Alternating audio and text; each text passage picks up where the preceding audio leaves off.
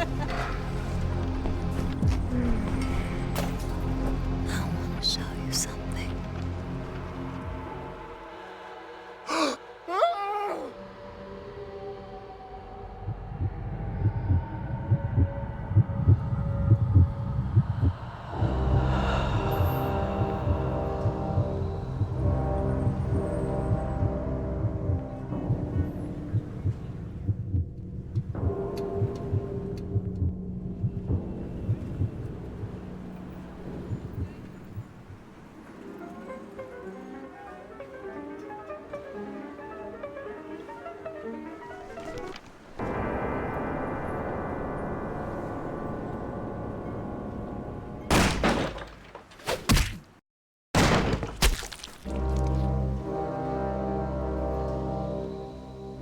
Good evening. My fellow kindred, my apologies for disrupting any business or interfering with prior engagements you may have had this evening. It's unfortunate that the affair that gathers us together tonight is a troubling one. We are here because the laws that bind our society, the laws that are the fabric of our existence, have been broken. As Prince, I am within my rights to grant or deny the kindred of this city the privilege of siring. Many of you have come to me seeking permission, and I have endorsed some of these requests. However, the accused that sits before you tonight was not refused permission. Indeed, my permission was never sought at all. They were caught shortly after the embrace of this child. It pains me to announce the sentence, as up to tonight I considered the accused a loyal and upstanding member of our organization. But as some of you may know, the penalty for this transgression is death. Know that I am no more adjudicator than I am a servant to the law that governs us all. Let tonight's proceedings serve as a reminder to our community that we must adhere to the code that binds our society, lest we endanger all of our blood. Forgive me. Let the penalty commence.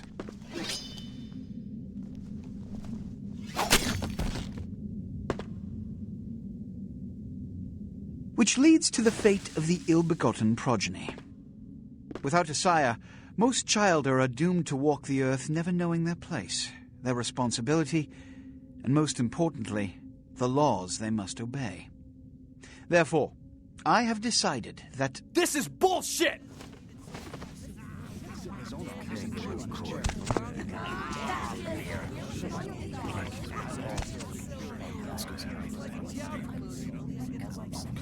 If Mr. Rodriguez would let me finish. I have decided to let this kindred live. They shall be instructed in the ways of our kind and be granted the same rights. Let no one say I am unsympathetic to the plights and causes of this community. I thank you all for attending these proceedings, and I hope their significance is not lost. Good evening.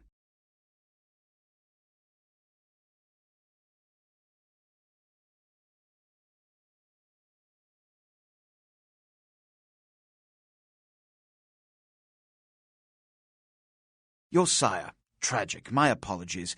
But you see, there is a strict code of conduct that all of us must adhere to if we wish to survive.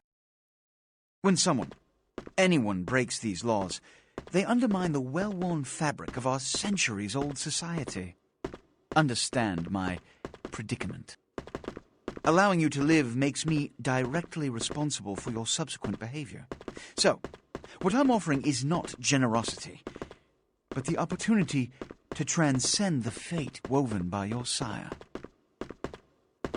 This is your trial. You will be brought to Santa Monica. There you will meet an agent by the name of Mercurio. He will provide the details of your labor. I've shown you great clemency. Prove it was more than a wasted gesture, fledgling. Don't come back until you do. Good evening.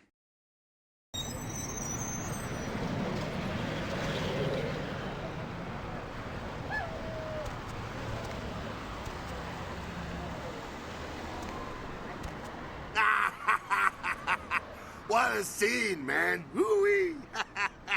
Then they just plop you out here like a naked baby in the woods. How about that? Look, kiddo, it's probably a lot for you to take in, so, why don't you let me show you the ropes? What do you say? I'm Jack. What's important is I'm offering help. You make it back from Santa Monica with your hide and we'll trade life stories, okay? Till then, I got about this much time. You in or out? All right. Now, we ain't got much time, but I figure somebody should fill you in on the bare bones stuff at least, you know? Could save your hide. You look wobbly. You even had a drink yet? Oh, man, we're popping a cherry here. Oh, you're gonna love this. All right, check it out. Blood, it's your new rack of lamb, your new champagne. Blood's your new fucking heroin, kid. Get ready, though, because, hey, it's never as sweet as the first time. Well, down around the corner there, I saw this human. Poor SOB can't find his car.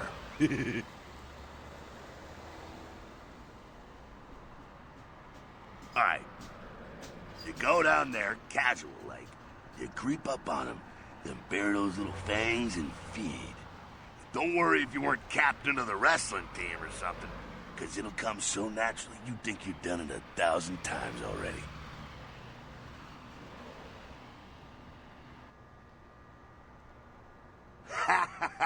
Forget that comic book crap, kid. It don't work that way. Now go for it. Be sure, though, and this is important, so listen up. Be sure not to drain him dry, okay? It might be hard to resist, but don't kill him.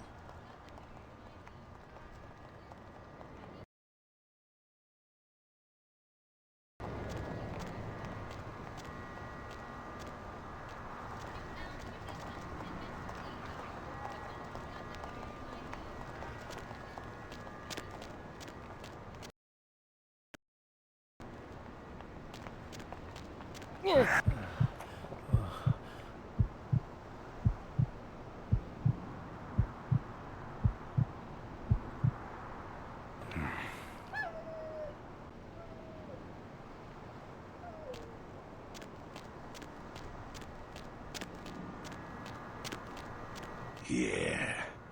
Yeah. Hell yeah, you're feeling it. I can see it in your eyes. You're a born-again predator. Feeling that blood bubbling inside you, lifting you up. That's it, kid. That's what it's all about right there.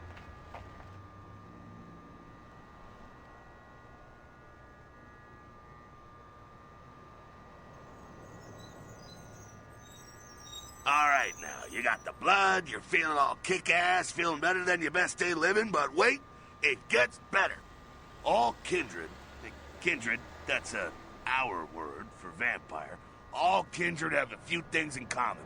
Things that set them right square above humans on the food chain. Like sharper senses, a body that can take a beating, and if you play your cards right, eternal life. That's no sure bet, but still, a chance at immortality's not a bad deal. And that's just for starters. Fringe benefits for joining the club. Well, you can still be destroyed, but forget the books and the movies. Garlic, it's worthless. A cross? Pfft, shove it right up their ass. A stake? Only if it catches you in the heart, and then it just paralyzes you. Running water? That's no problem. I bathe. Occasionally. Now, a shotgun blast to the head. Oh, that's trouble, boy. Fire? That's real trouble. Sunlight? Well, you catch a sunrise and it's all over, kiddo. Get it? Okay, now. The fuck is this? You get inside here and head upstairs. We'll meet up in a bit. I'm just gonna go see what the ruckus is.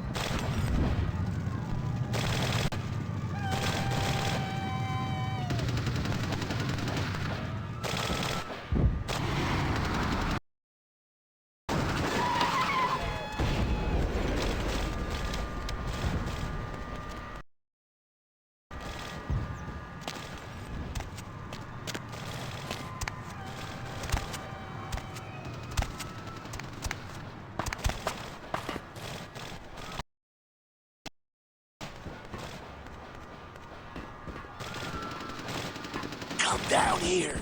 Stay away from the windows. Oh, it's a Sabbat raid. Sabbat? They're, Christ, I was hoping to spare you this shit till later. Sabbat, well, they're mostly mindless, bloodthirsty assholes. That's all you need to know for now, alright? The Sabbat got wind of the gathering here, so they figured they'd raise a little hell and put a little heat on the new prince. No time for political rundown. Job one, get out of here alive. Sabbat might be mindless, but they hit like a Mack truck, like raging savages.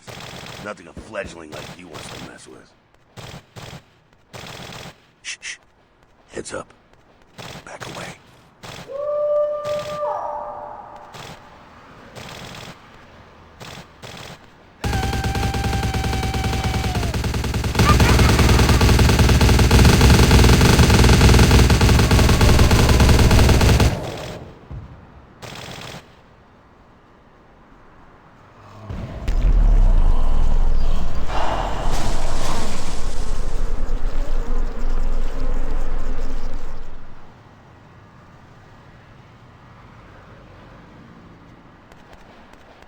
Dumb, frenzied Sabbat bastards. All right, we gotta vamoose out the back quick. I'll stay and keep a watch out. You get us into the office. The door's around the corner here.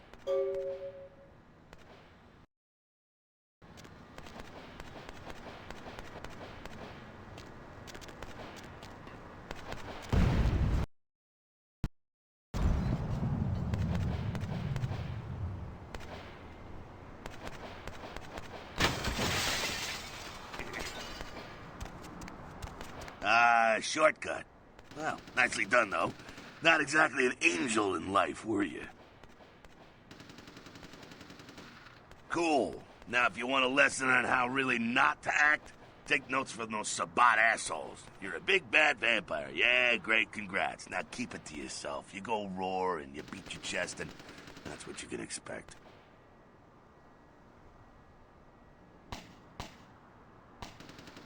It's the same reason you don't let humans see you feeding. It's why the wolf doesn't want the sheep to know he's there. It's also why you don't go juggling dumpsters or outrun the 815 from Sacramento, and it's why you didn't know any of this when you woke up this morning. Keep our secret, and you make things easier on all of us. We're living in the age of cell phone cameras. Fuck-ups ain't tolerated. Makes sense enough, right? Well, it ain't a casual thing for a fledgling like you.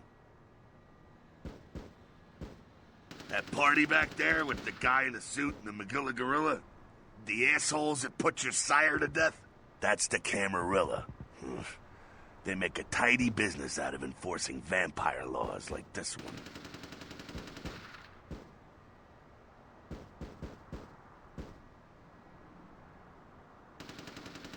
one. Yeah. I'll tell you what I think some other time, maybe. I like to let people form their own opinions. All right, now don't worry, because I know the area a little, and you know what? I'm glad we're in this situation, you and I. It illustrates a point. You gotta utilize your surroundings. You do what you gotta do. Theft, destruction of property, breaking and entering. These will be the least of your sins before the night's out. So look around here. We gotta get out the back there through that magnetically sealed door. There must be a key someplace.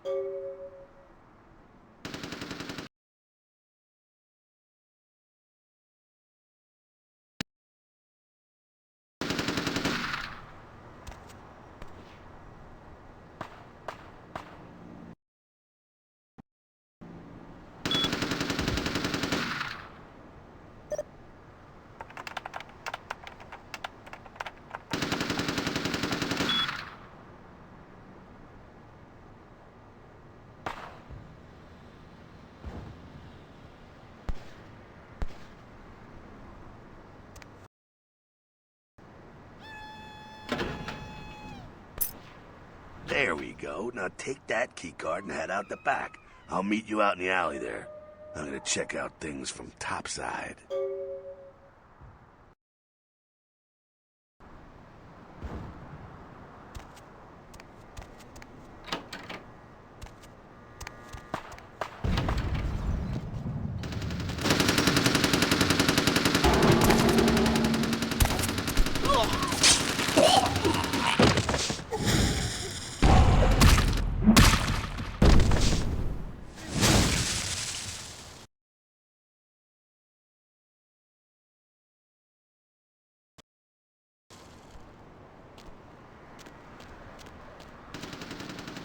fucking waste of unlife, these Sabat Vatos.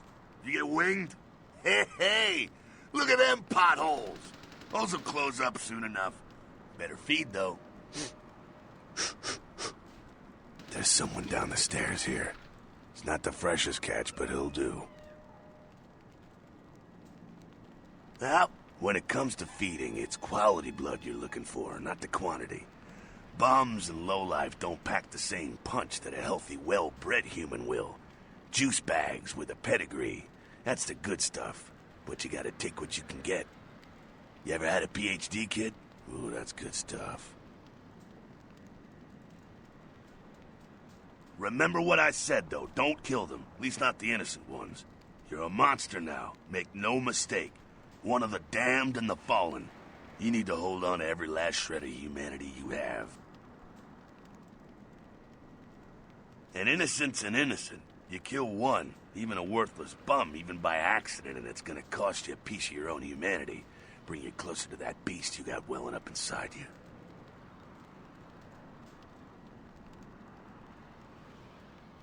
The beast, it's always there. It's waiting to take over.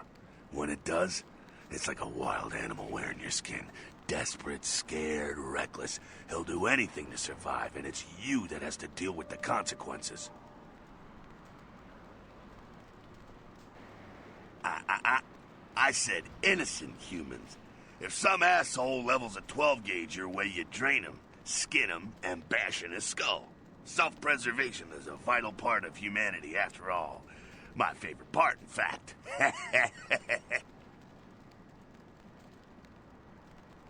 The only way to fight the beast is to keep in touch with your humanity, and don't go hungry. It's a fine line.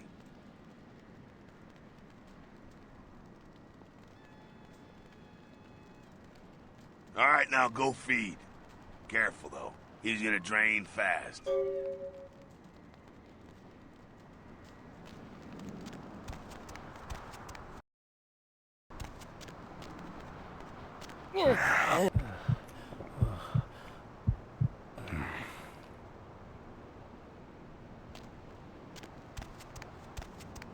Not quite as good, huh? You could do worse. There's some rats down the way. You think I'm kidding? You can survive feeding on animals if you can stomach that kind of thing. Ugh.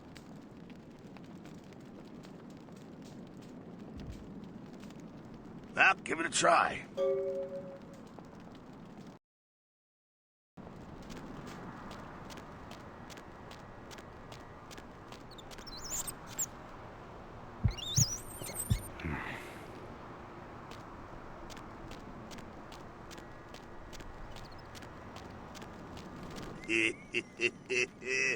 You rat sucker. Hey, I don't care what you do, but just so you know, polite vampire society looks down on that kind of thing. Keep it down. Got someone around the way here. Not too much of a threat by himself, but you never know if there's more in shouting range. You're gonna have to sneak past. The building across from us with the garage door, there's some double doors on the far side. I'll meet you inside.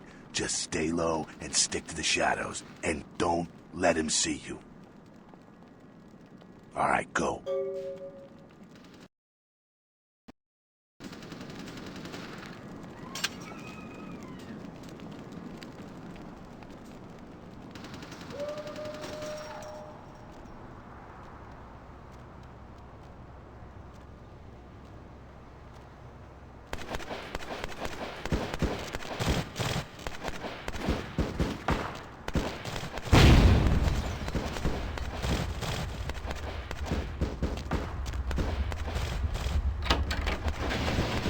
Quiet, they're inside here. Seems that shovelhead outside just got separated from his pack. He's wounded too. Go take care of him. Don't worry, he's probably greener than you. The Sabat, you see, they don't have the most rigorous training program. In fact, that poor sod is lucky if he knows he's a vampire. He's probably just turned and beaten over the head. They like to do that, make shock troops, cannon fodder. Put him out of his misery. He is a vampire, so be ready. Go get him.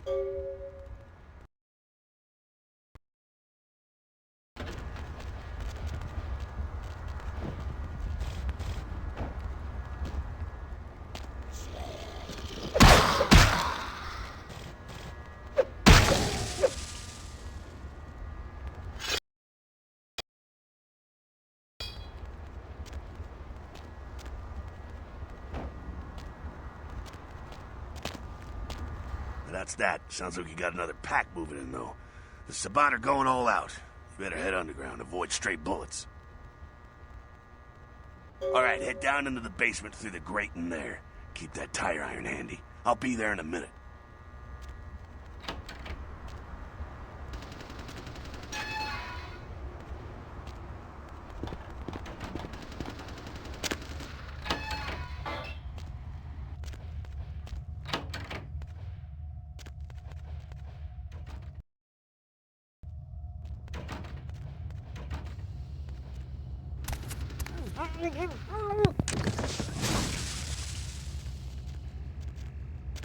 Not sure what's going on. Sounds like the Sabbat's getting scattered. I'm gonna keep an ear to the ground. Be careful going forward here. Could be a whole mess of them holed up.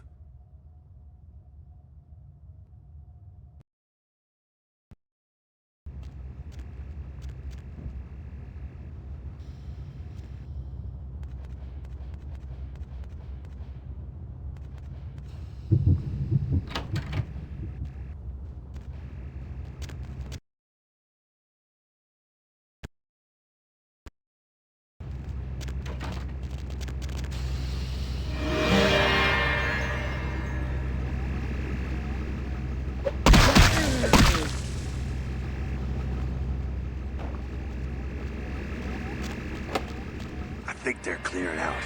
There's no need to go stirring up the hornet's nest till we know the score, though. Head through here. You'll come to an elevator around the way. Meet you there. Don't let them catch you.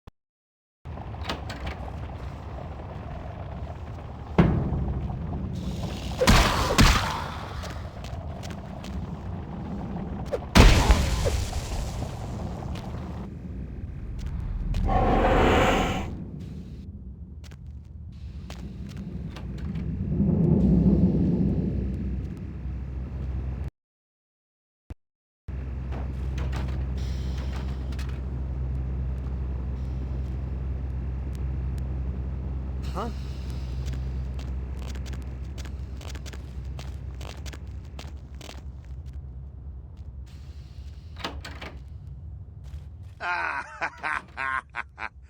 Fucking humans. Gangbangers protecting their turf. Aw, man. I'm here thinking it's Sabbat moving up in here. It's the fucking locals about to take one for the hood. They probably seen too much. Here, take this 38. Fucking pea shooter, but a few shots in it'll take down a human. Well, I'm gonna want it back, so don't go die and lose it. I don't use guns much. They're noisy, they're clumsy, practically useless against vampires, but still, a kindred's gotta keep up with the times. And in modern-day Los Angeles, that means coming strapped. Well, yeah, some are more lethal than others, of course.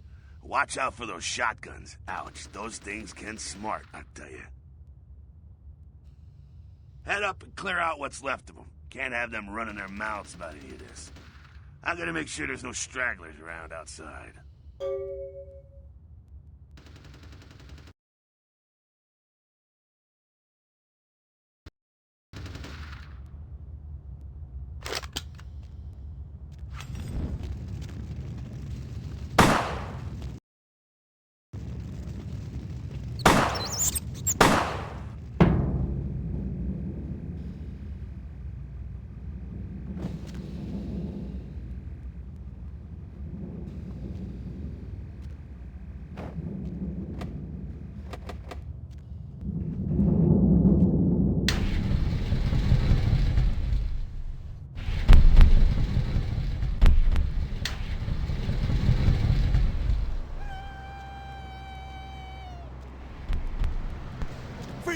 motherfucker!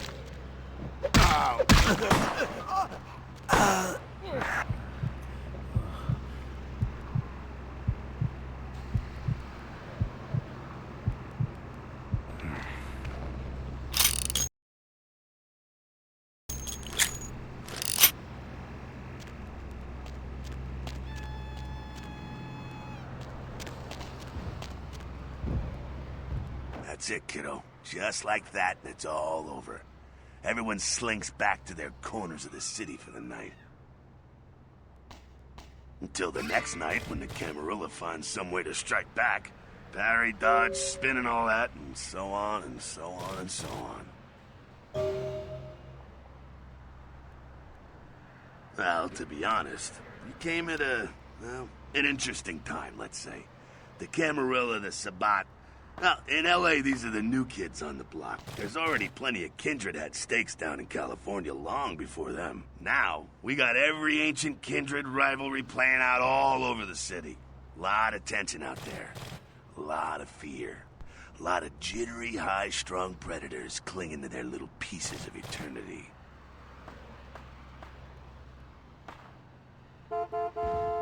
Oh, boy. Oh, I think they're looking for you outside. Guess you got a cab to catch. Was hoping to fill you in on a little bit more, but... hell, you'll figure it all out. If you make it back, stop in at the last round. It's this bar downtown here. I'll fill you in on the politics. Now that's the stuff that'll kill you. Good luck.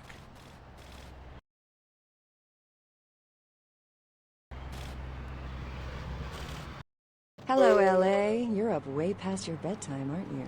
Hope...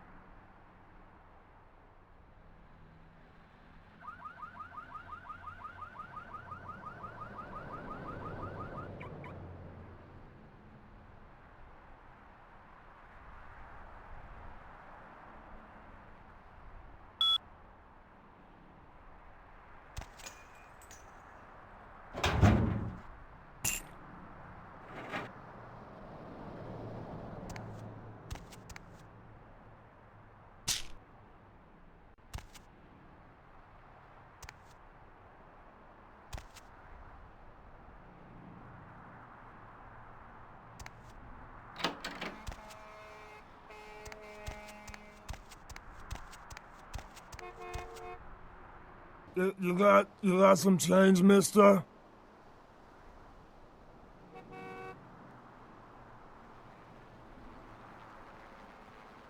That's very nice, thank you.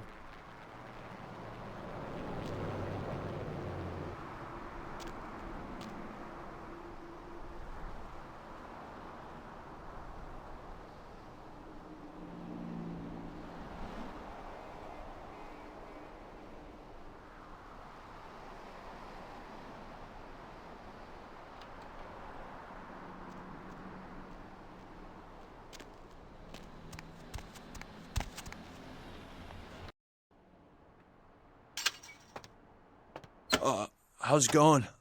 You, looking to buy or sell or... No, not really. Sorry.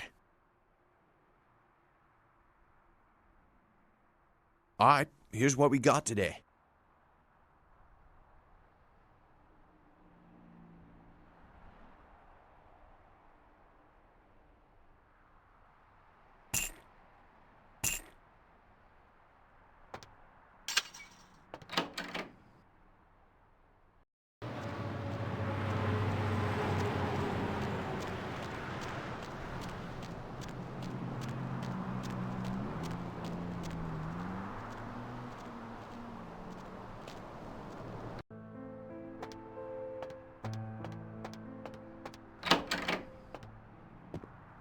Those mothers ripped me off. I'm dying here.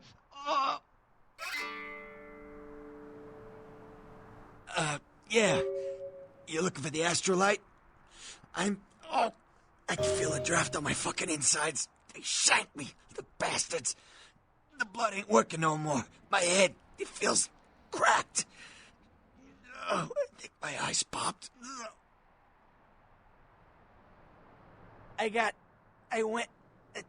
What is this lump? Is this my rib? Oh, holy shit, my rib is poking through my side? Oh, I'm all numb. You gotta look and tell me. Goddamn chemist. Can't trust any operators in L.A. I verified him. Organizations seem reliable. Guy mixes up speed. His crew sells it. Occasionally does explosives. I set up a drop. I show up at the beach with the money, right? 4 of his guys, they come out of nowhere. Junky pricks hit me with a bat. It feels like I got a friggin' horse kicking it. Those cocksuckers beat me rotten, left me for a stiff. I had to crawl to my car, crawl my ass up here. The vamp blood's the only thing holding me together.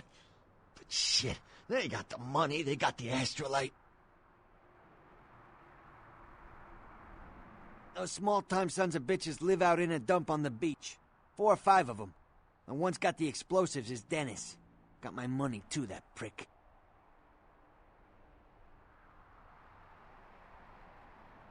Laying in a pool in my own blood and you want friggin' directions. Right, all right. Down the street, in the parking garage, stairs down to the beach. On the right. Those better not be some of my last words. You gotta get it back from him. Maybe reason with him, maybe break in. I don't know. I want to kill him. Do whatever you people do. I blew it, I know.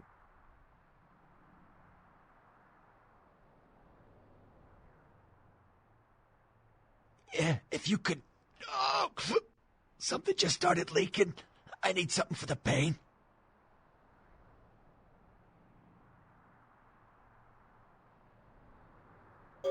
One more thing. About the deal. I mean it. You tell anyone about this, I'm dead. I'm begging you. I got a way of getting people... You don't say anything, I can help you out.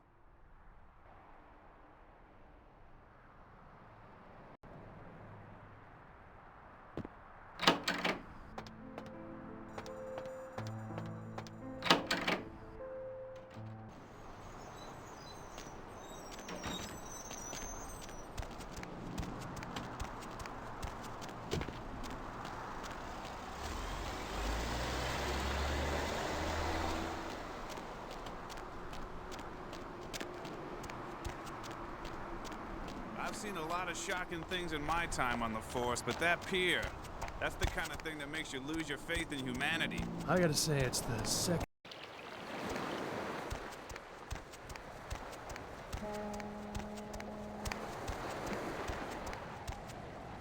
Up there.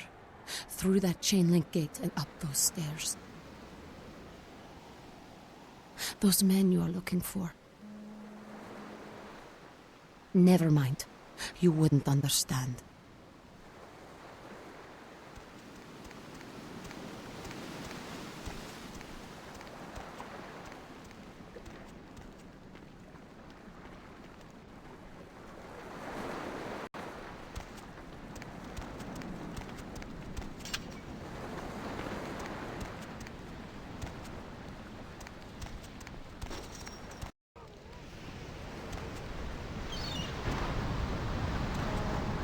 Help you? Oh, really? You call ahead? The men expecting you? Because he didn't tell me to expect anybody. Nice try, prick. Now get the fuck out of here before I use your head for batting practice. You just made my night, asshole. Hey, hold it!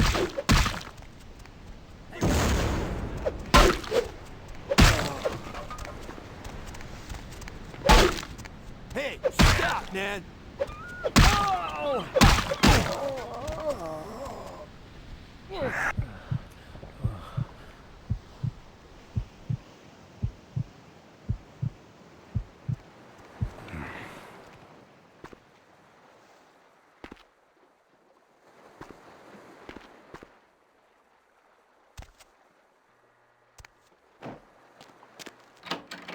Hey, stop, man!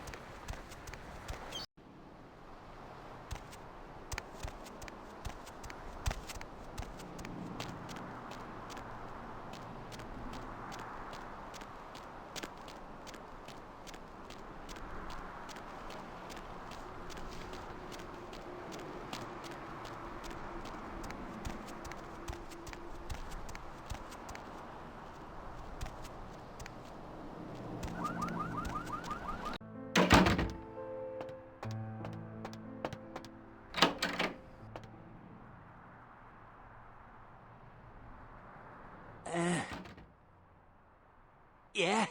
Did you waste those sons of bitches? Good. Great. Hope it was painful. Did you get my money back? Oh, you're a lifesaver. I might have to buy some new kidneys with this.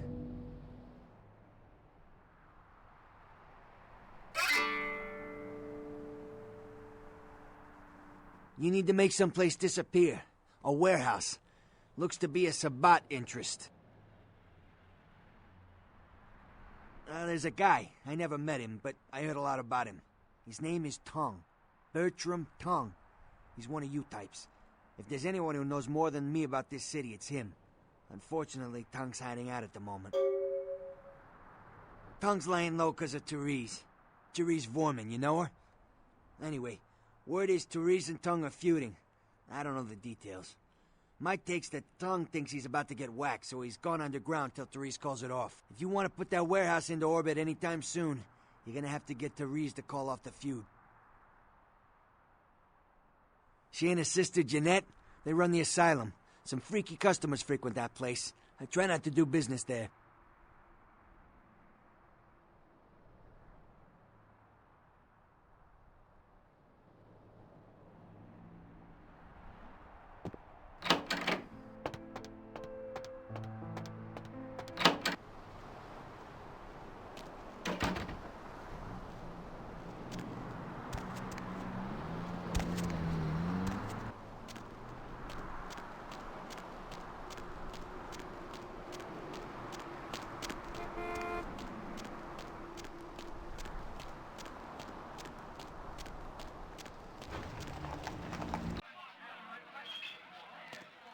Ooh, what do we have here? Another scrumptious young plaything straight out of life and into my club?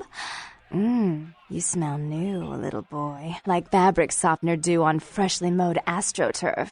Ooh, I'm not frightening you, am I, duckling?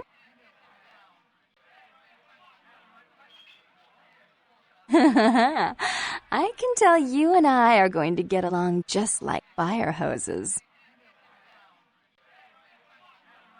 When we get turned on, there's bound to be flames.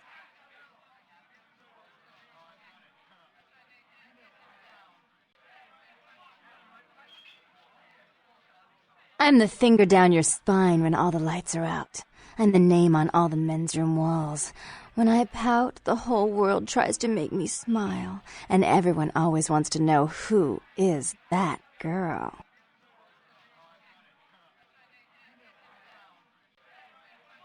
I am Jeanette, and this bit of chaos crammed in a certifiable giggle is my club.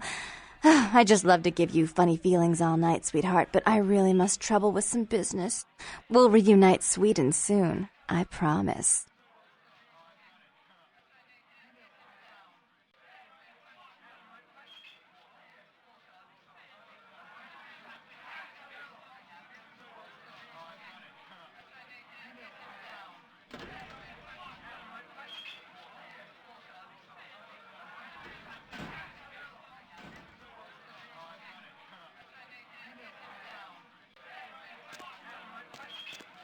Get something for you, Chief? Therese? She's upstairs. She said she had business to attend to, but I can hear her and Jeanette bickering from here. Why do you need to see her? Yeah, I hear that from everyone, pal. She expecting you or something?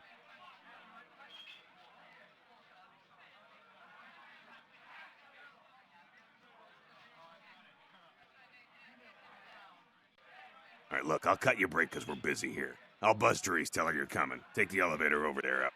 But if I hear that you're not supposed to be there, you and me are gonna have a little heart-to-heart, you hear me?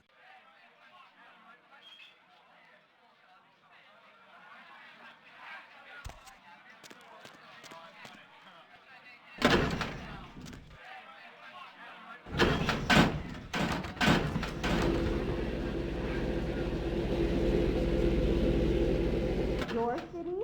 Last time I looked, it was called Santa Monica, not stuck-up bitch. Vulgar.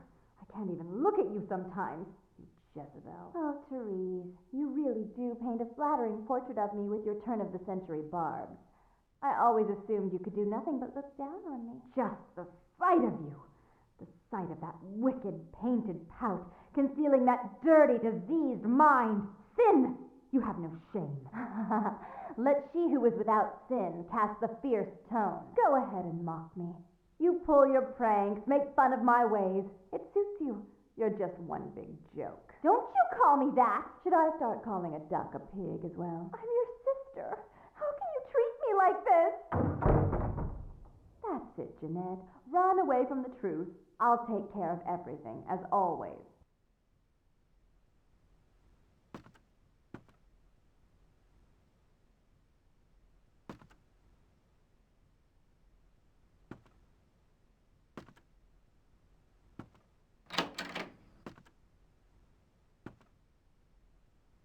Please, come in. I do apologize for my sister's crassness if it made you uncomfortable. She's unabashedly scandalous, but in the club business, I suppose that kind of personality's a necessary evil.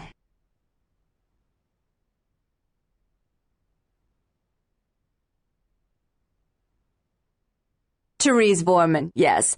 I'm the proprietor of this club, and the only person in this city whose good side it's in your best interest to stay on. What brings you to Santa Monica?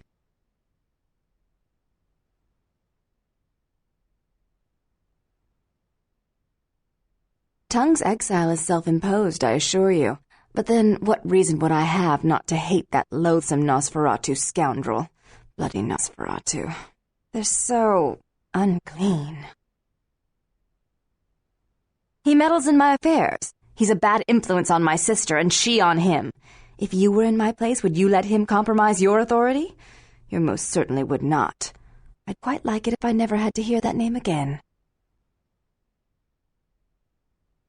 Why would I do that? Let him think I mean to kill him. That way I don't have to worry about him sabotaging everything. Do you realize how his subterfuge makes me look to the Camarilla? Tongue and his co-conspirators' actions ruined my chance at partnership in a crucial piece of property. I do have several other promising ventures, and one in particular has been, to say the least, an ordeal. I'd be willing to put the word out that my grievances with Tongue have been swept under the rug, but in return, you'll have to help me remove a particularly burdensome spirit from a property I'm looking to invest in.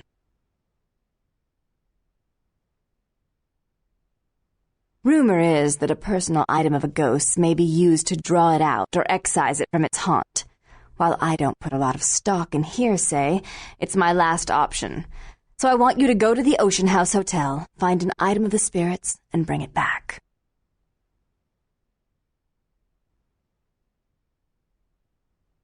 Oh, I fully intend to do so.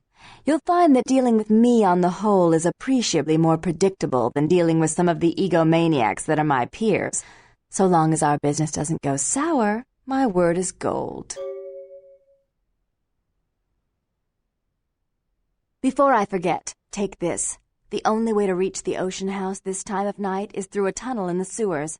You'll need that key to open the gate for that tunnel. If you'll excuse me, I've got situations to set straight.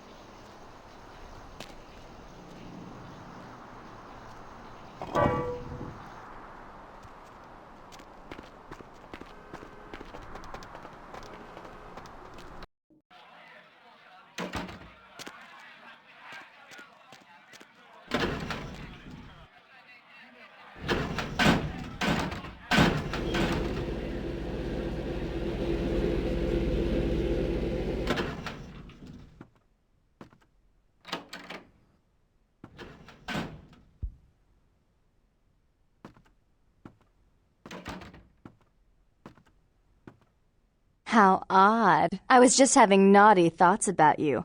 You made quite an impression earlier. Did you come up just to cheer lonely little me?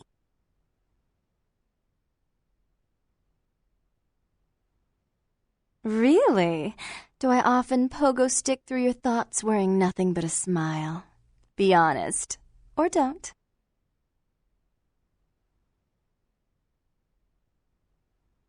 What all Suede kittens do.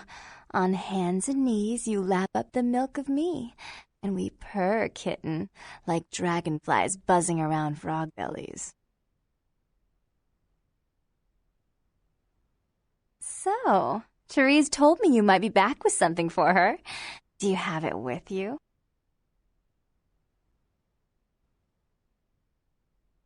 I'm not just some silly doll, you know. All my life, my sisters made me out to be a joke. She told you I was an embarrassment, didn't she? That I couldn't tie my shoes, let alone hold on to something for her. Is that it?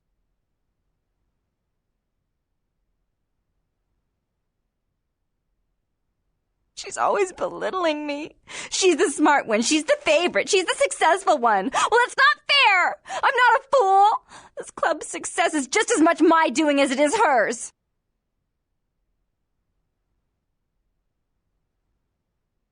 Do you understand what it's like to have your own flesh and blood ripping you apart on a daily basis for 2 lifetimes? Can you? Fine, you hold on to it. Since you are so willing to brave that big spooky place for my darling sister, how about doing a teensy tiny favor for little troubled me?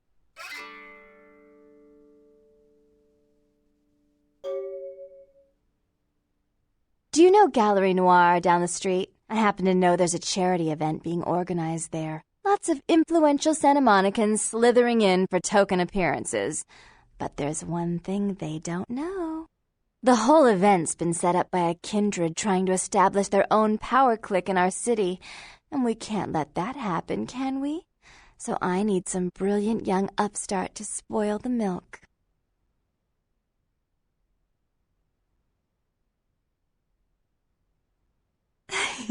I promise this won't take long. Take this knife. Give the paintings in the gallery a good slashing. Don't get caught, and don't turn it into a massacre. And steal the charity box, would you? Buy yourself something velvet.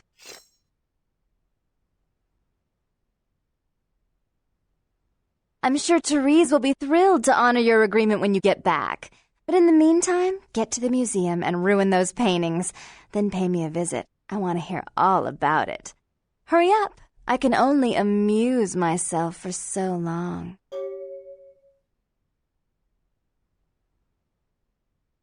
Oh, and there was something about the paintings.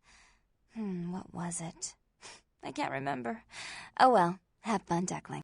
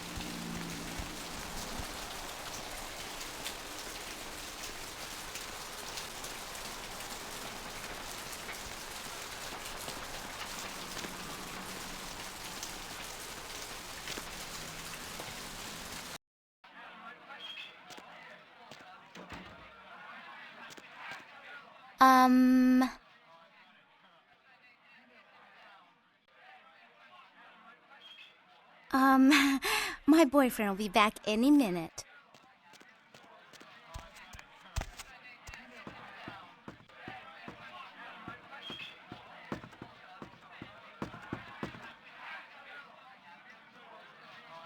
Sheesh, is this place always so dead?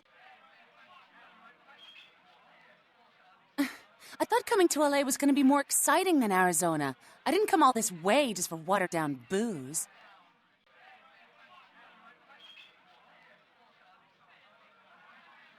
Right. Goodbye. Doesn't anyone smoke anymore? Now you've got me curious.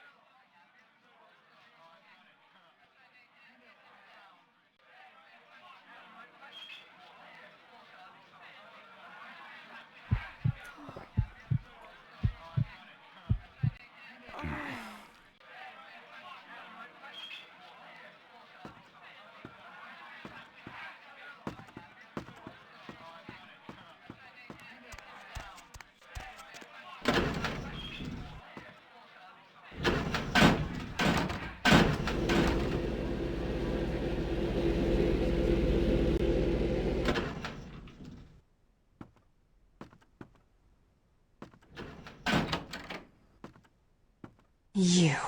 What were you thinking? The museum. That was my event! Did you think I wouldn't find out? Shut up. I thought I could control my sister as long as Tongue was out of the picture, but nothing's changed. I should have expected that you'd succumb to Jeanette's influence like all the others, but how dare you! Jeanette claimed you did it for her, but let's say I believe you. After all, you've acted decently and rationally up to now. I imagine you'd still like me to call off the feud. Excellent! I'll take that. However, there's only one problem. If Tongue gets word that I threatened Jeanette, which he most certainly already has, it's not likely he'll believe me. So, in order to call off the feud, you're going to have to convince Jeanette to forgive me first.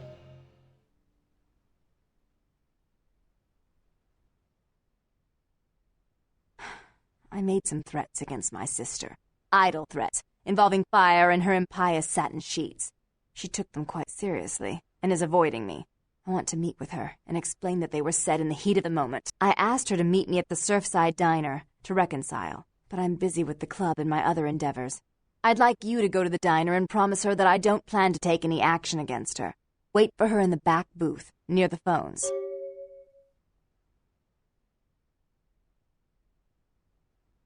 For all her unwholesome diversions and irritating disruptions, I should be less tolerant of her. She is my sister, however, and I suppose I'm obligated to forgive her her trespasses. I did sire her, after all. Please, be quick about it.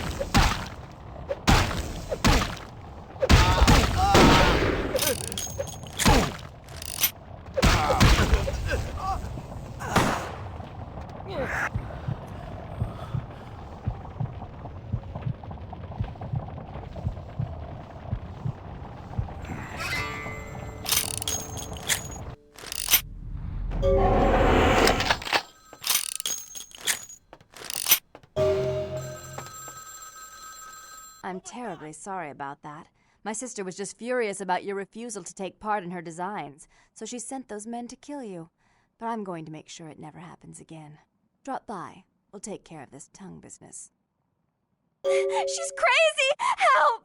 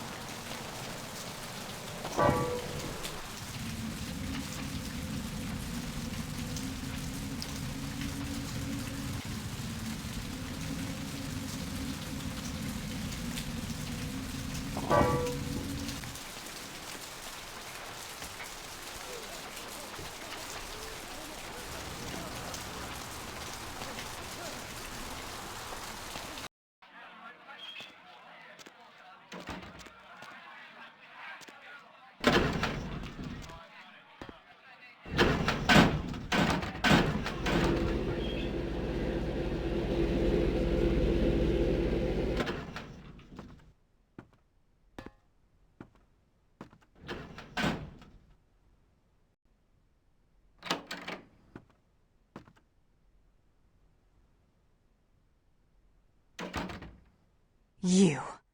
I'm really sorry it had to end this way. I truly am. You seemed promising, but you've been tainted by the stink of my sister's schemes. And now I'm going to make sure she never double-crosses me again. Don't listen to her. She'll kill us both. Save me and I'll help you find Bertram, I swear. Shut up, Jeanette! I warned you to stay away from Tongue. He's turned you against me.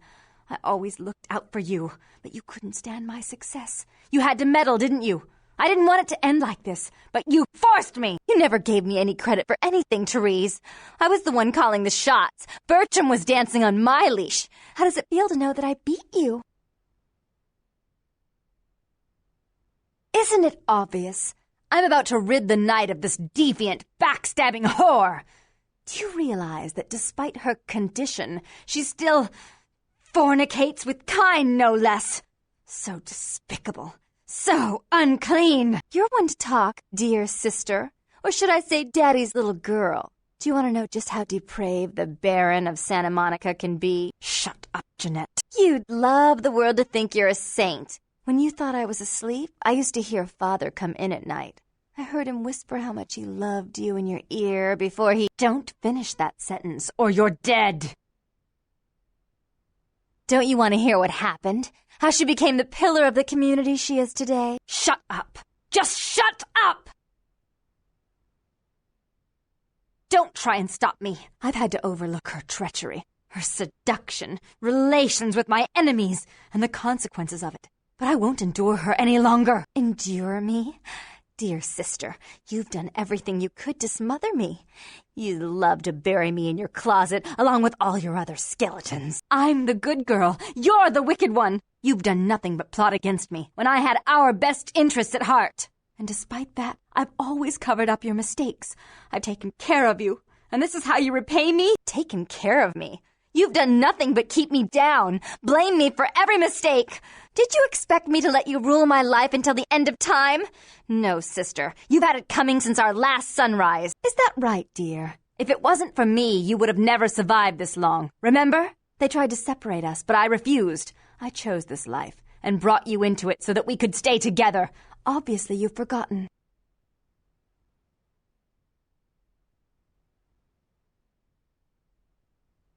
She's a control freak. People, things, emotions. If she can't control something, she gets rid of it. And you're a wild animal. You'll rub up against anything that'll take you in for the night. Then when you're stuffed and bored, you bite the hand that fed you.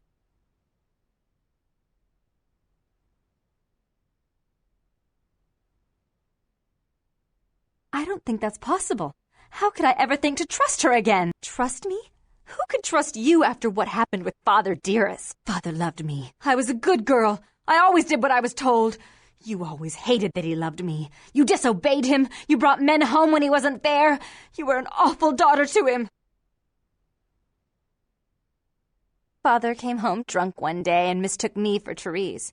Because I'd fallen asleep in her bed. Don't listen to her. She's lying. Therese walked in while he was there, and she saw me lying with him, and so she went to the closet and pulled out his hunting shotgun, loaded it with deer shot, and blew his mind out all over the silly clown wallpaper. That's a lie. Father killed himself because of Jeanette. She made him miserable. As I recall, he died with a smile on his face.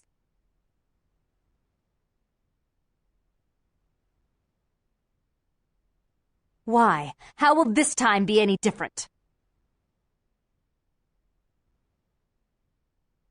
Therese doesn't like to share. Jeanette's irresponsible. She's undependable. A venture like mine requires class and distinction, which is something a pigtailed, face-painting harlot does not lend very well. You do have a way with words, sister. You're right. I'm not in the same class, am I? I mean, murderers are so respectful these days. More responsibility. So that she can ruin every opportunity I give her? Of course. You're the only one who can secure zoning permits and shake hands. I'd never be able to keep up. But I only do it for attention and out of love. You do it because you're vindictive and jealous, and you deserve it.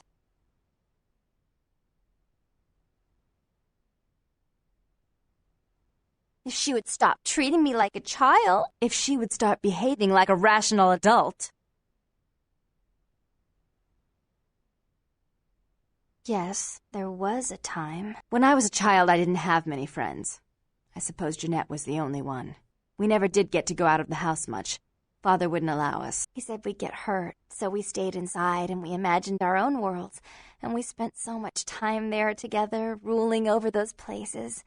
Those were happier times, before we grew apart. I never did. No, I guess I don't.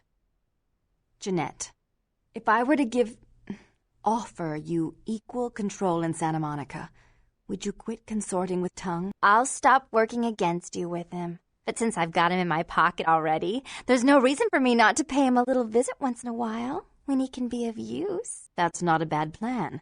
There's just one more thing. I want to be in charge of Santa Monica, but only publicly. I want you to continue to convince others that our relations are strained. That way, we know who our enemies are. I agree. Take it. I'd hate to look at it again and think of what almost transpired. I suppose now that Jeanette and I have settled our differences, I'll call off the feud with Tongue. Bertram's hiding in an empty oil tank at the old gas station. I'll tell him to expect a visitor, and I'll ask him to be extra nice. Please give Santa Monica's regards to the prince. And keep your tongue tied about what happened tonight, or we'll have to kill you.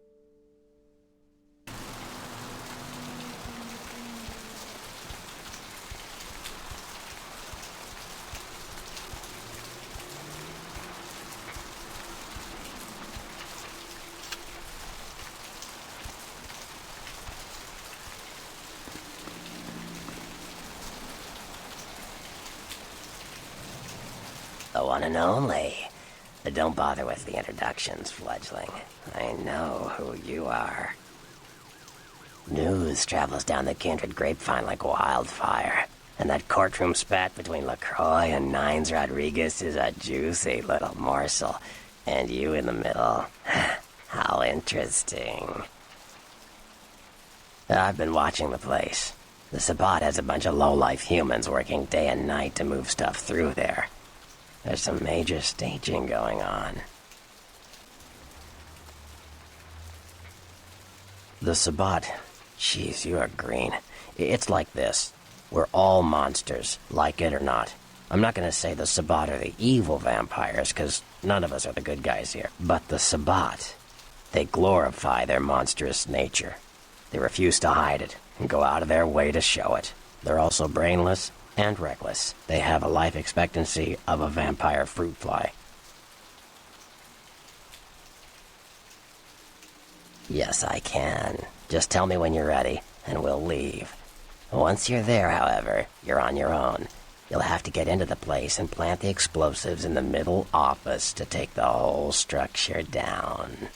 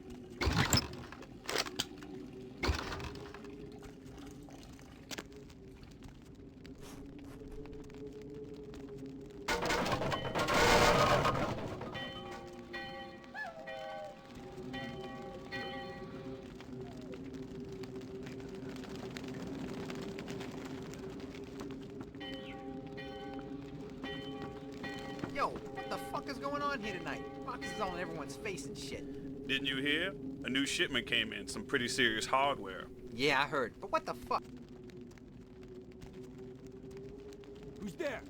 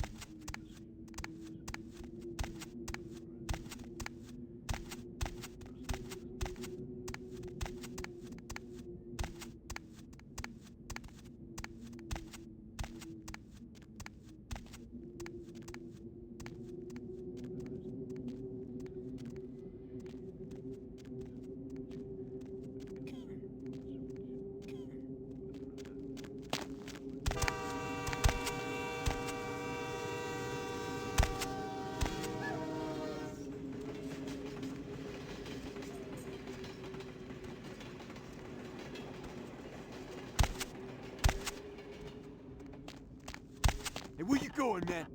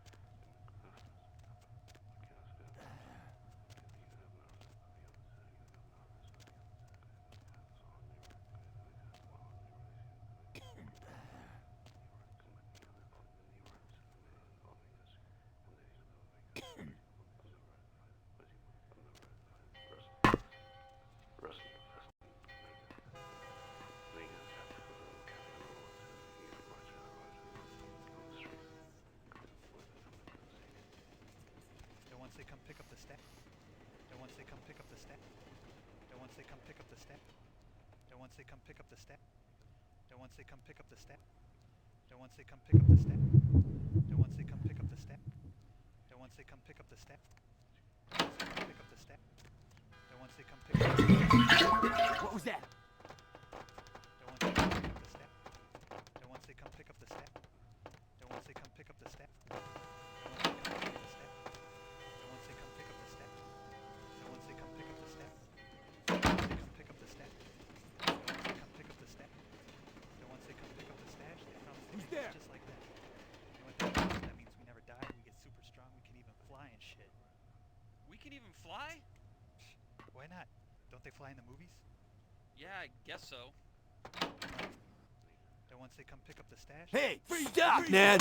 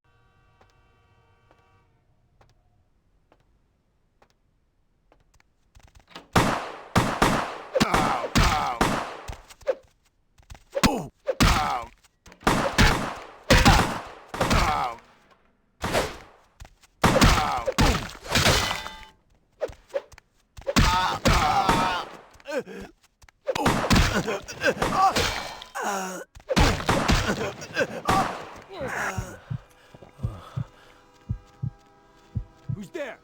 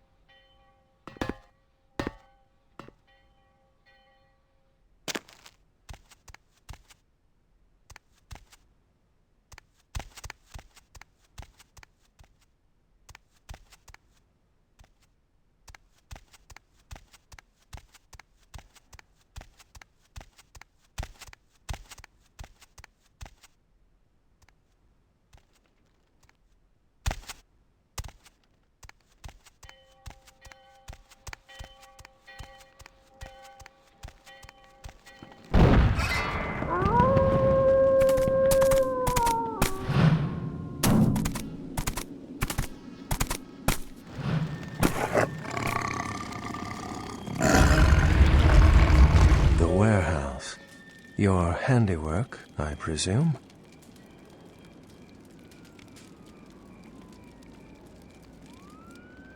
Hopefully no Sabbat saw you escape. They can be somewhat antagonistic.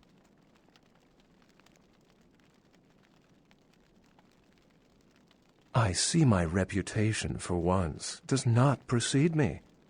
My name is Beckett. I haven't been following you per se.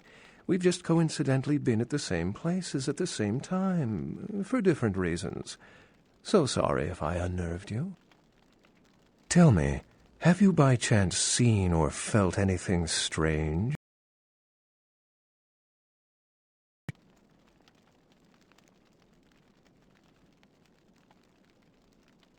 She's undoubtedly Malkavian.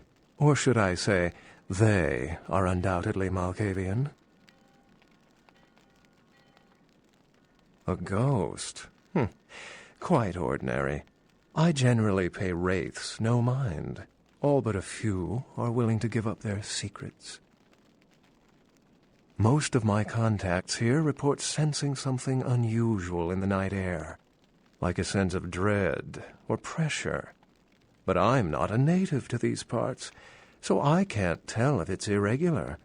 And since you're still fresh, perhaps you're not attuned to it. Pleasure meeting your acquaintance, but there are rumblings for me to discredit. We shall, I'm certain, meet again. Or never again. Good night, young one, and be careful. You're very likely being hunted by the Sabbat.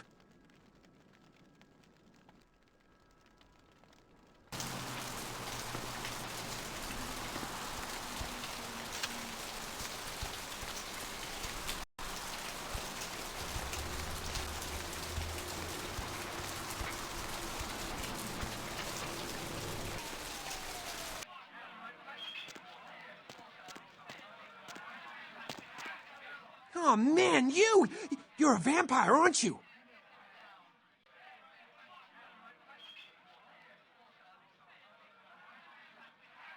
Hell yeah! Oh, man, I knew it. Oh, geez, I knew you were. I just could tell. Oh, man, this is great. Then I saw your teeth, and I was like, damn, it was like I could just sense you. The name's Knox Harrington. Pleasure to meet you. Oh, man. I'm a ghoul. I didn't know about any of this stuff until a couple of months ago, when this guy just appeared and, well, all of a sudden, BAM! Whoa, man! Vampires are real and right there in front of my eyes. Blew my goddamn mind. Well, the way it was explained to me, whenever a vampire lets a human drink some of their vampire blood, the human gains a little vampire power. Can heal up quick and that kind of stuff. Jeez, oh man. Then they're a ghoul and, ooh, watch out.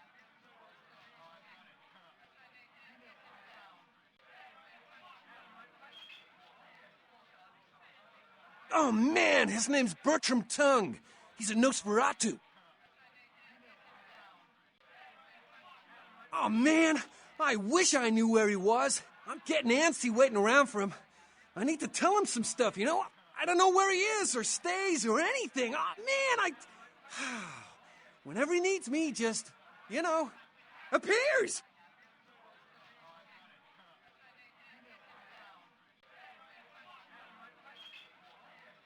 It's awesome! Man, after that first taste of vampire blood, it's like the best drug. Oh, man, I'm telling you, it's like, well, it didn't mess me up. It just made me feel like I was better at everything. I felt like a god just sucking on that nasty dude's wrist.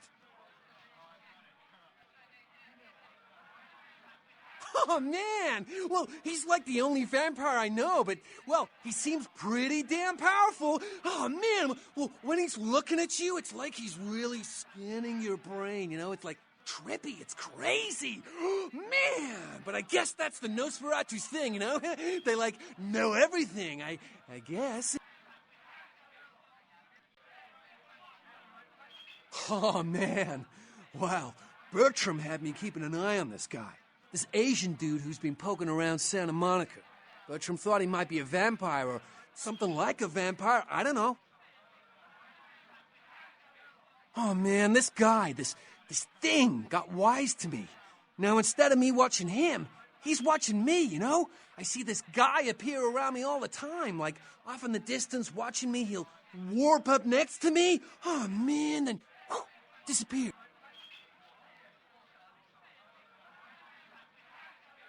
Hell yeah! Right on! Okay, like I said, he's some kind of Asian vampire thing, you know? The only clue I got is this driver's license that he dropped once while I was tailing him. I've been so freaked out that I haven't even had a chance to check it out.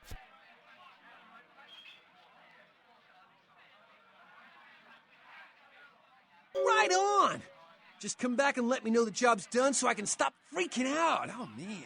Maybe I'll see Bertram by then.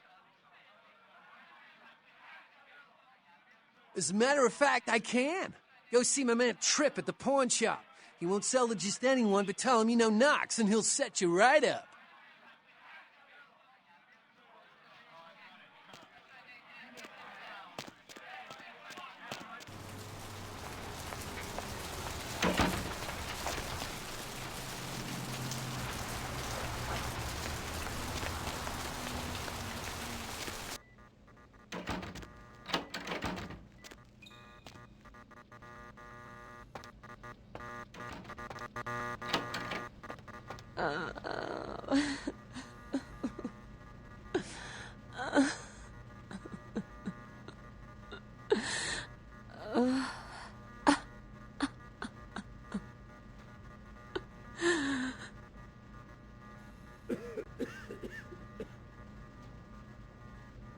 Mr. Booth, dial the operator. Dr. Booth, dial the operator.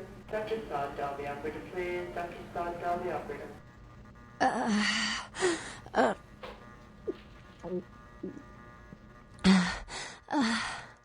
Mr. Booth, dial the operator. Dr. Booth, dial the operator.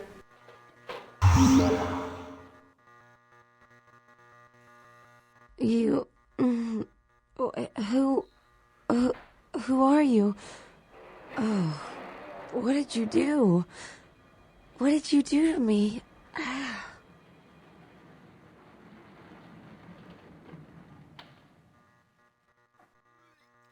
But you did something. I kissed your wrist. I can feel it inside of me. What did you do?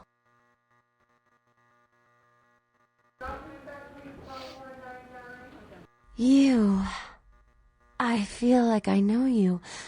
Like you've always been here.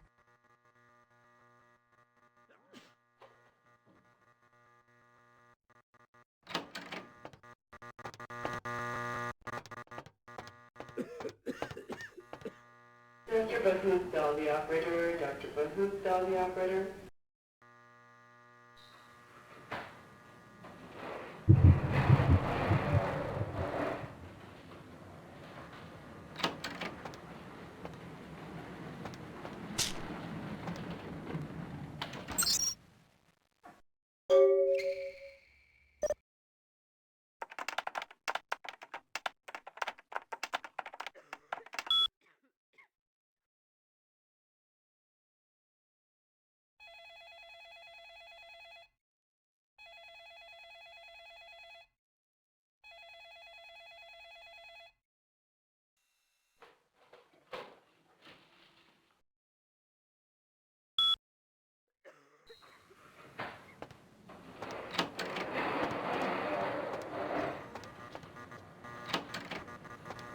I'm sorry, sir, but you're going to have to wait outside like everyone else. No exceptions.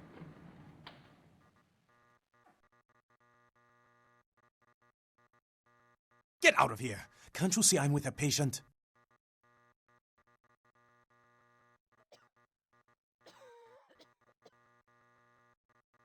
Are you trying to blackmail me? You don't know who my wife is. She wouldn't believe you. Now get out. Wait now. What do you want? Deal. But I'm in the middle of something. I'll have to drop it off later. Now never speak to me about that again.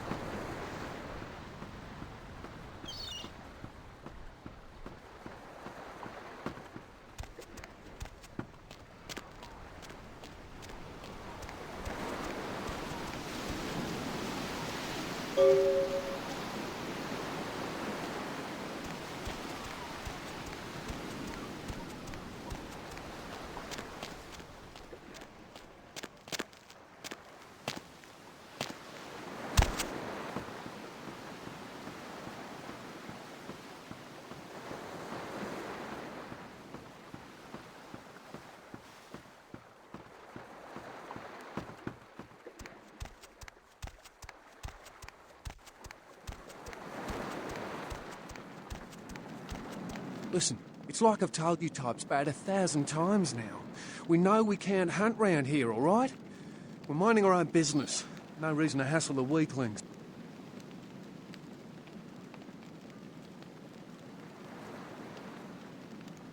Be my guest.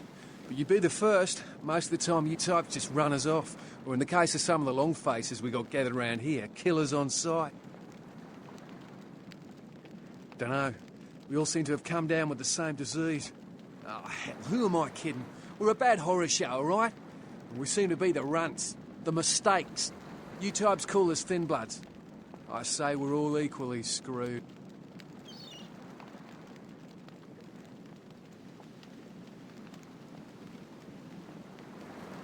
I'm damned if I know.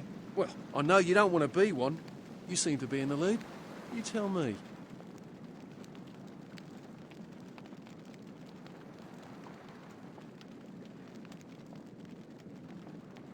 I just come to town for the surf tourney. Seems like years ago, but it's, well, been about 6 months now. Every night during the finals, I used to hit the local diner after the beach parties fizzled out in the AM. That's where I met her. She had a natural beauty. Not like all the plastic dolls littering the sand. Her name was Lily. I remember introducing myself, the way she seemed grateful for the company. Well, a few nights after our meeting, we were on the beach alone, and she tried to tell me what she was, but I didn't understand. And so she showed me. I was furious with her when I took it all in. I cursed her and left, never really knowing what I was. Well, I realise now how she must have felt. So here I am now, a mystery to myself. That's what Lily tried to tell me. But what I don't understand are the rules and the terms and the reasons some of them are at our throats claiming we're harbingers of the apocalypse. That's what I want to know.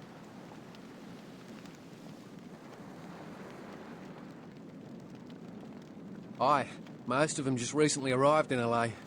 Got chased off by the Sabbath or some such thing from their home cities. They're more in the dark than I am. They're a good bunch, but, well, they've been through a lot. It's affected them. Clinically, yes. But honestly, I don't know. I suppose I'd have moved on by now if I didn't think she'd show up one of these nights. There's a lot I've got left to say to her. Well, I hope you have better luck than I did. No one's been particularly friendly to me in this city. Only reason we're in Santa Monica is because we haven't been chased out yet.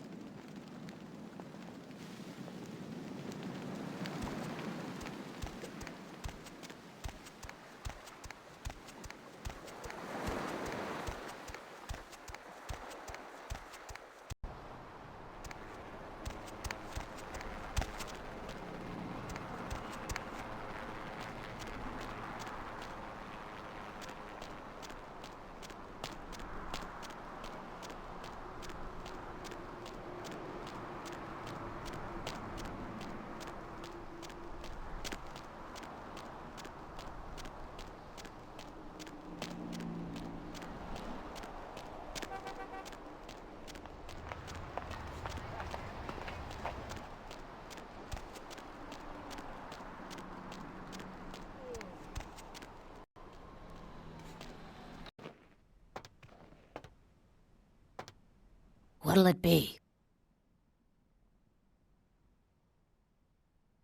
Are you the health inspector?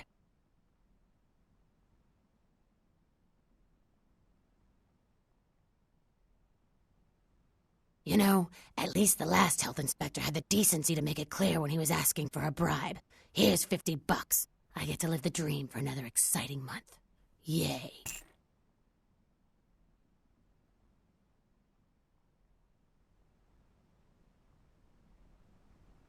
What'll it be? Is that a trick question?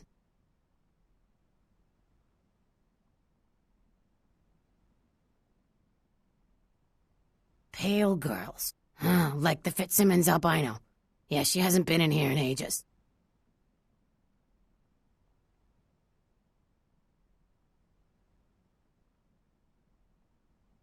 Let me think. Oh yeah, about 4 dozen a week.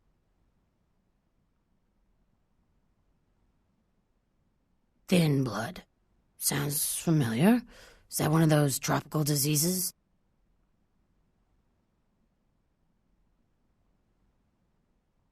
I know I've heard that before. Oh, that girl. Nice girl.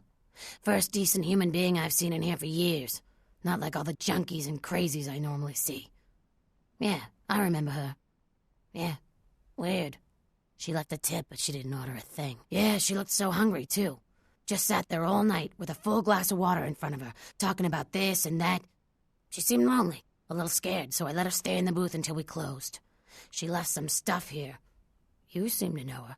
Why don't you give it back to her if you run into her?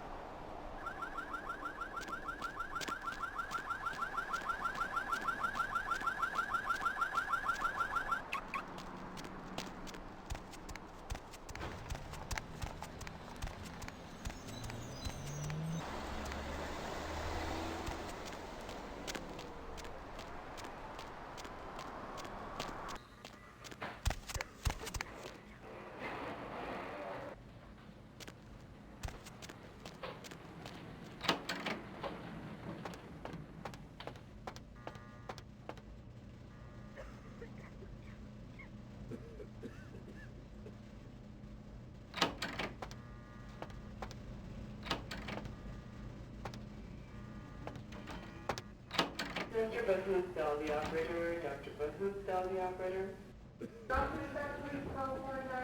Who are you? What are you doing back here? Oh, you here for the special sauce?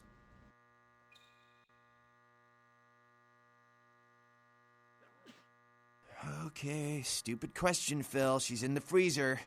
Today's code is... Think, Phil. It's, moon landing, 1969.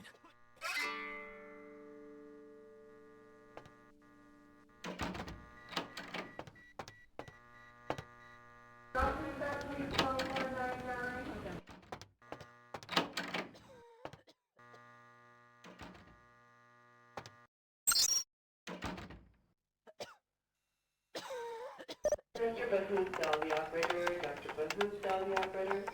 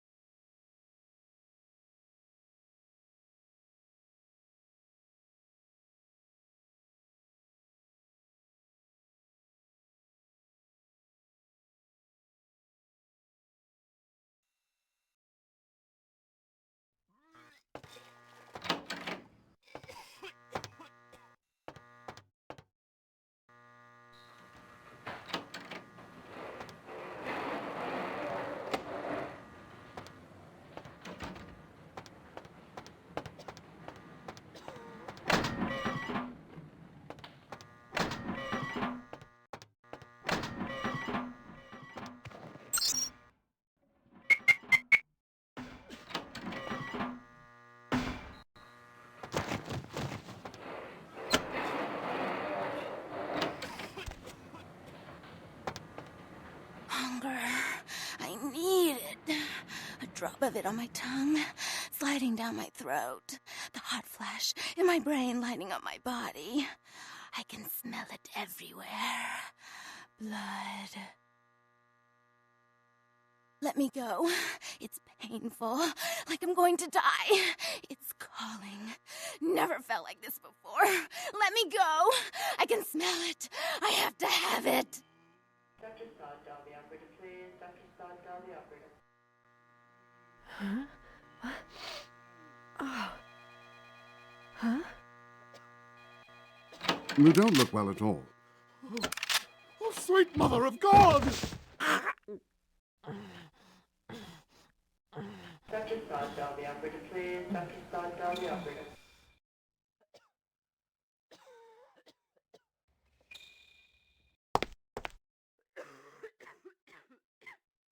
The heat. It's never been so satisfying. All of it. I drank until I heard his heart stop, and I was sucking on a dry, dead artery. It was euphoric. But I've killed him. I've never killed anyone before. What happened? What came over me? What just happened? It's not who I am. I've never done anything like that before. I'm not a monster.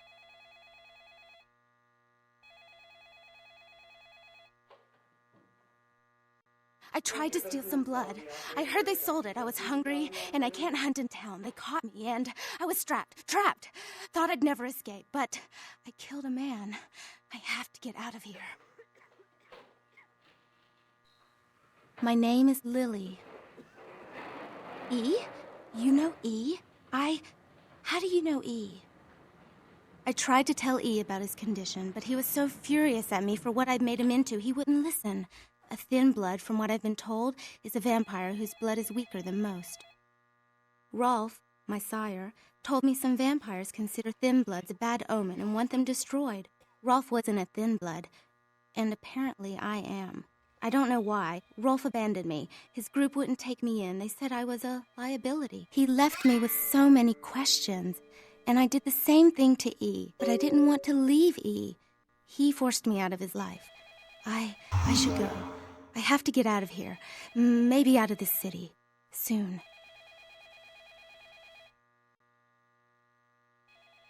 E doesn't hate me anymore?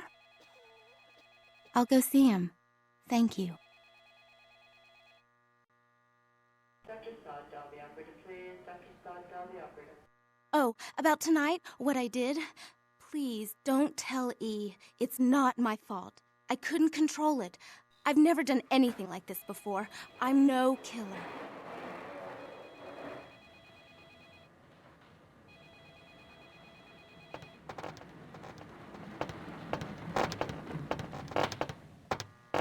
Why'd you have to go and let that bitch out? There's one less Phil in the world now. Why'd you have to let her go and eat him, huh? Now I'll never get to do in that bastard myself. Well, you know what? No blood for you. No more! That's interesting. A missed opportunity. Guns make people cocky. They never appreciate what a skilled hand married to a knife can do. All you have to do is get close enough to cut off the trigger finger. Or their face. You like to talk, don't you? I want to hear a story. Tell me, what's the best way you violenced up someone? I want to hear every grisly detail. If I like your story, I'll sell you some blood. Blood comes from out of the living, from all kinds in a red torrent. A crimson seep at the speed of a heartbeat. For each drop, a teeny bit of life shed as it is. You'll be begging for it and not getting any.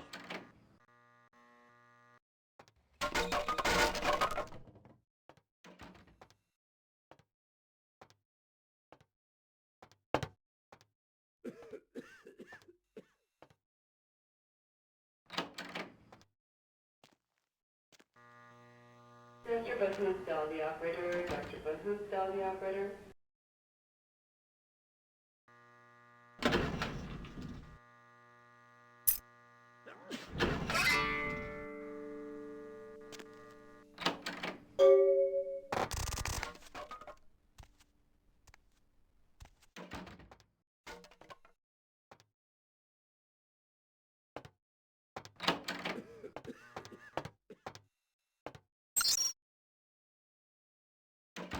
Dr. Buthoofdal, the operator. Dr. Buthoofdal, the operator.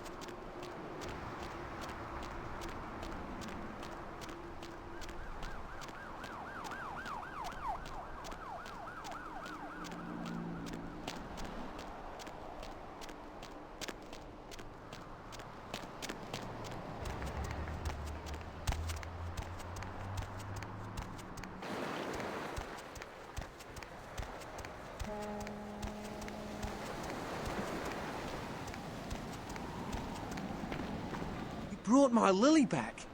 She told me all about what happened. I don't know why you helped us, but your blood's worth bottling. I'll never let her go again. Thank you. We're going to be getting out of LA soon. Too dangerous here. Rosa told us something big's about to happen, and I don't want to be here when the jack comes out of the box. Take that for what you will.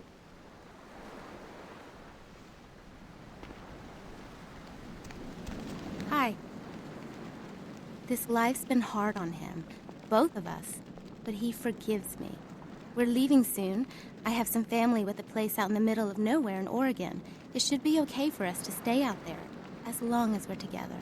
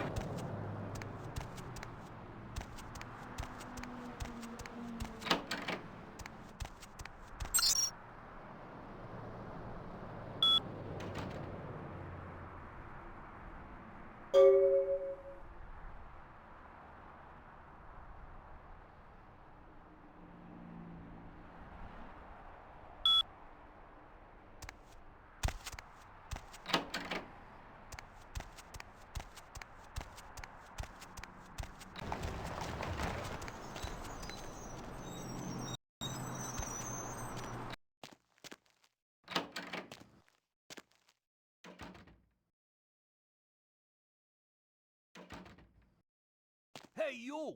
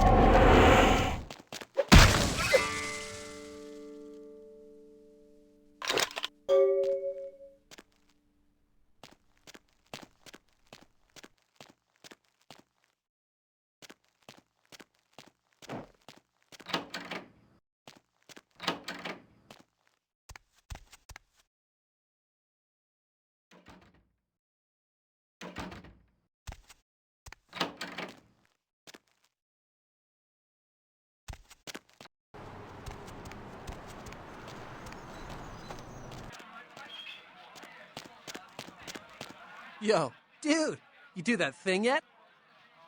Oh, thank God! Oh, man! Yes! That thing was hounding me like every night. Look, I still haven't heard anything from Bertram. Sorry, okay? I'll still let him know, but for now, I have no way to repay you.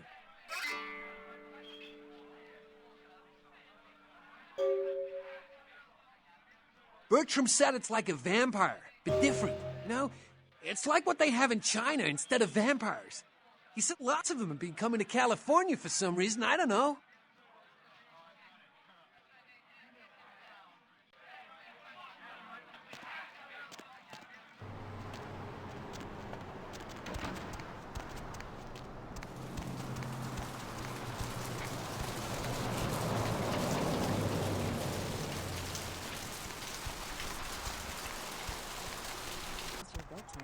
Welcome to Kilpatrick 24-hour bail bonds. My name's Arthur If you're new to Kilpatrick. town, How just can know I this help whole you? Radio thing you're listening to, the Deb of Night, the only girl who Yep, sure do. I'm a third-generation bondsman. Got a few employees, but I handle most every aspect of the business. Let's see, eeny, meeny, miny, mo, who will be the lucky... I gotta Caller, have a you've got few the other first shot bondsmen to at keep the tonight. place open 24 hours, plus a bounty hunter. I pull the graveyard shift because that's when all the crazy shit happens in Santa Monica. Vigo. Vigo, why are you up so late? I'm working the late shift here at the... You betcha. I used to do some bounty hunting myself back in the day. Takes a solid set of brass balls to make a good bounty hunter, I'll tell you that I much. used to do a little yachting myself. What brand of yacht do you have? Yep, damn good. His name's Carson, and he's great at what he does when he wants to do it. I can't seem to find him now, though. He's pissing me off, to be honest. I need him to go find someone. Well, I don't feel right cutting Carson loose just yet. We go way back. I knew his father, too. Tell you what, since I'm stuck here, why don't you go look for him? Just real quick. I'll pay you for your time. Caller number 3, what's keeping you up tonight? Great, great. I suppose the first place you should look is his apartment in Santa Monica Suites. Apartment 1, I think it is. Maybe you'll find something there to let you know where he's got himself to. Here's a key card. That'll let you in. There's no word for something as devious and secret as this, you understand? The people need to hear this. They need to know the real story. You've got our undivided...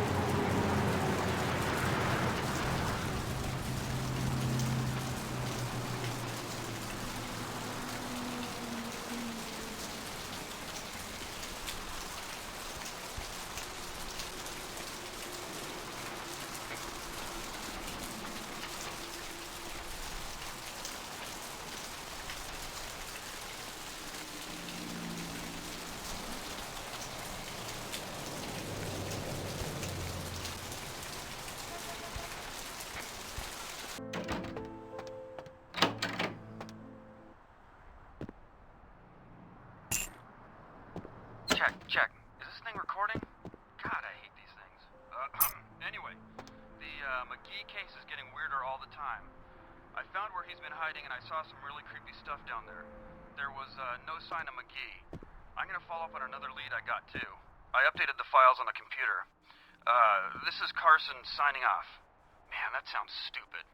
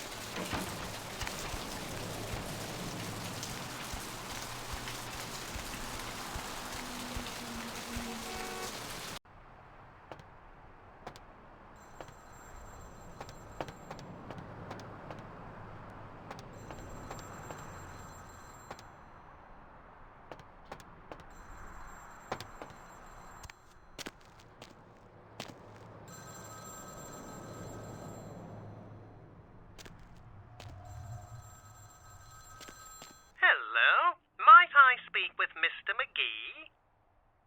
Well, I'm not sure. I had an appointment with him a few days ago, but he never seemed to show up. Do you know when he'll return?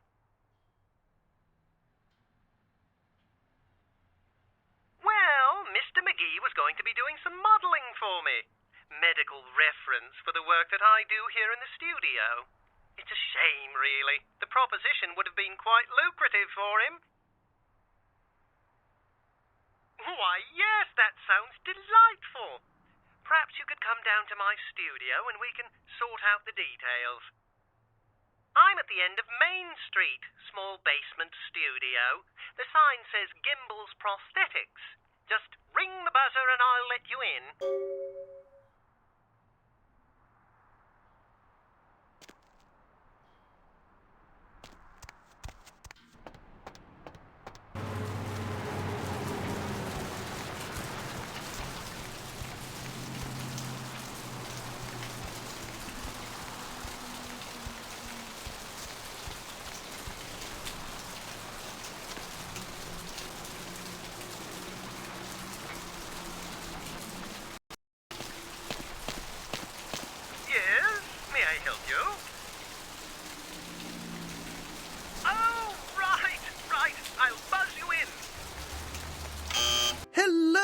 Welcome to Gimbel's Prosthetics and Medical Supplies. You're here for the modeling job? Good, good.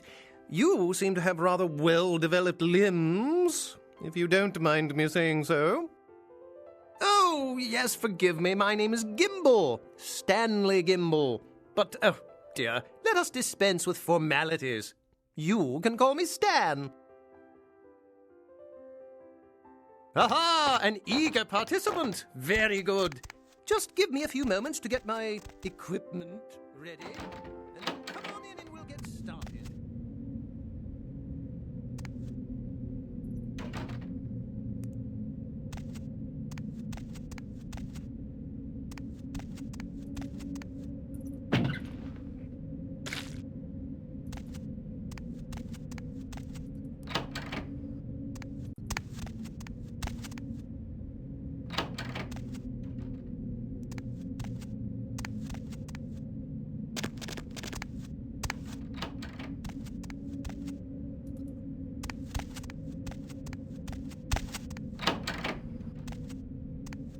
Huh?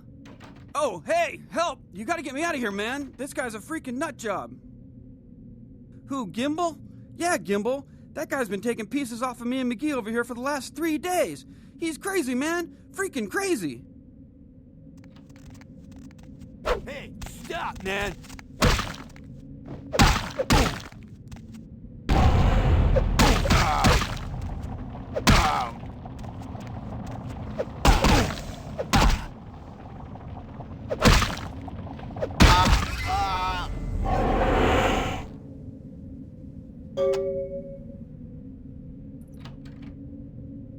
Thanks, man. You're a lifesaver.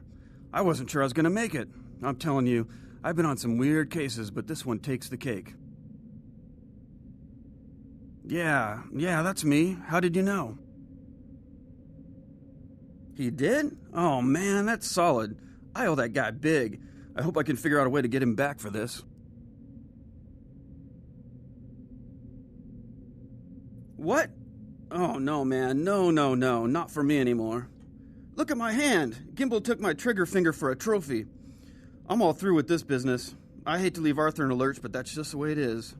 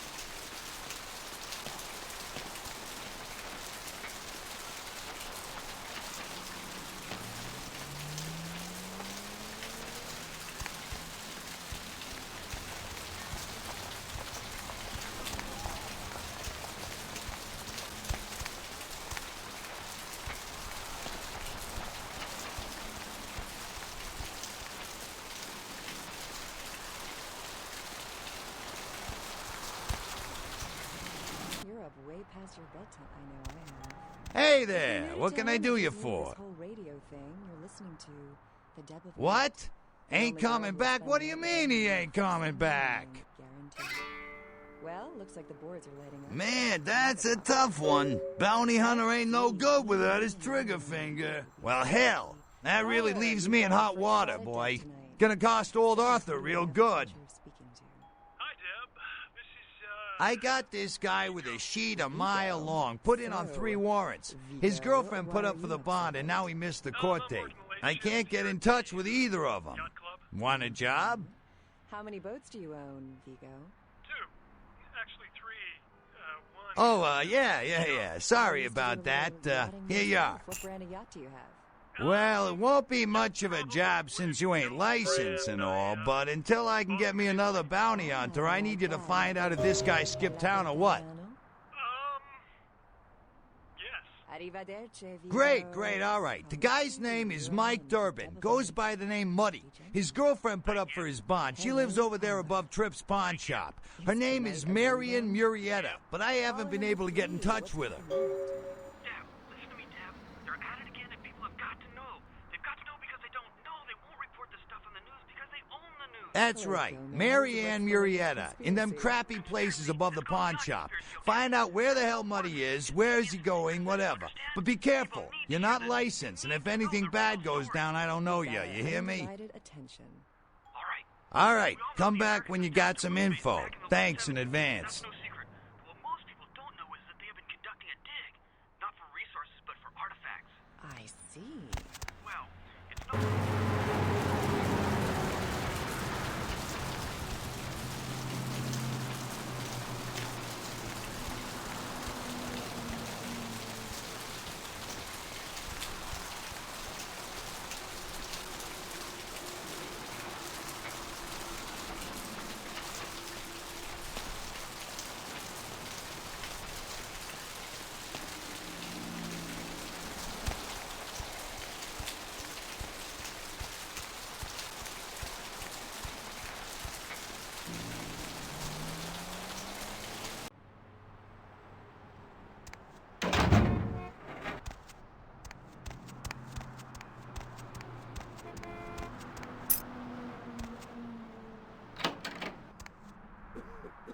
Hey, Mayor, it's Mike. Look, I gotta head downtown for a few days, maybe longer. If Reno calls, tell him to meet me down there. We got something to discuss, apparently. I'll be at Milton's place in the Skyline Lofts 2A.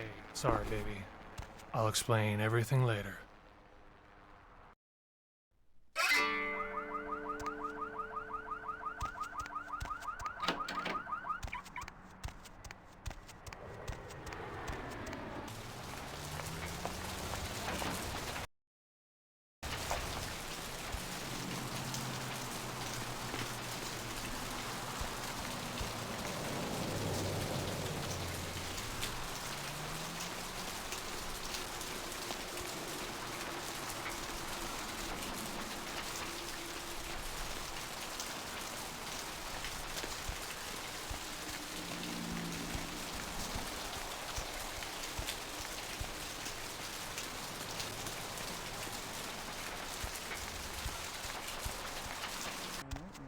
Hope you're Hey still there, feeling something Slick. comfortable. I know I have. So If what'd you're you new to find town, out just about remember this Muddy? whole radio thing you're listening to. All right, then. I'll have to call in some bounty hunters to help me find Muddy and a couple of other jumpers. Thanks for all your help. Oh, right. Sorry about that. Here you are. See you around then. If you ever find yourself or a loved one locked up, please call. Hi, Deb. This is,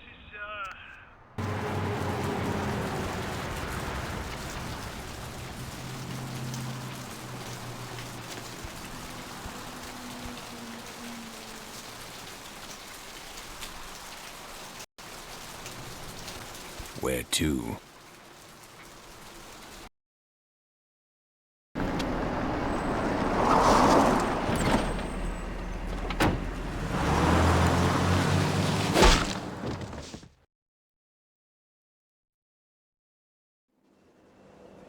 Let's drain it.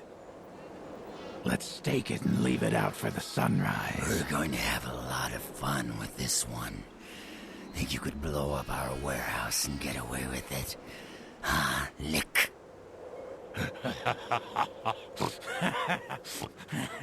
Let's pull out its eyes and its tongue and its teeth. I want its teeth. Camarilla, fuck. Boys, I think we could all use a little entertainment. Those of you sitting in the first few rows will get wet. Son of a bitch! Leave. There's 3 of us, Rodriguez. Yeah. 3 of us. What are you gonna do? Shoot us? This ain't over. We'll find you. You too, Rodriguez. You're both dead. Nobody messes with a Sabbat and lives. Keep moving.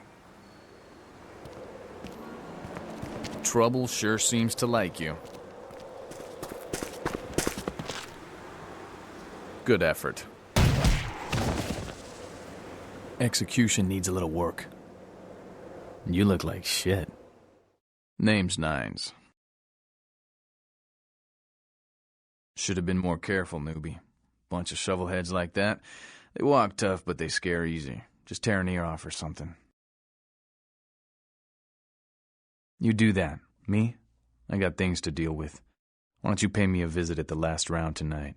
I don't know what you've heard so far, but it's time you heard the real story. This is a mean existence. Stay out of trouble, kid.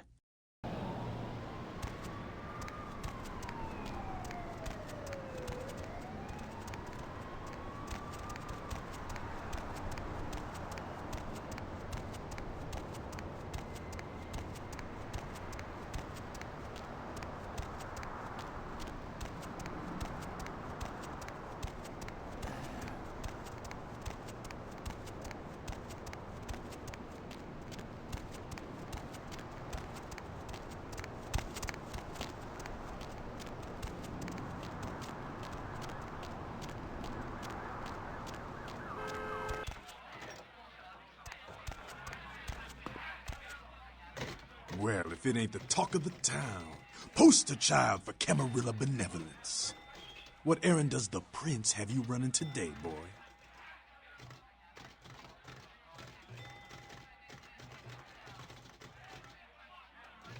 Nines is expecting you. Have some manners and don't wear out your welcome. I'm Skelter. Act up again, and I'll be the one showing your ashes to the door.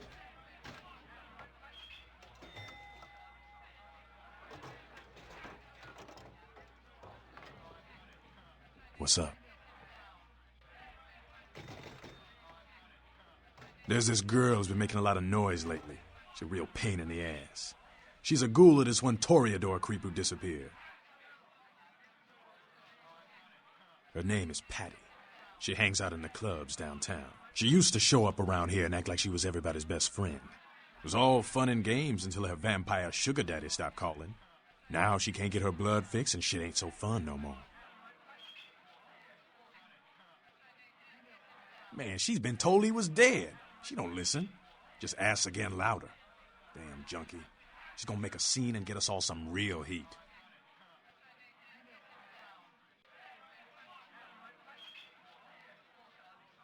Vampire hunters, man. You start doing stupid shit and breaking the Masquerade and you'll see what I'm talking about. Trust me, hunters are the kind of trouble you don't want.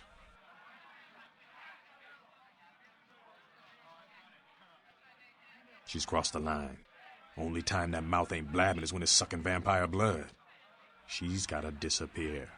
Do this, and we'll keep it our little secret, you hear? All right, have fun. I'd love to do this one myself, but I know her sire. Just let me know when it's done.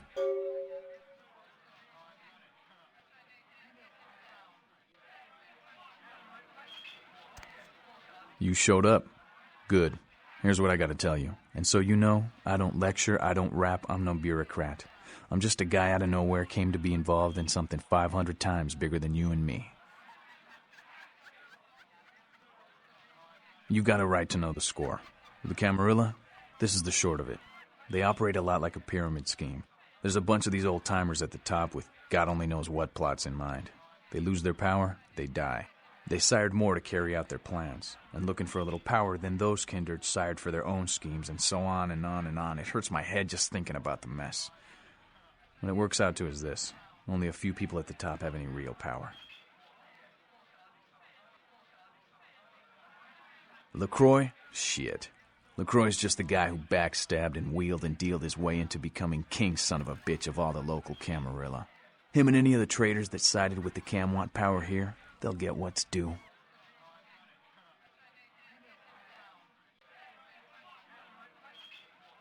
I learned the way of this world during the Depression. Bunch of old rich bastards screwed the country. But did they suffer? No. The little people suffered. You can't trust the people at the top. The world would be a better place without them. All you can do is get a group of people together who aren't assholes. Find a place to put your feet up and make some examples of the quote-unquote elite to keep the rest the hell out. Everyone's an equal here. The same thing this country used to be about. That's what LA has been. An anarch-free state.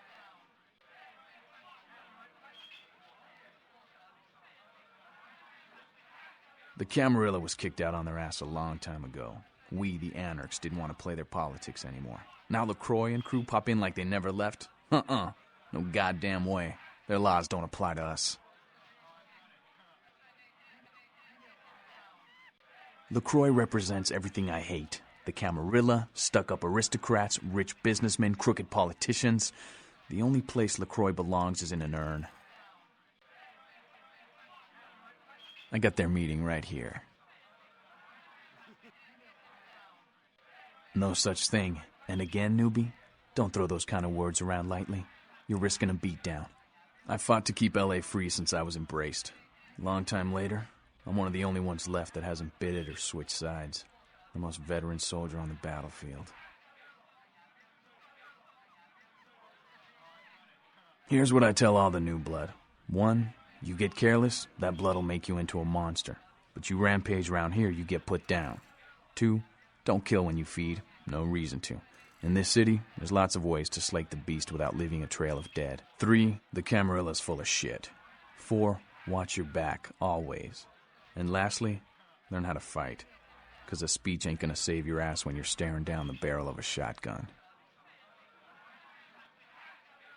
After picking your ass up off the pavement back there, yeah, I can tell you don't even know the basics.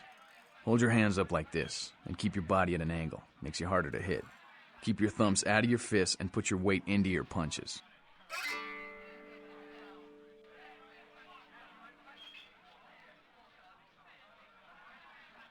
LA's the school of hard knocks, so keep your friends close and your enemies in a barbecue pit. Once you square things with LaCroix, don't give that son of a bitch the time of night. I got my eye on you, kid.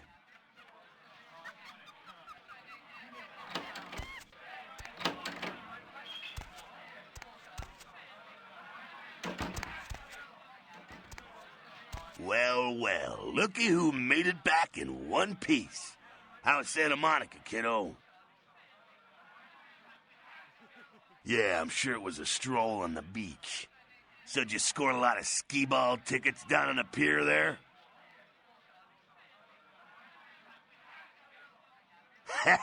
I can't imagine you did. Probably too busy getting pushed around by every vampire with the weakest seniority over you, am I right?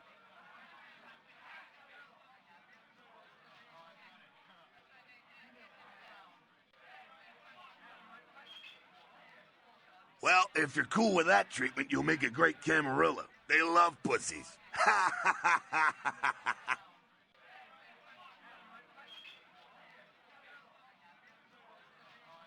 I'm just saying, that's usually the way the story goes. Same old bullshit politics from when you were alive, huh? Don't it make you just want to rip somebody's spine out? What? You saying that's just me?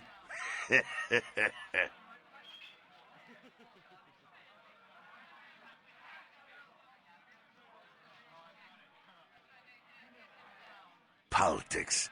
The stuff that makes the rich get richer, keeps the powerful in power. Look at why you're out in Santa Monica in the first place. 'Cause Prince LaCroix said so.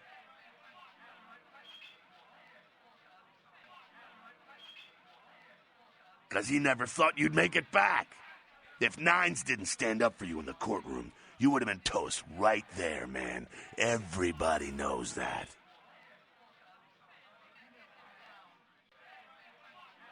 It's bullshit Camarilla law. You gotta get it approved before you sire anyone.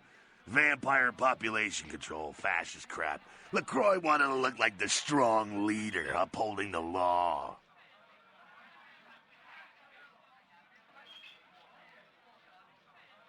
Public relations, man. Calculated risk. Ventura born in a boardroom.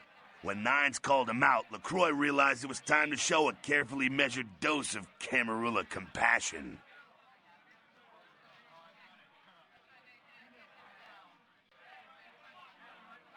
Yeah, man, it's called kicking ass and crushing the skulls of any asshole who steps on my toes. That seems to work.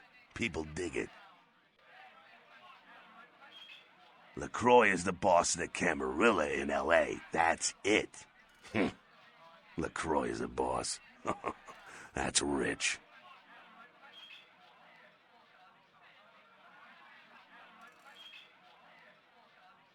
The facts are like this. The Camarilla need us to buy into their bullshit for any of their laws to mean dick. Now, telling free-living vampires they need to be ruled is a hard sell. So, the Camarilla baked up a play-nicey plan. Show everyone how great they are, so we'll all just jump on board.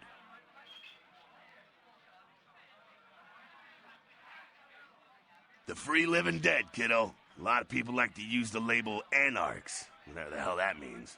Anarchs. Does got a nice kick to it, though, huh? Yeah. That's us, so I'm told. What'd you want to know?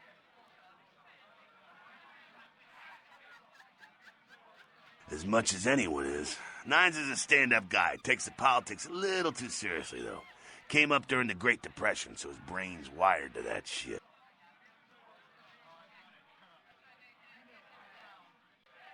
Yeah, I'm not sure the story on most of them. Nines crew.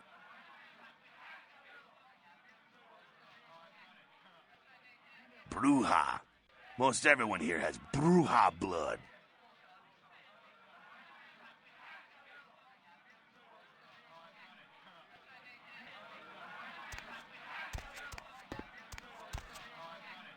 Ugh, fucking cammies. I just want to kill them.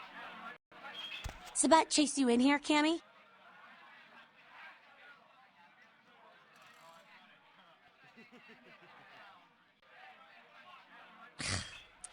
Heard Nines saved your ass again.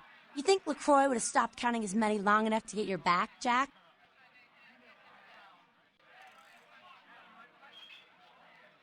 Cammy, you'd have a whole lot less above your neck if it hadn't been for Nines calling the prince out in that courtroom. Shit. Looks like things worked out for LaCroix anyway. Got himself a new errand boy out of it. As long as you're a tool for some cape, you don't have to say a word to start pissing me off. Cape, Cammy. Camarilla elders? The ones that have been around so long they think candlelight's a keen invention? You're doing their dirty work and you don't even know it.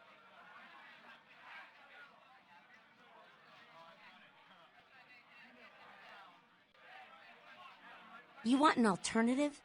Being here, that's a step in the right direction. I'm Damsel, den mother of these mothers, and one pissed bitch since LaCroix rolled in.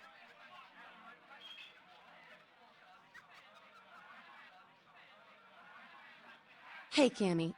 I don't apologize often, but it's just with all the shit that's been going down lately. And on top of it, this plague bearer getting the CDC's attention, maybe I misjudged you's all I'm saying.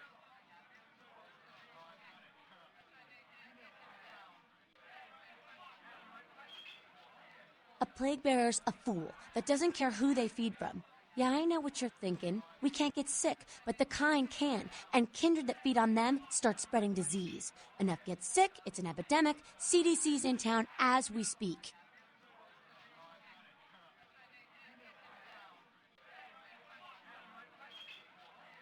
Seen Old Yeller? May sound cruel, but it's necessary. If someone puts together 2 and 2 as to the real cause of an outbreak of bloodborne diseases, guess what happens? So the plague bearers gotta be found and put down. If the Camarilla really gives a damn, they'll help us out.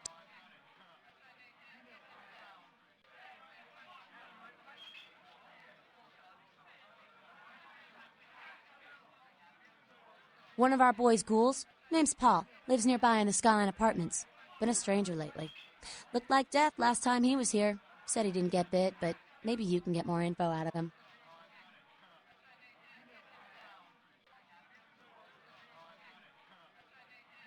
Wait, if Paul's not talking, you might want to start questioning the homeless pot.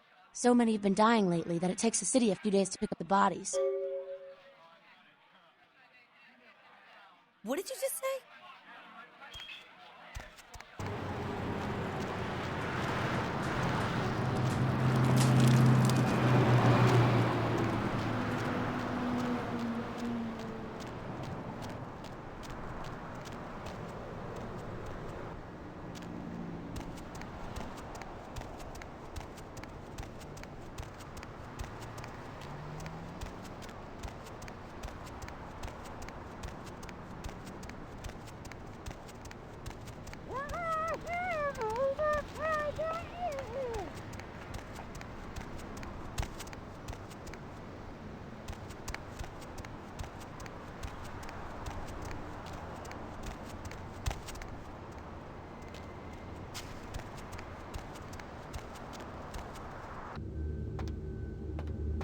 You look familiar, Chief. We haven't met before, have we? Oh, yeah, back in Santa Monica, right? Whew, I don't know what came over me back there, but now I got this sweet night shift position, and I'm happier than the time I met Supowitz. Well, enough about my lucky break. You, here to see one of the bigwigs, Chief? Would that be Sebastian LaCroix of the LaCroix Foundation, or Dwayne LaCroix of Insurrection Baby Formula Company? Okay then. Mr. LaCroix, he told me to expect someone fitting your description sometime tonight. You go right on up. Yeah, you have a good power meeting, or whatever it is you types do up there. Do you need any security? Well, you just ring the front desk and ask for Officer Chunk. That's me, in case you were wondering.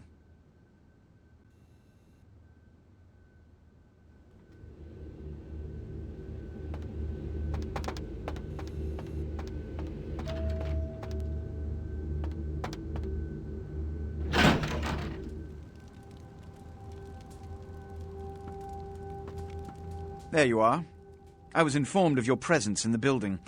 Since you're here, I'll take the liberty of assuming you've destroyed the warehouse. This is correct, yes?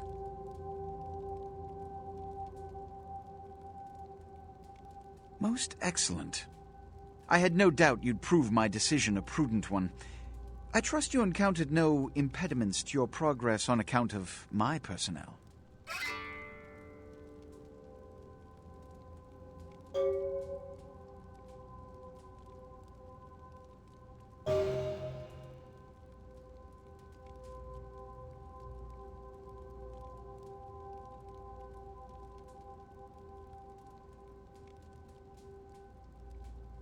That is the answer I like to hear. You've done well, circumstances being what they were. I will admit, not many in your position would have overcome such a trial. But don't misunderstand me. It was no fool's errand. You may yet prove to be a genuine asset. It's a bit disturbing, the lack of talent within this organization as of late. Tell me, what would you say to doing a bit of reconnaissance for me?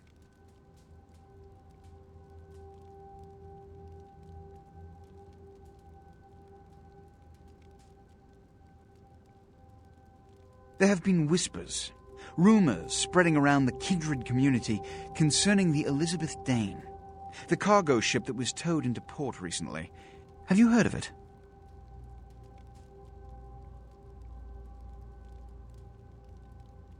The police are investigating the Dane as we speak. Even the Nosferatu have little information on what's been found. However, the reason the ship has caused such speculation is because it was transporting an object called the Ankaran sarcophagus.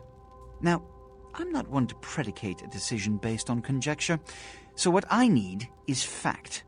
And more importantly, I need evidence that the occurrences on the Dane were not supernatural in nature, and in no way relate to this Ankaran sarcophagus. You have 3 objectives. 1. I want you to examine the sarcophagus for anything unusual. You may sense something peculiar about the sarcophagus. In fact, many kindred in the city have reported an uneasiness in the air since the Dane's arrival. Do not, under any circumstances, open the Ankaran sarcophagus. Secondly, the police have begun their investigation. Find out what they have concluded thus far. Thirdly, take the cargo manifest for the ship. I want to find out what else it was carrying. The last thing we want is police aware of our existence, so be careful what you do in front of them. And unlike the warehouse, you cannot wholesale slaughter a ship full of lawmen without consequences. Is this understood? Good. Oh, and it has come to my attention that you had an encounter with Nines Rodriguez earlier. The man so does love to throw that cretinous charm of his brashly about. What exactly did Mr. Rodriguez say?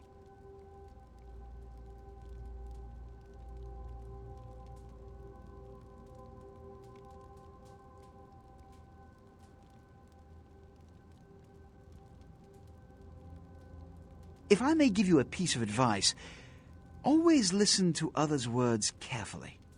Read between the lines, gauge where you stand with them and who they decry or exalt. The more you know about someone, the greater your advantage. Now that that's out of the way, I trust you're prepared to leave for the Dane.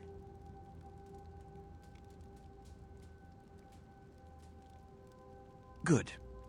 I'm counting on an encore exposition of the talent you showed earlier. Go. And remember, under no circumstances are you to open the Ankaran sarcophagus. We'll talk later. Good. There's a boat waiting for you on the beach in Santa Monica.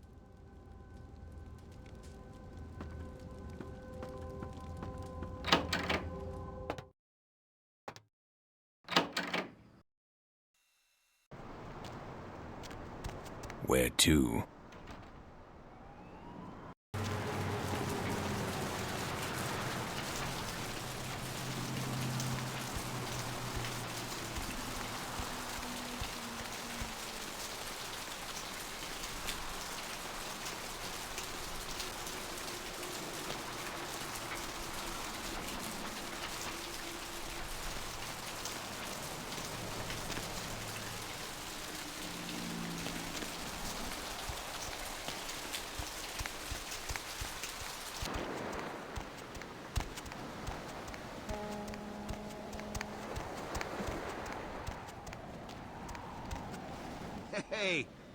Hey, what can I say?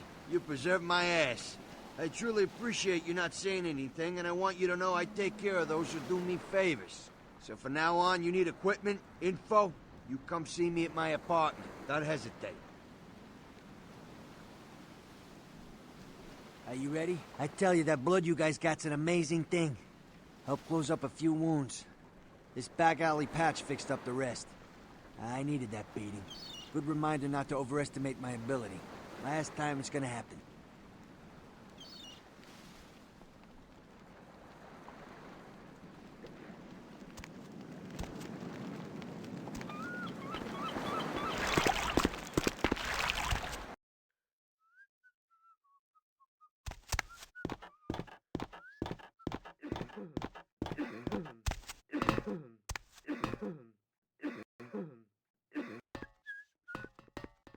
Yo, Pally, over here. Ah, for Christ's sakes.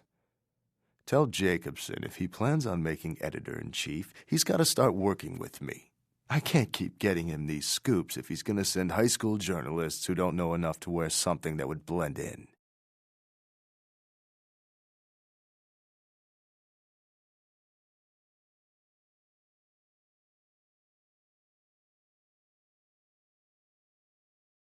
Jeez.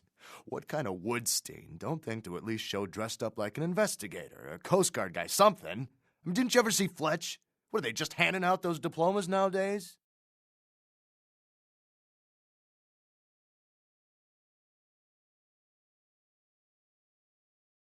All right, look. I got you a copy of the initial report, and I can get you into the cabin, but you gotta make yourself real scarce after that. Anybody catches you, I don't know you. And no goddamn flash photography, brainchild.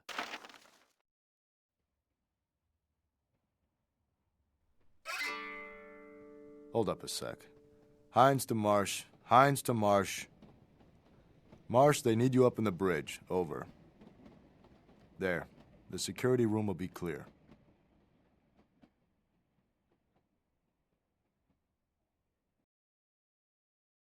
Head down the stairs behind you and stay low. When you get down there, wait for me to call off the guy guarding Gangway A. As soon as he leaves, get your ass moving, and don't let him see you. I'll give you a couple of minutes, but don't dilly-dally. In and out, okay? Don't forget to stay out of sight. If anyone sees you, you're on your own. Take the stairs up to the security room. There'll be a computer in there. The password is Lighthouse. Lighthouse, all one word. You getting all this? Now get a move on. And don't forget to tell Jacobson I get double my usual fee for this one. Hines to Jacobson, Anderson. Hines to Anderson. Come in, Anderson. Come check this out. I just saw a baleen whale. Yeah?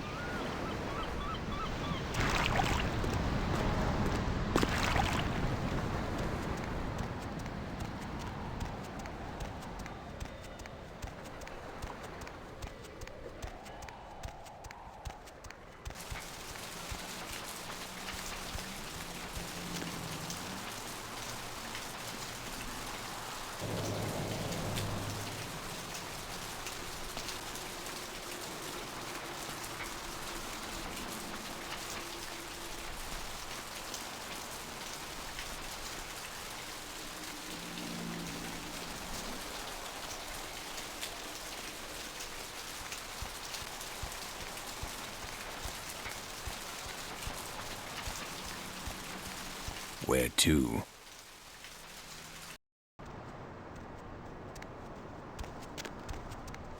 Hey, I know this might seem creepy and all, but please don't blow me off, okay? Someone told me I could find you here. I mean, I've been looking all over for you since that night. Because I just wanted to... I'm in your debt. I want to help you. I owe you my life, and I feel like I need to repay you. I almost forgot. I'm Heather. Heather Poe. I'm not weirding you out or anything, am I?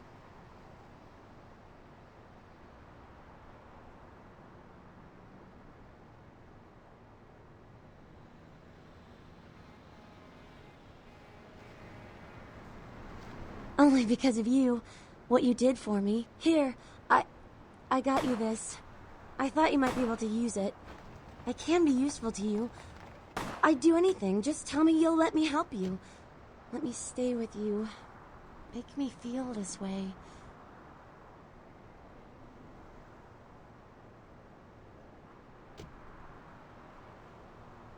What do you mean? You're like...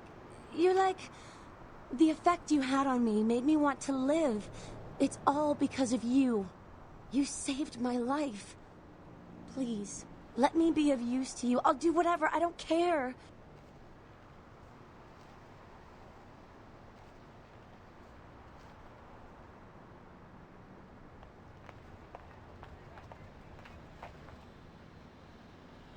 Really? I promise you won't regret it. Promise. I'll get you money, I'll get you things, everything. I want to be... important to you.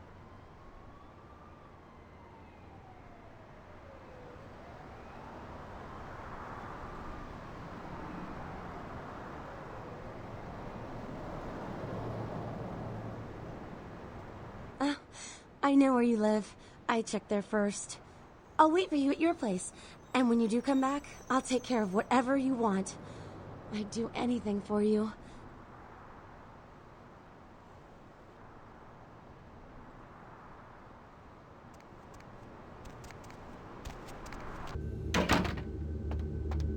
Evening, Chief. You back to see Mr. LaCroix again?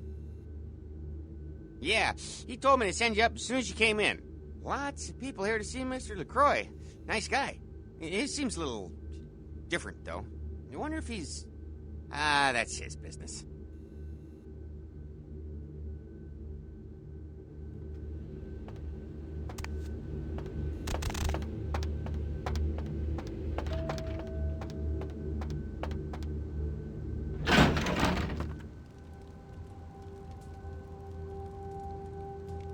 I've said all I need to for now.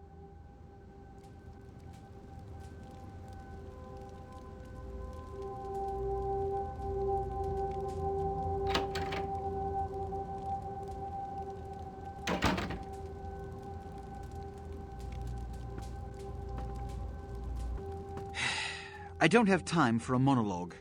Give me the bullet points of what you saw. And the Ankaran sarcophagus. What did you see? Opened? Let's not jump to conclusions. Give me the manifest in your notes. I'll sort this mess later. You might have noticed when you came in the parade of malingering mollycoddles filing out. Those were the Primogen, this city's clan elders. A worrisome bunch devoted first and foremost to the security of their own skin, which is why they were here. It seems Alistair Grout, the Malkavian Primogen, has either forgotten how to answer his phone, or is missing. Each minor problem like a grain of sand, each night I inherit the desert. The Sabbat's appearance has put the Primogen on edge. Grout's mansion is in the Hollywood Hills. I need you to pry Grout out of whatever crack he's crawled into and have him contact us. Yes, for the moment. You know, your demeanor thus far bears similar characteristics to those that rise to the top of this organization. Stay that course. Yes, about Grout. As I said, Grout is the Malkavian Primogen. His behavior and home are eccentric, to say the least. He's developed a paranoid bent lately. So you may have to check under every bed in the place for him. When we hear from Grout, you may come back. Until then. Oh, and to show my appreciation for your dedicated service to me, I have secured you a haven nearby, in the Skyline apartment building. I hope it's to your liking.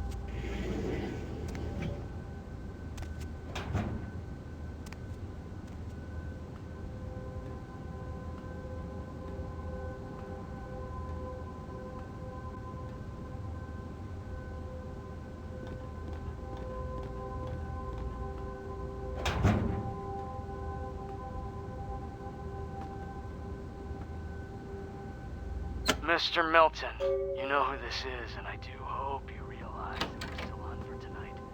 Meet me at the agreed-upon location across from the bar by the underpass. Bring your associate, Mr. Durbin, as it is a two-man job that I am proposing. With any luck, the two of you are already on your way, and I shall see you soon. Goodbye.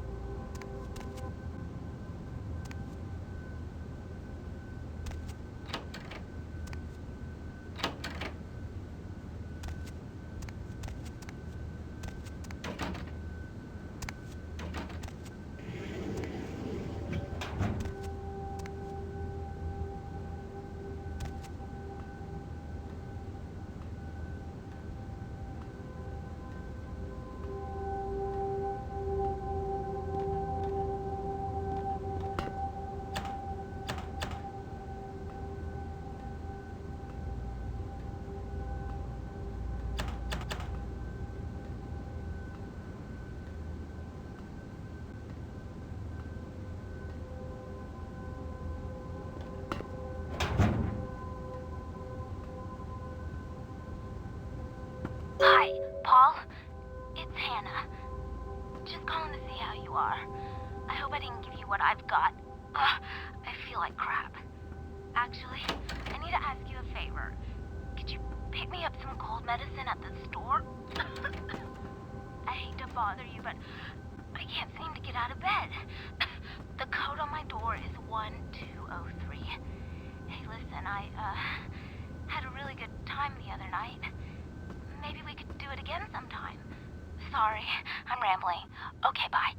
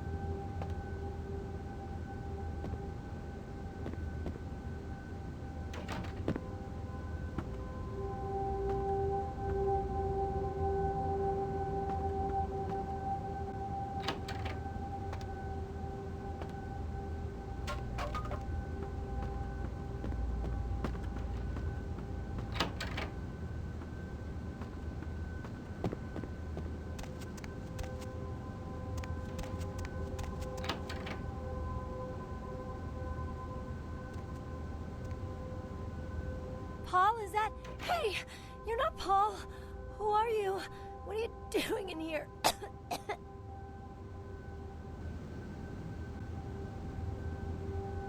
He did? That's so sweet. He's such a nice guy. Is everything okay with him? I don't really know. I've taken all kinds of medicine, but I can't seem to get rid of it. I feel like I got a fever and a sore throat. I'm real weak. Can't seem to get out of bed. What day is it? I can't remember. Well, I think I got sick from one of my clients. I was feeling fine until I saw her a few days ago. I'm in sales. Yeah. You know, door-to-door stuff. Nothing very interesting.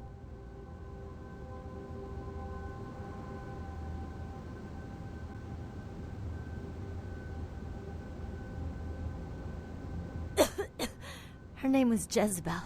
Jezebel Locke. I'm usually not too good with names, you know, but hers was so strange. I can't seem to get it out of my head.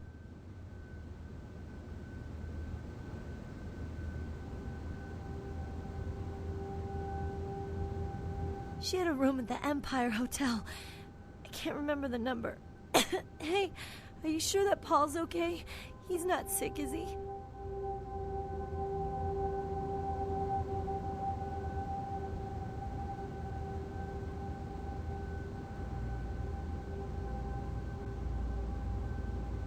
No, Paul! It's not true! Oh, God! No!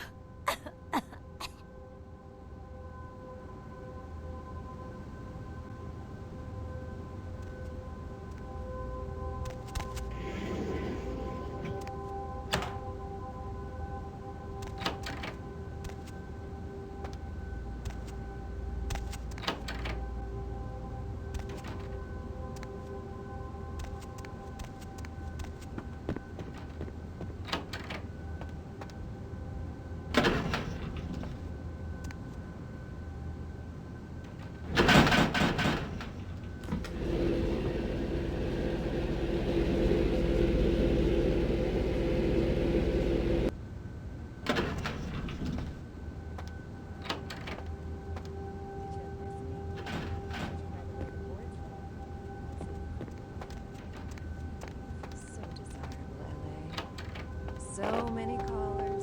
So many I'm so glad you're back. I've been waiting here just like you asked. Your place is, nice.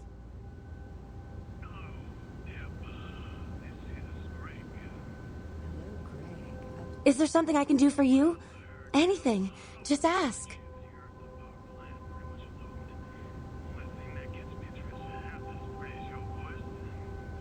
Oh.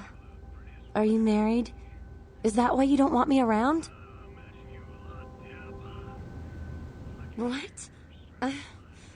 You're joking, right? That's like slang for something like catcher or some fetish term, right? Not like a blah, blah, vampire, right?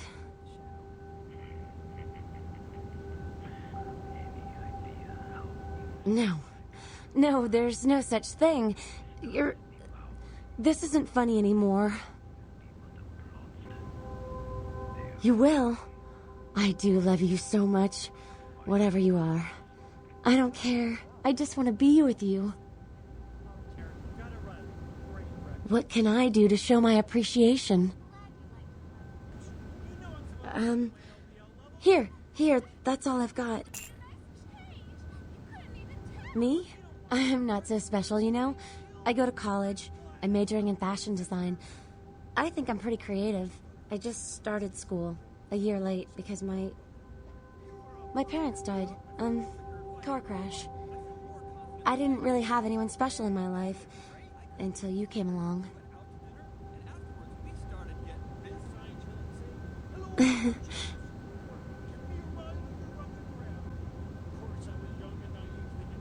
Okay.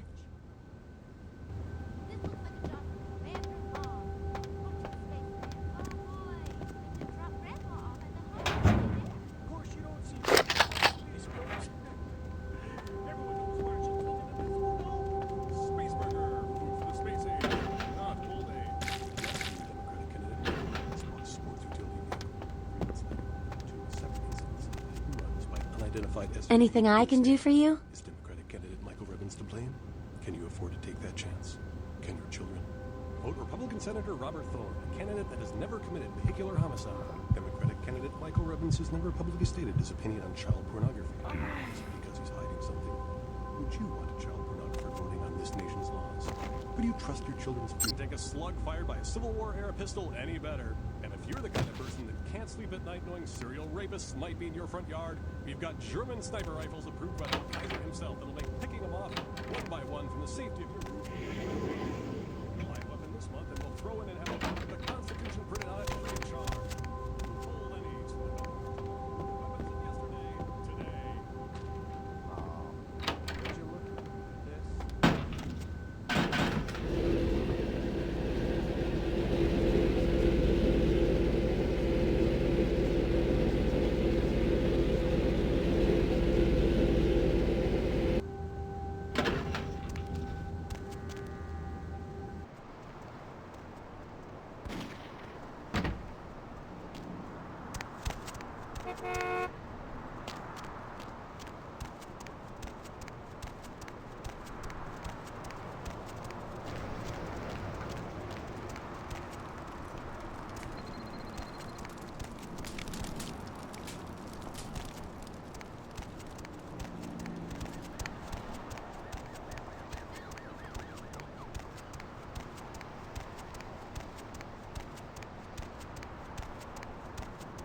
Where to?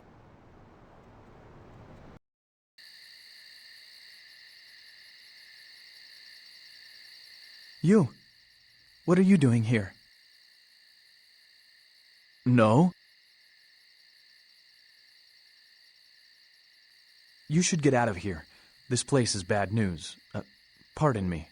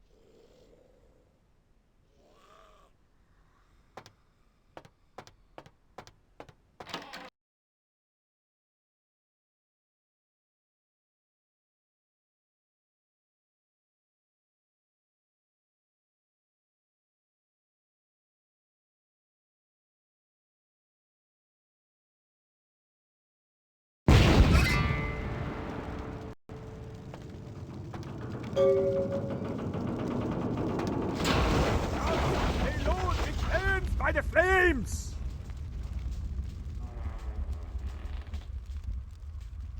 Grout is dead? A pity it could not be by my hand. No matter. Soon your self-made kings and false prophets and all who bear the mark of the beast will be washed from the earth for the coming of the Lord. As you burn, tell them it was Grünfeld Bach who sent your damned soul to that lake of fire.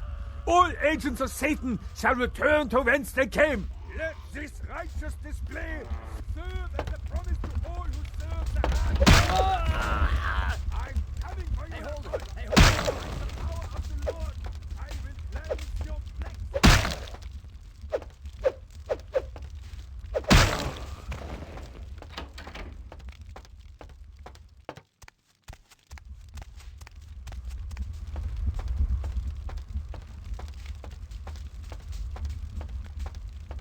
Hold it.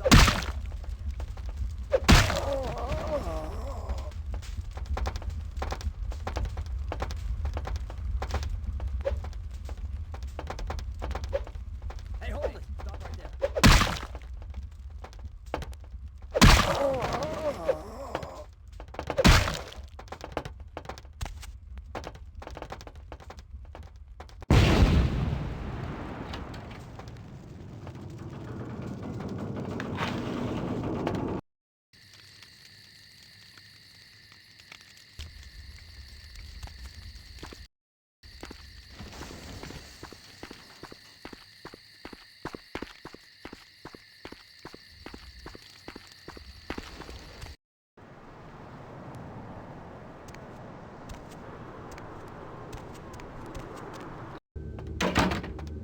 Evening there. Something burning? Ooh, smells like someone burnt the burgers. Sure, I'll open her up for you. Jeez, I could go for one of them double spaced burgers. Onions, cheese, bacon. The Primogens still haven't been contacted by Grout. I thought I made it clear that you were not supposed to come back until we had heard from him. Grout's dead. What? Bach! Every time I think he's lost the scent. So, Bach killed Grout to draw me out.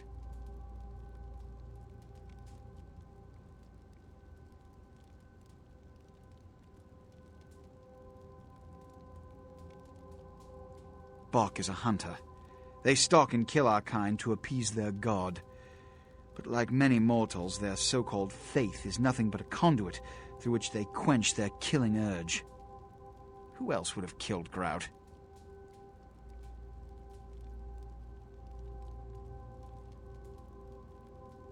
Let you finish. With whom do you presume you're speaking? Look at me. Are you sure it was Nines Rodriguez? Because if it was, the consequences... Do you know where this might lead? Do you really have any idea?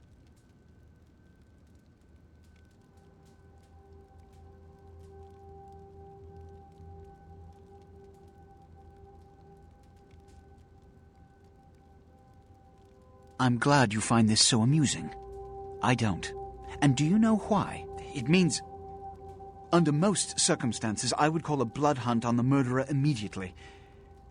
However, the anarchs of this city may interpret such an action to be a declaration of war. I do not want a war with them. This decision will take some time. I need to confer with the Primogen on this. In the meantime, I've come to a decision on the Ankaran sarcophagus, and I believe that for the safety of the inhabitants of this city, we need to place the sarcophagus under Camarilla protection until its contents can be confirmed. You're becoming quite indispensable to me. So, out of all my available personnel, I'm going to entrust the retrieval of the sarcophagus to you. It was quietly delivered to the Museum of Natural History a few hours ago.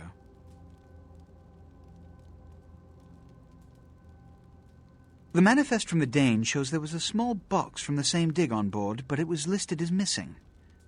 Keep an eye open for it. It may have been overlooked. It's crucial we get the sarcophagus in our possession within the next few hours.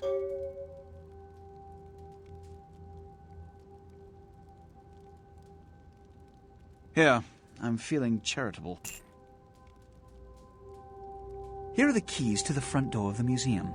The sarcophagus should be in an examination room of some sort. There's a small security staff on site, but I don't want a massacre. Mortals are just as easy to deceive as they are to kill. There is a degree of immediacy attached to this task. Work fast. And, as on the Dane, you are not to open the Ankaran sarcophagus for any reason. Excuse me.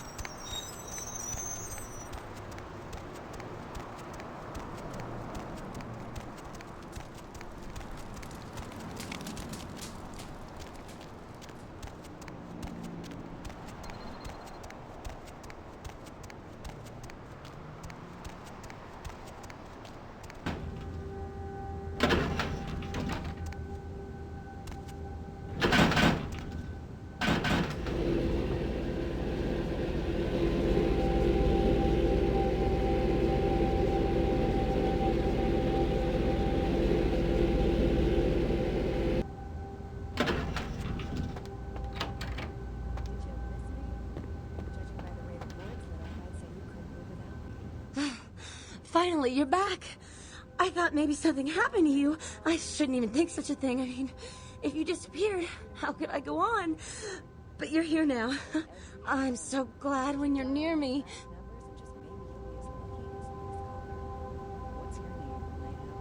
Hello, Deb. This is Greg. Hello, Greg. Up late, aren't we? Well, there, Deb. How are things? This feeling. It's love. Oh, all I can feel is love for you. I almost forgot. I got a college loan check today. Here, I want you to take some of the money. I'll try to get more, you know, when I can.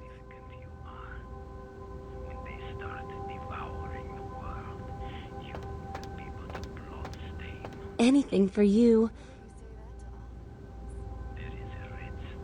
Okay.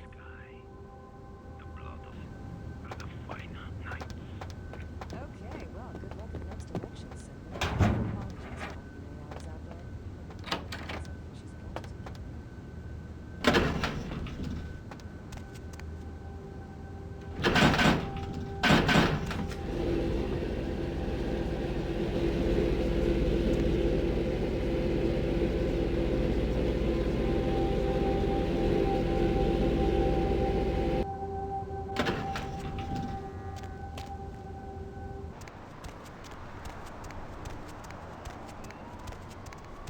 Where to?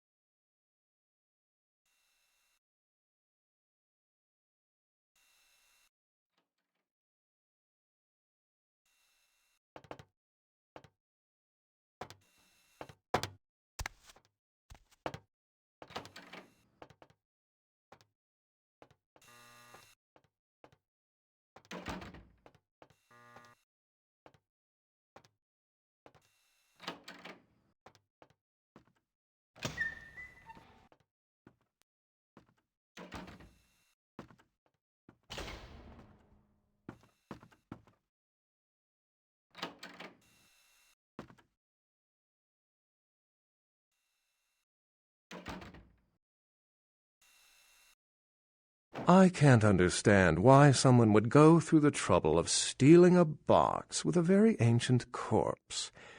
This city's not that dull.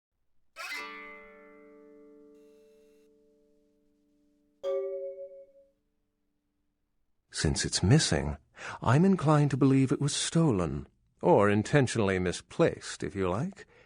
Clearly, though, it's not here.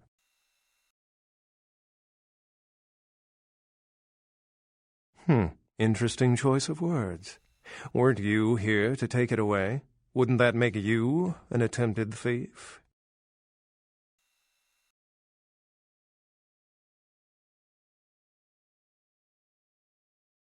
If I stole it, I would know where it was, and most likely wouldn't be looking for it here. I'm an archaeologist, so I thought I'd indulge in a quick study of this Ankharan sarcophagus everyone's so riled up about. My guess, from what I've read about it, is that it's a mummified Mesopotamian king. I needed confirmation.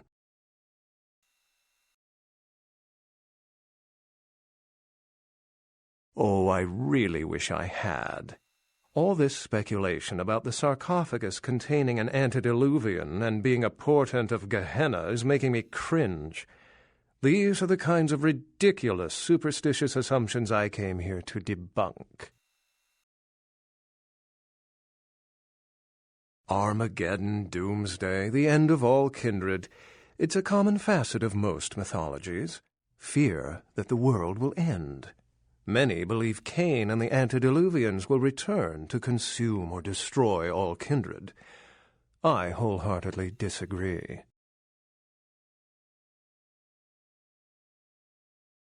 What prophecy doesn't have vague apocryphal signs? Let's see. The usual ones cited are the appearance of thin bloods, Cain sightings, doom, gloom, that route.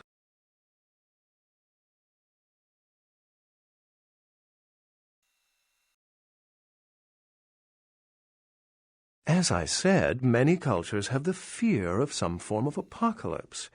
Kindred believed in these stories when they were human, and naturally carried them over into kindred myth. But it doesn't take a supernatural act to cause widespread destruction. Humans and kindred are just as capable of managing their own destruction as a deity. A self-realized Gehenna warrants more vigilance than a God-induced one, don't you agree? Such is my argument, which so frequently falls on deaf ears.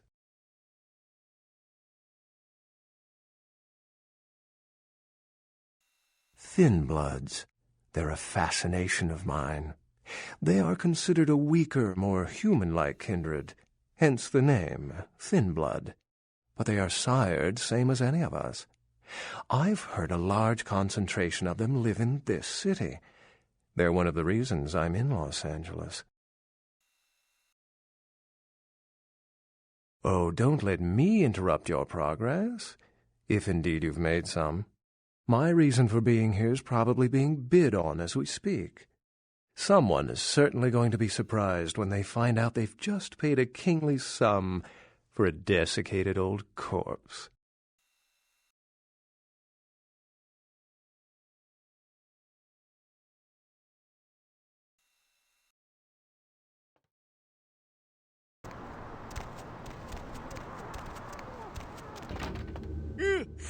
Oh, excuse me, starting to doze off there. Oh, I need to get a guard animal of some sort to alert me when folks come in. Maybe one of them chimps like on that show Ape Detective? Oh, that monkey always gets his man. What? Oh, yeah, Mr. LaCroix's expecting you.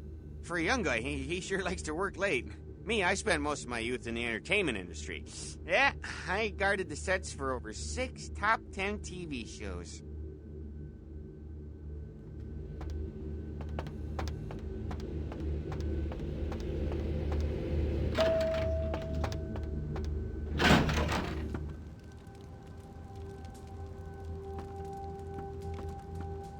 The folly of leadership is knowing that no matter what you do, behind your back there's hundreds, certain that their own solution is the sounder one, and that your decision was the byproduct of a whimsical dart toss. I pronounce the blast sentence, and I soak the critical fallout. I make the decisions no one else will. Leadership. I wear the albatross and a bullseye.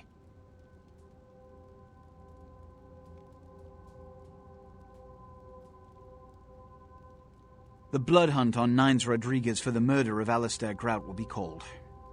Rodriguez's execution is only a matter of time. I have lit the fuse. If a war ignites, it's my head they will sharpen the pikes for. At least I can rest easy in knowing that you, my most promising attendant, has relieved me of one encumbrance tonight. Do you need assistance bringing the sarcophagus up to my office?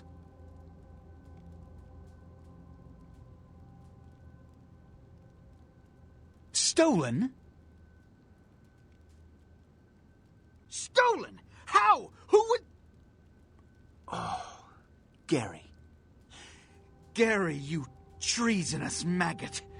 I should have anticipated your treachery, sewer rat. The Nosferatu Primogen. The Nosferatu were responsible for finding out where the sarcophagus was taken after the Dane, and for getting keys to the museum. They were the only ones who knew. It's obvious to me now. My mistake. I want him found. I want him found. The sarcophagus could be exploited, causing who knows what catastrophe to this city. If it were to fall into the wrong hands, the Nosferatu lurk in the filth below the streets of Hollywood, but not even I know just where they hide. Hollywood is, unfortunately, lacking in any Camarilla loyalties. Hollywood's baron is an anarch named Isaac. Isaac's more civil than the anarchs downtown, but nonetheless he wears his mistrust of me on his sleeve. He may know how to contact the Nosferatu. Find Gary and get him to talk. That sarcophagus could be used against us. Do not come back until you have it. Now, I must announce the blood hunt and bear the brunt of all consequences. Escort him out.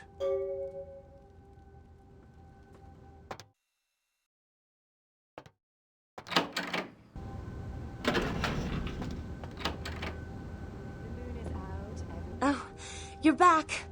I went out this evening and I met someone and he wouldn't leave me alone, so he came back here with me and Well, I thought you might want to, want to drink his blood. No. Don't you know? When you fall asleep, they can crawl into your mouth or your ears or your nose. You can't prevent it if you're asleep. In the bathroom. I locked him in. Did I mess up?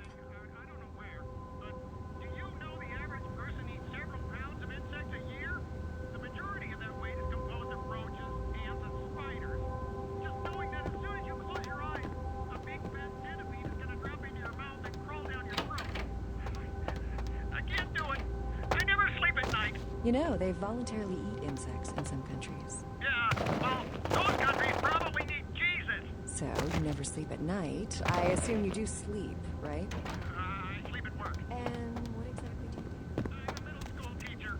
That would explain why my nephew invested that 20 I sent him for his birthday on magic beans. It's always good to know that the future of our country is in good hands, isn't it? Hey, what the hell is this shit? Let's see who else. Let me out, goddammit! I'll Caller. kill that crazy What do you bitch! do for a living? I'm Roger. Okay, and what do you do, Roger? Misunderstanding! As soon as I get out of here, I'm calling the goddamn cops. Let's see what they think of this, huh? I'll have them lock up both your asses. I see. So, have you done any other kinds of writing?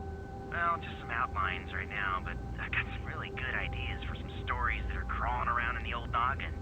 So, if you What the haven't hell really does that written mean? anything, how can you call Wait, yourself why a are you writer? looking at me like that? Because I once fixed my toilet Hey! doesn't make me a plumber, right? What you see? Is there anyone in this city that doesn't call themselves a writer or actor or director? Don't you think you're doing a disservice to those who actually make their living in those art forms by deeming yourself something you're not or not even trained in? I think I'm pretty good at knowing what's good writing from bad writing. Well, wouldn't that make you a critic? Let's see if anyone else agrees. Line 2. Sure thing, Deb. Why would you please state what you do? I'm a personal assistant for a producer of Parasite's Duty. It's you. Earlier tonight, you weren't following me, were you? I had this feeling like I was being watched. Maybe it's nothing, but I'm still a little shook up. But You don't mean it! I'll leave, okay? But if you ever change your mind... Sure. All right.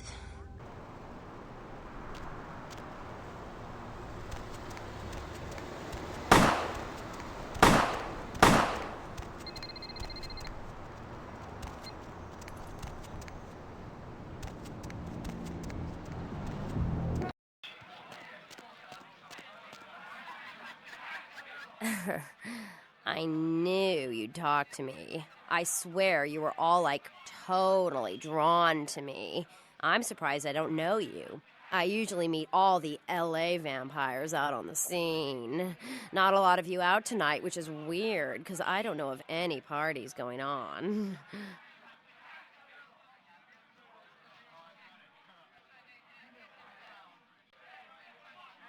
No, come on. It's totally cool. I'm Patty. Seriously, everyone knows me. Besides, I just wanted to ask you if you've seen someone.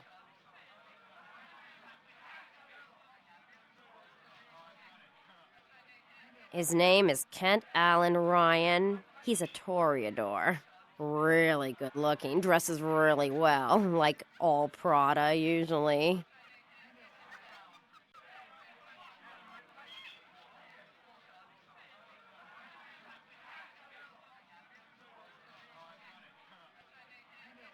Oh, well, he's pretty powerful. He's probably, too far behind the scenes for you to know about him. Maybe you know some of the people who work for him.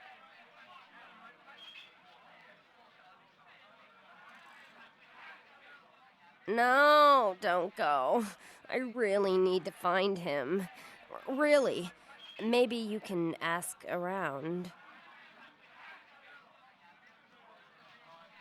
You are totally awesome. Well, it just goes to show you that you don't have to dress cool or have a lot of power to be a cool person. So, where is Kent? Oh, that is totally Kent. He's so like that. I better go find him. He needs my help to do anything. Thanks again.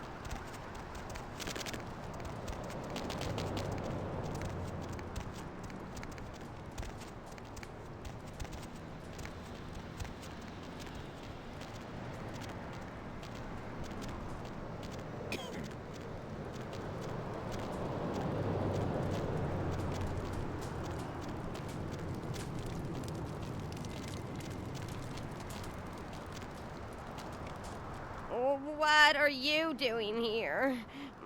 Where's Kent? Why are you looking at me like that?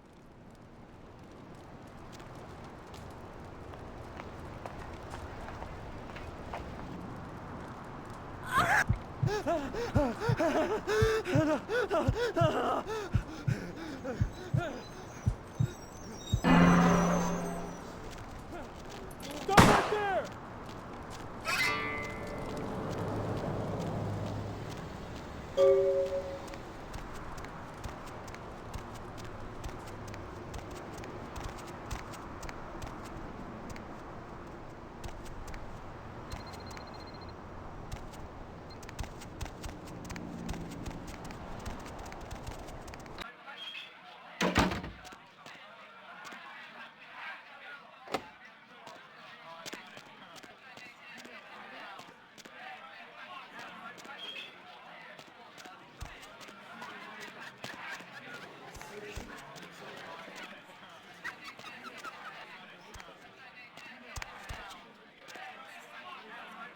Everybody comes in here's got to have a shot. House rules. Inhibition's the first thing to go. 2 more of these and you'll be telling me your nastiest, dirtiest stories. I am your beat priestess, and it's time to confess.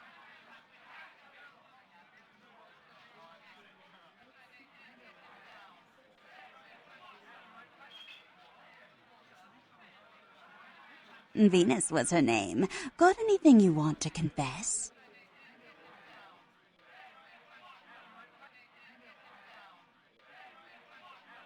Oh, yeah? I've been waiting for someone like you to come in here.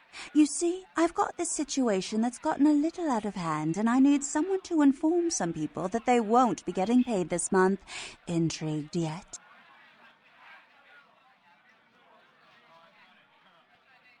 Well, the parking lot next to the Empire Hotel. Couple of guys, Russian accents, bit thick. I need you to tell them Venus doesn't have their money. That's it.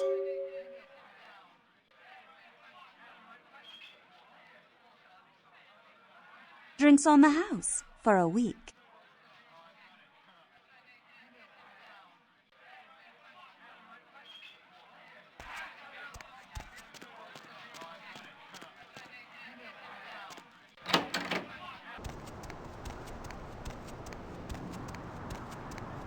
Player, what's the score? How they hang? Good evening and all that commotion.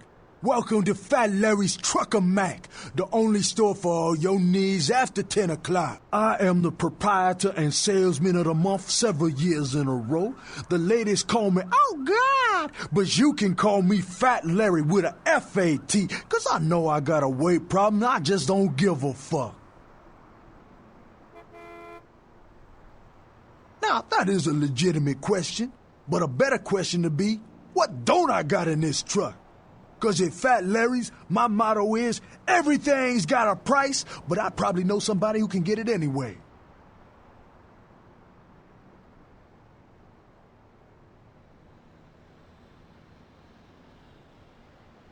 Counterfeit? Man, I look like one of those peanut-headed, rock-smoking brothers selling SHACK shirts they made at their mama's house? I'm the real deal OG man in the alley with what you need. Counterfeit. Man, why you gotta be like that?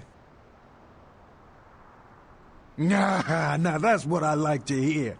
But it's like this. I say my best stuff for select clientele. Now, that don't mean I don't appreciate your business. It's just, business.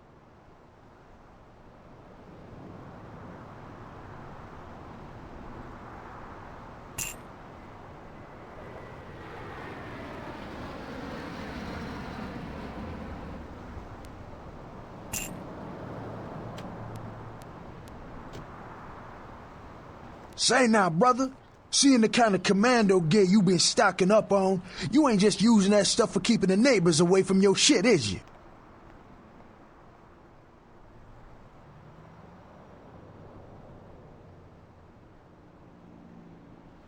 Wow, that's your business, okay. I just figured somebody with a shopping list like yours might be up for a little action, czar, alright? Yo, I need a hardcore, massively bionic, two-fisted Yojimbo for a supersized skull. Straight up $100 million movie gangster. You still with me? Yo, here's what's going down. I got a tip that the Chinatown Tone and some local boys are meeting on top of a nearby parking garage to carry out a business deal. Now, I can't tell you what they is exchanging, but let's just say a certain client of mine is ready to drop some Uncle Sam-sized bucks to acquire what's in briefcase number 1. You get it for me, I'ma not only give you a cut, but I'll roll out my special stock as well. Now, how that sound? Yeah, that's what I like to hear. Now, if you're the straight-out hard-boiled Terminator type, I'd suggest you buy some heavy firepower before you roll up to the parking garage. You need anything?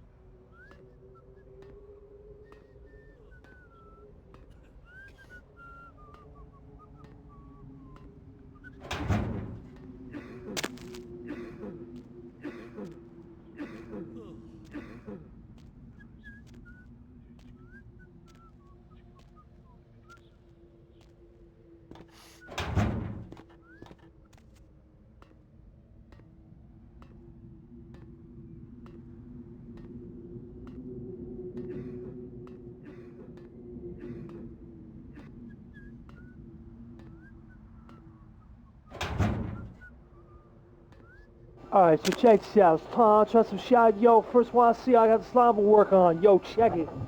Just watch my back, stupid. Blanco said these jokers ain't play. They don't give us the stuff. Pop up, you know?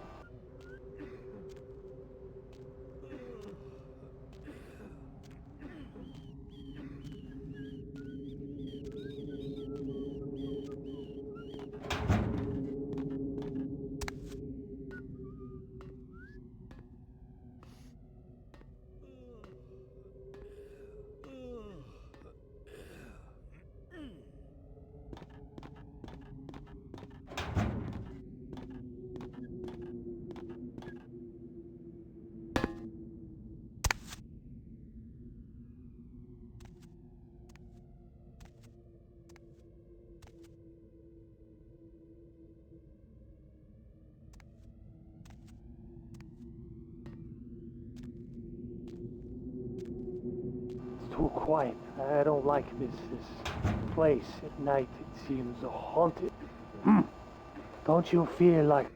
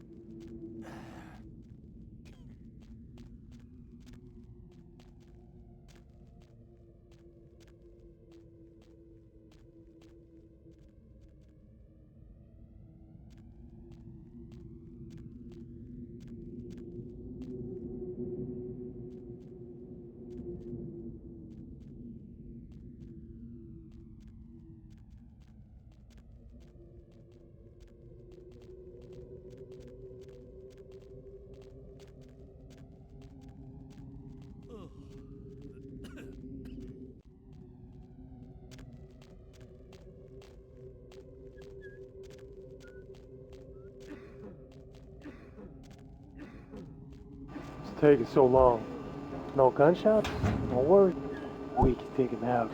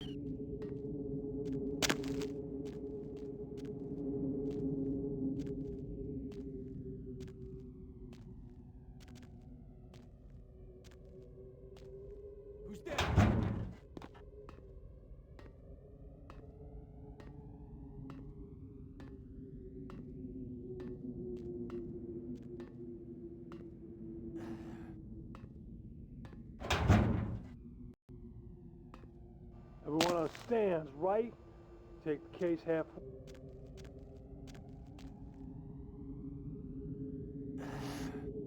Huh?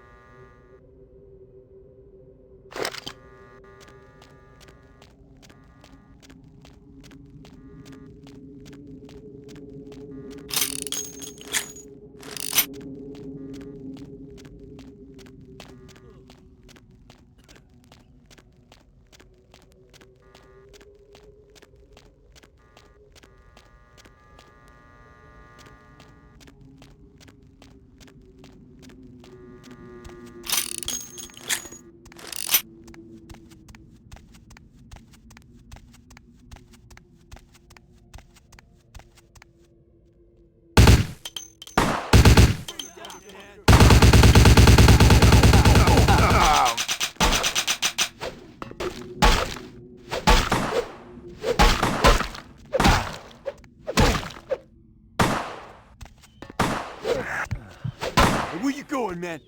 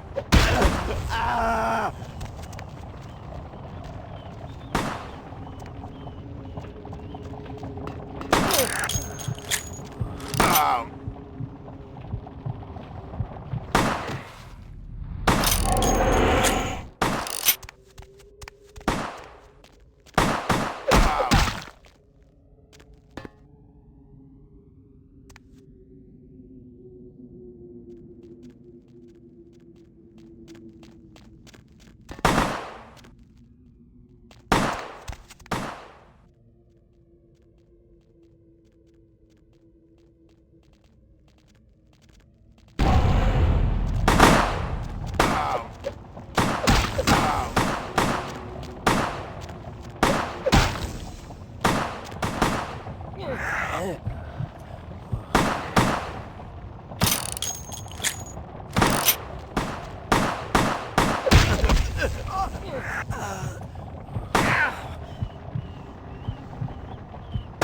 you going, man?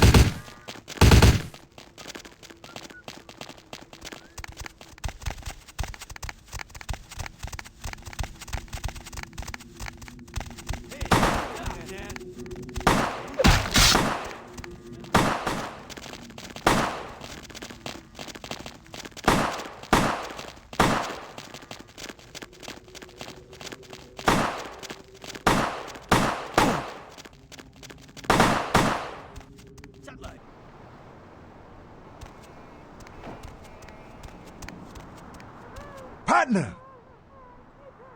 Outstanding! Pass it over here, partner. Yeah, that's beautiful. Everything looks in order. Somebody somewhere got to be pissed off by losing this. Too bad I sent my man right here after him. All right, let me peel off a few bills for you. I'll just drop this off to the new owner in the morning.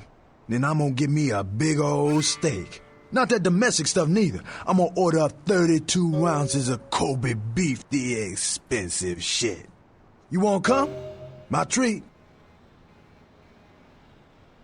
Say, my girl down at Confession, named Venus Dare.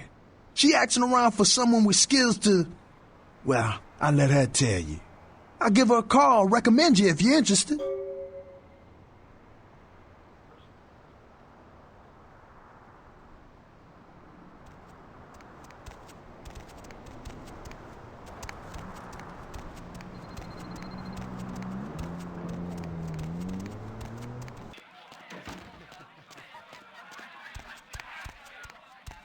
What?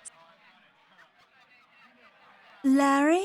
Oh, so you're the Action Jackson he was going to send over? Oh, yeah? I've been waiting for someone like you to come in here. You see, I've got this situation that's gotten a little out of hand, and I need someone to inform some people that they won't be getting paid this month. Intrigued yet? Well, the parking lot next to the Empire Hotel. Couple of guys, Russian accents, bit thick. I need you to tell them Venus doesn't have their money. That's it.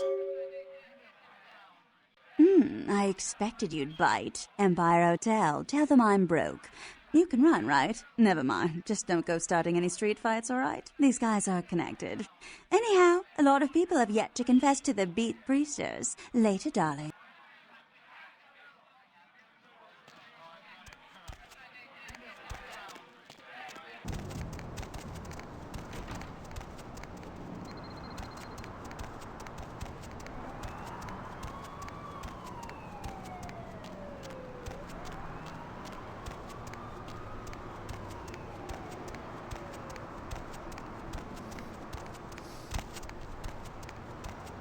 Confession, bitch, send you. Money. Where is money?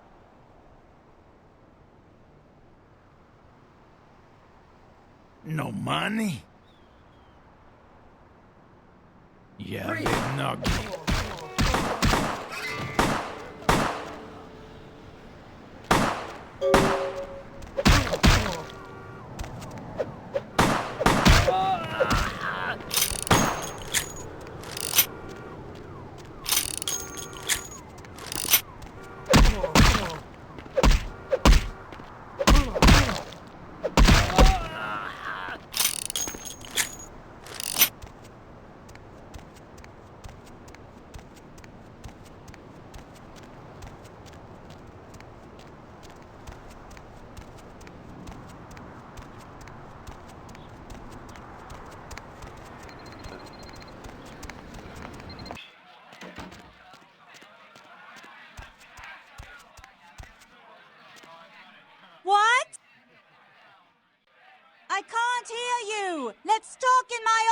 this?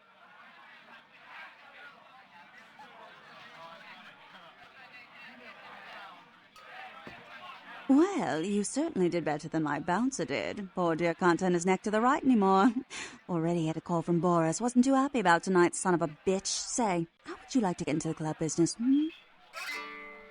Well, to start this club, I had to take out a significant loan from a king bastard by the name of Boris, and every time I haven't been able to make the monthly plus interest, the bastard takes what he feels is a suitable late fee. I've got a club to run, so I'll be blunt. I refuse to fuck that fat misogynistic old man one more time to hold on to the club.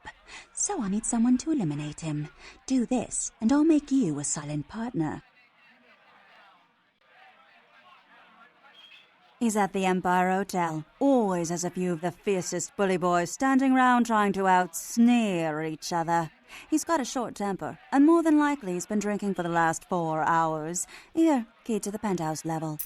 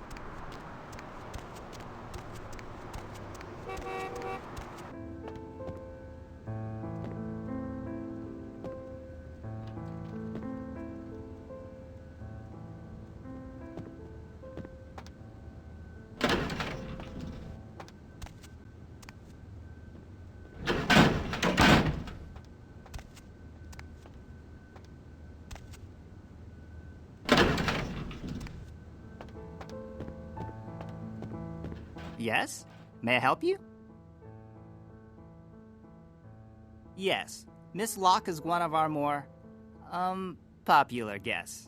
Why do you ask? I can't do that. It's against hotel policy.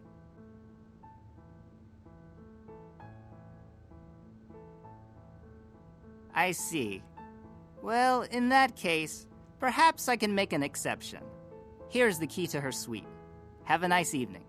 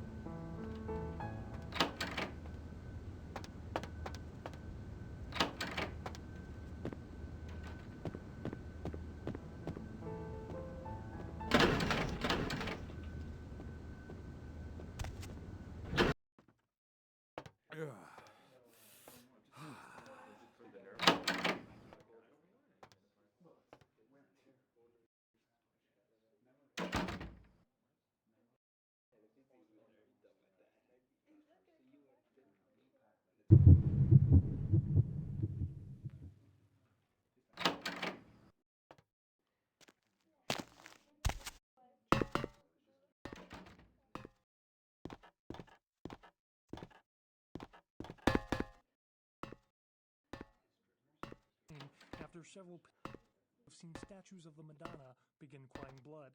The site.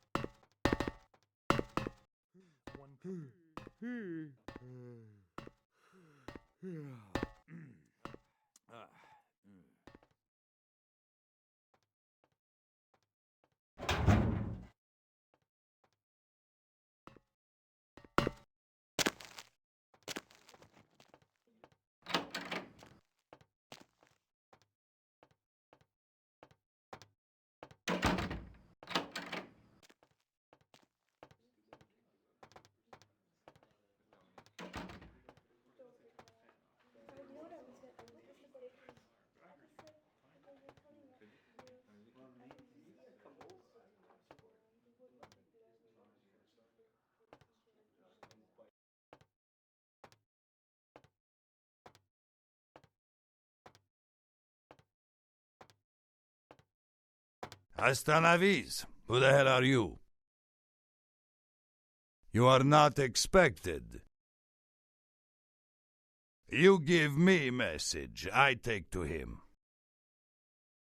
Very well. Follow me.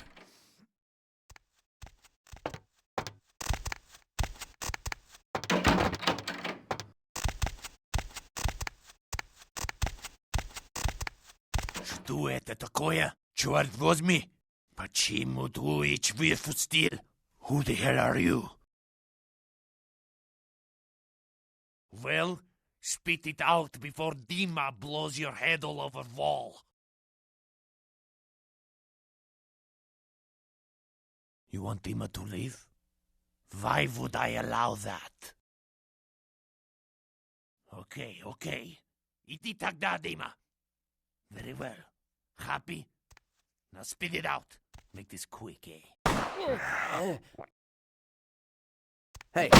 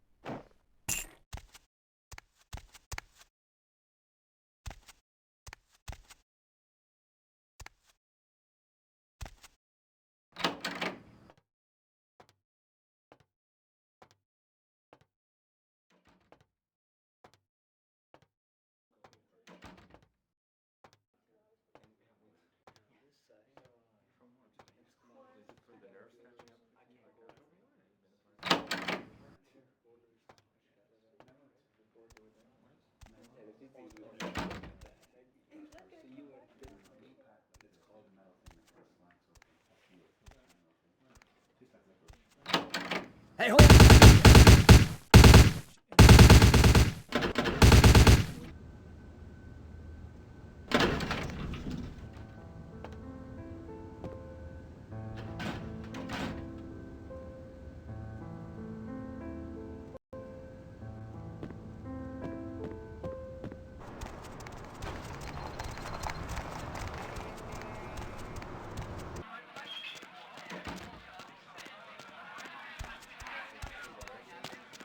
There you are. Finished yet? What? Yeah, I can't hear you! Let's talk in my office!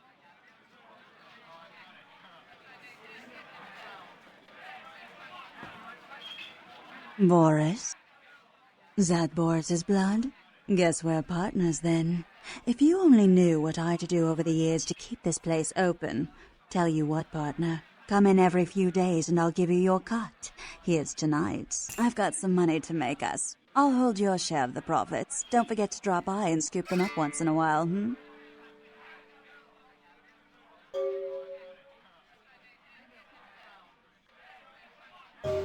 Really, I'd love to hear them, but I've got to go find a new DJ. Our old one's still spinning that Pixie Wave-matic 80s Redux electronica. It's so last Friday. Heaps of thanks again. Money, right? Come back in a few nights. I'll have another wad for you.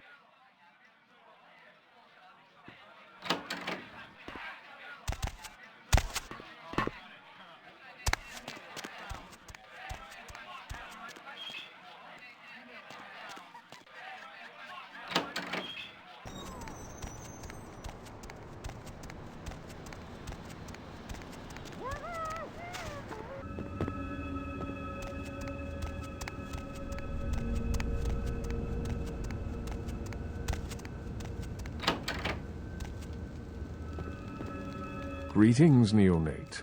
Might I assume you received my invitation? I have been looking forward to meeting you for quite some time. Strauss. Maximilian Strauss. I am the regent of this chantry. Welcome.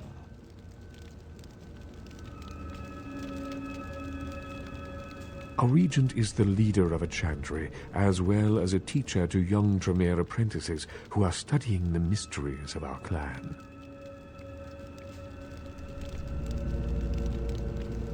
I'm sorry, neonate. The secrets of the Tremere clan are hidden from all but those who share our blood. You would do best not to look into them any further. A chantry is a local gathering place for those of the Tremere clan. I live here, as do apprentices from time to time.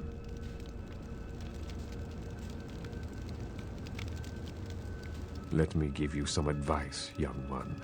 Your survival in kindred society will often depend on your ability to find out yourself what is going on around you. Remember that well. As for what is going on here in downtown, the word on everyone's lips, kindred or kind, seems to be epidemic.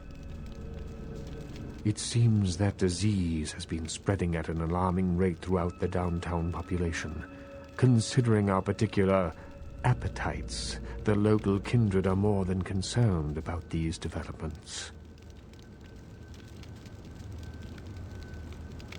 Yes, indeed.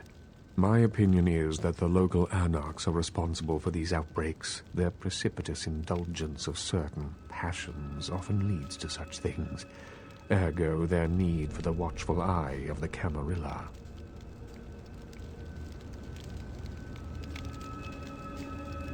The Camarilla? It is merely a kindred sect that exists to protect its members from the outside world. There are specific codes of behavior that we abide by in order to ensure the continuance of our species. It is nothing more and nothing less.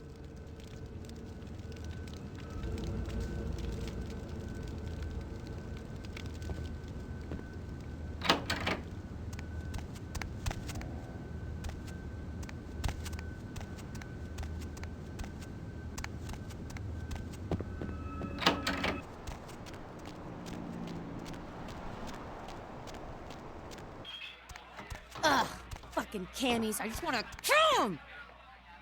You measly fuck. You got a lot of nerve showing up here, Lick. You fingered Nines. Said he killed a goddamn primogen.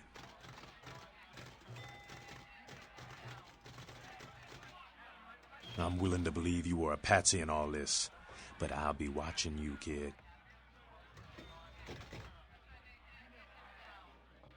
Don't expect to see him until this bullshit is resolved. Yeah?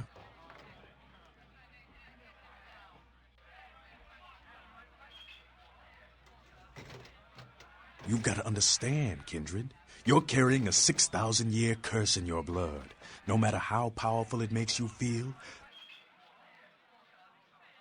that blood is a tangle of chains that's going to leave you bound in servitude the rest of your existence. Your elders command the blood. They control the blood, and the blood listens. You'll never even hear their call, but the blood will, and it'll make you obey.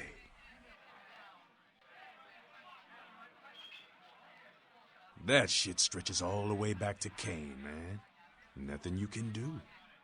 Some ancient sleeping in a tomb half a world away has a bad dream, and you gon' feel that shit, like it or not. Cain, man. Father of all vampires.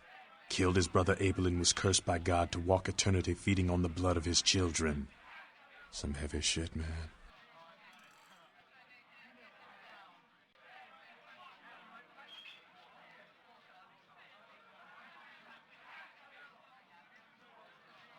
What the hell did you want?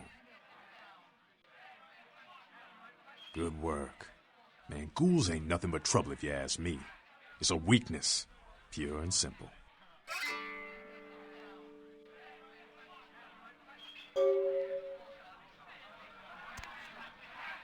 Listen, kid, you did what you had to do. Just a messenger, right? I hear Nine's got word. I'd wager he's gonna be laying low for a while. Yeah, sure, but there's packs of youngsters out there who'd love to make a name by bringing in the head of Nines Rodriguez. You're just eager to please, ain't you? I could give a goddamn kid, but I'm sure the boys here would appreciate it if you kept it business as usual. You hear me? Just a second. I heard you were down poking around the museum.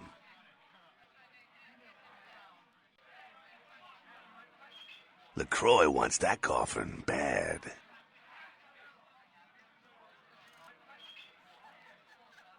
Seems like he has a lot riding on that sarcophagus to get such a fierce bug in that powdered wig of his.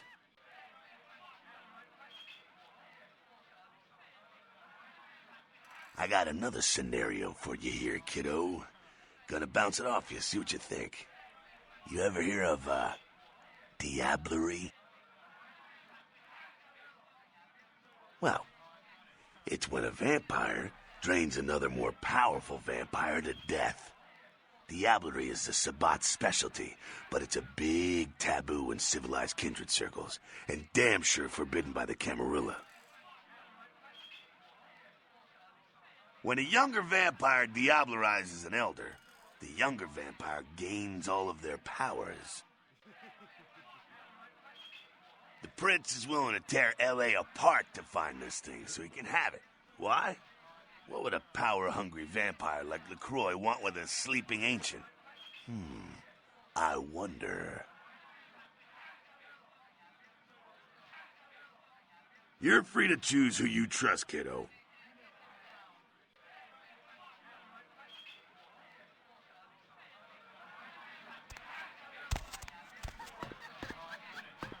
Set.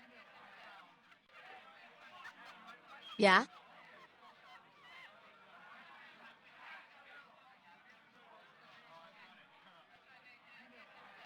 We are about passion, Cammy, and freedom. Things most Camarilla types just can't understand. I could go on and on, but Skelter says it takes too long to get me off my soapbox. Ask him. Or even Jack.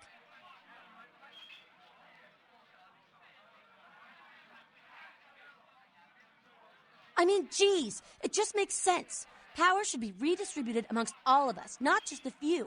Communism would actually work for Kindred, where it fails with humans. It's just common sense, you know?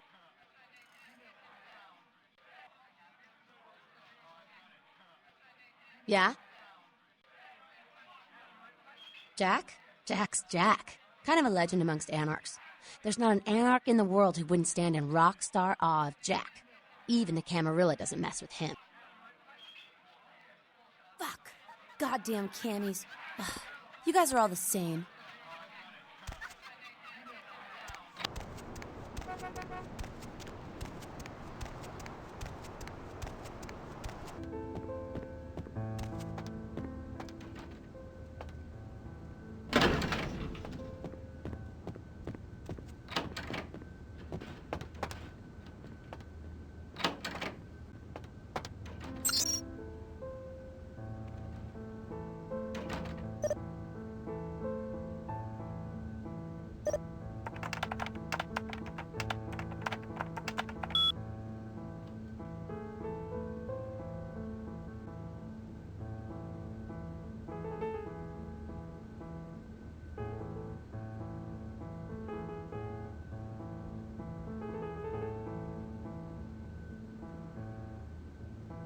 Was there something else?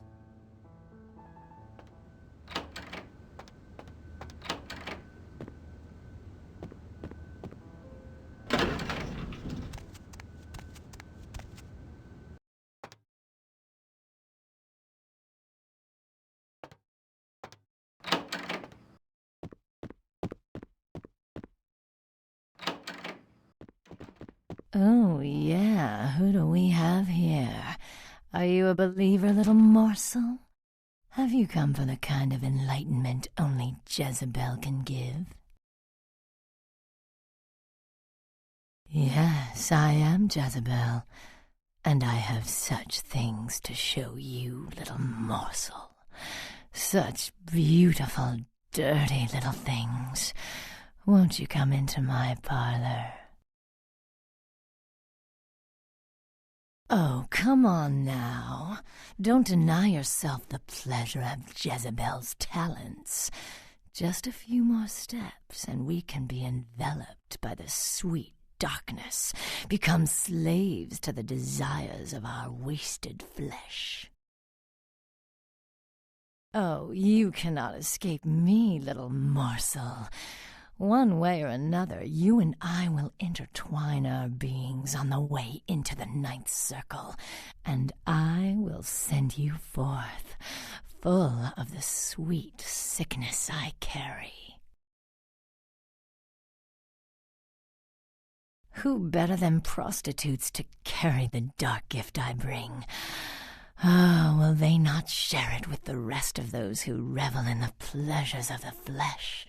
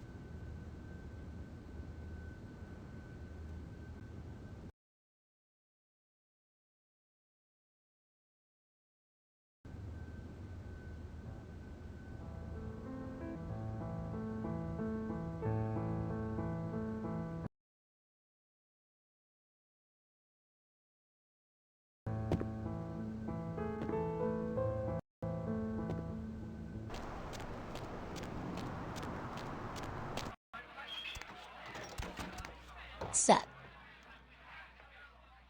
Right on. Except we dusted a second one over near the convention center.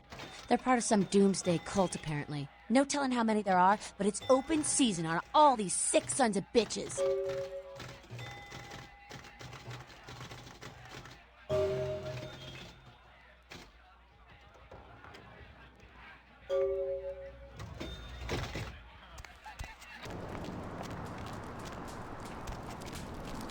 Huh? What do you want? Yeah? Well, I'd feel a lot more like talking if you gave me a few bucks, you know? How about a 20 to lubricate the old vocal cords? Oh, okay. I mean, I don't know too much about nothing, but I know that Tin Can Bill's been telling some crazy stories about how he's got sick and all. Something about a monster, some such. You can usually find him down in his alleyway, just across from that bar nearby.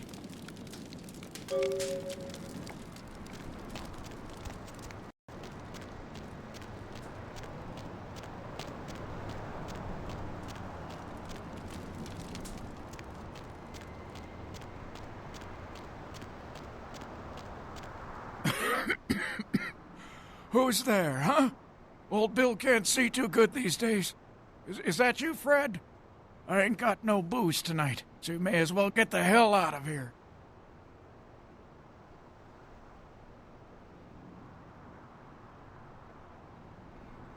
Yeah, I might be able to. But I'm awful thirsty tonight, mister. Could you spare $5 for a man who's been down on his luck?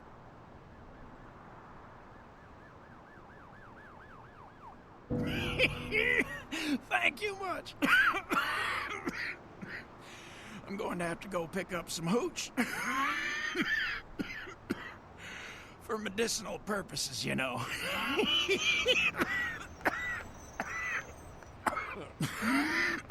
Now, I know you ain't going to believe old Bill, because I've been telling my friends and the cops and everyone since it happened. And people just say that it's the hooch talking and nothing more. It was a monster, you see. Monster with his face all twisted and ugly, teeth longer than your finger, and these eyes, piss yellow and full of hate. I've never seen eyes like that before. Still giving me bad dreams.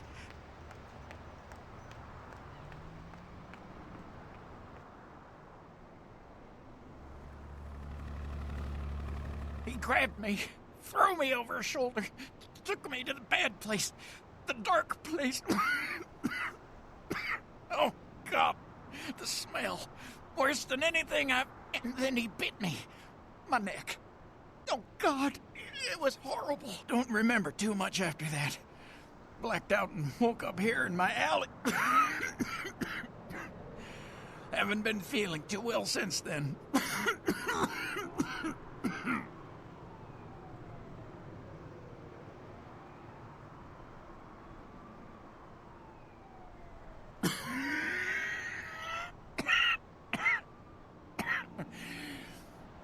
Came up through the sewers, he did. Just around the corner there. Don't want to go back to the bad place, friend. Don't let the monster come back and take me there.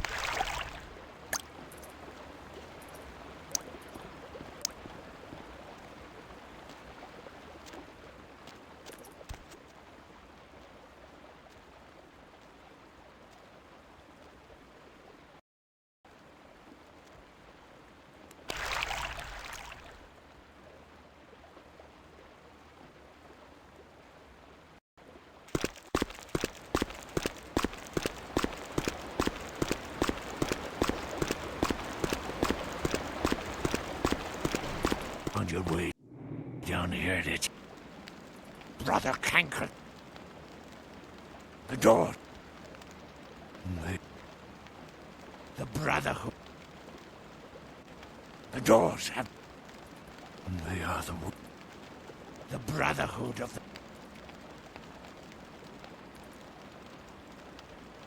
They are the weak. The Brotherhood of the Ninth Circle. The darkest dawn is almost upon us. Come, join us in these last nights, spreading our disease upon the earth, sharing this unholy communion with our human herd. Come, join the disciples who have gathered here, floating in their own putrescence. I will show you the mysteries of our brotherhood as I feed on your flesh!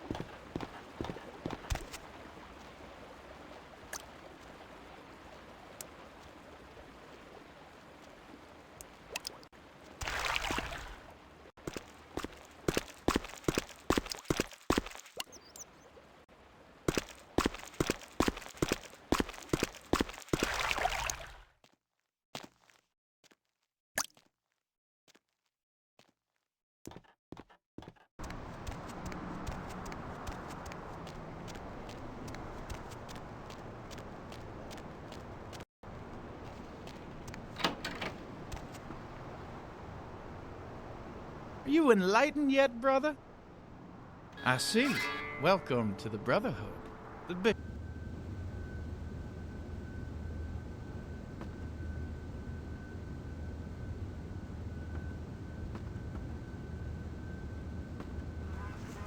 Hey, did you get summoned? You're going upstairs to see the bishop. You're new to the Brotherhood, huh? Just got enlightened. I've been here a few days.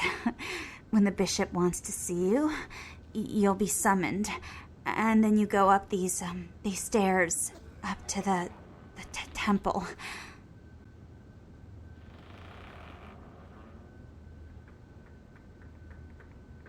I don't know.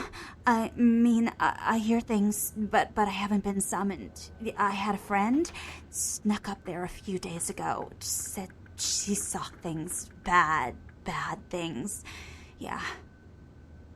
Blood.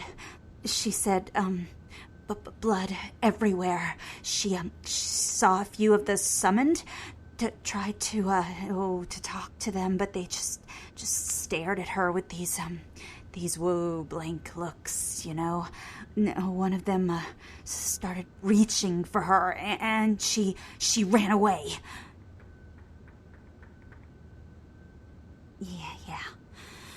I know. The bishop said we have to shed our earthly fears on our journey to the ninth circle, but I'm scared to go upstairs. I just want to go home. You know, I want to go home.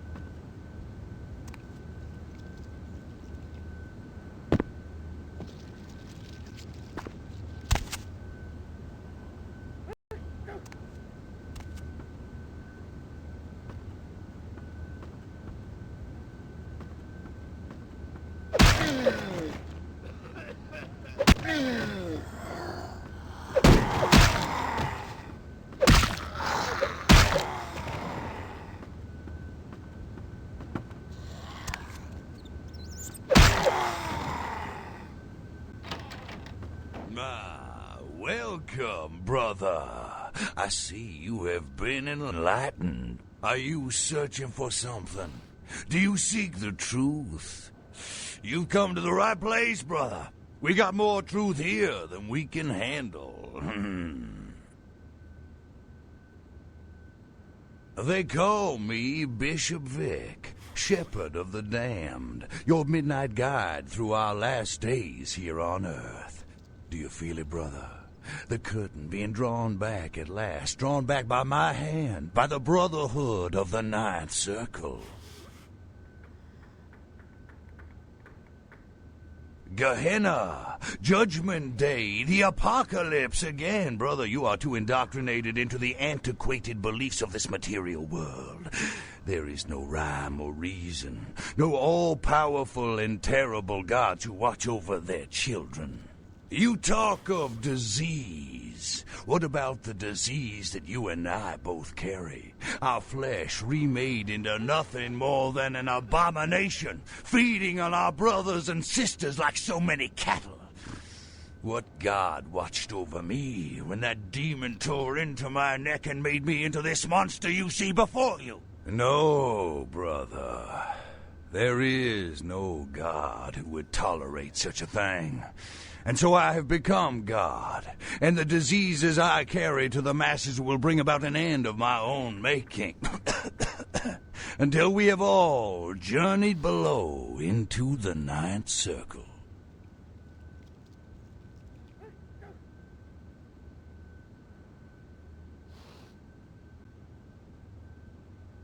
The time for words has come and gone, my brother. You and I will take those last steps together and see what truth lies behind the curtain. Let the night fall forever on this cursed earth, and let the fruits of my labor bring a long and bloody harvest.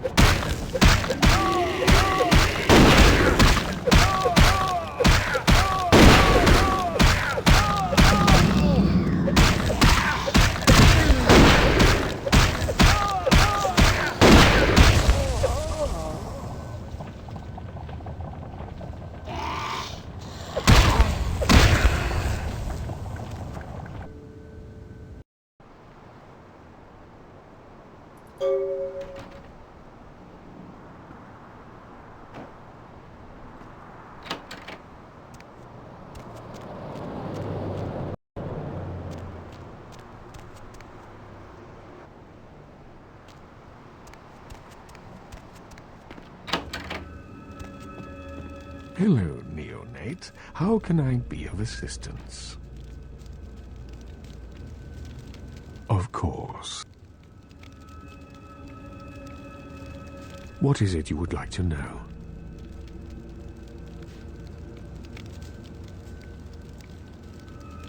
No more than yourself. But I do know that LaCroix is much too focused on acquiring it. His obvious need for it reveals a weakness that his enemies may one day exploit.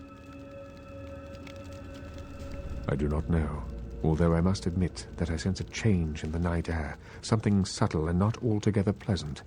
Perhaps the arrival of the sarcophagus is the harbinger of something more dreadful. I will say no more.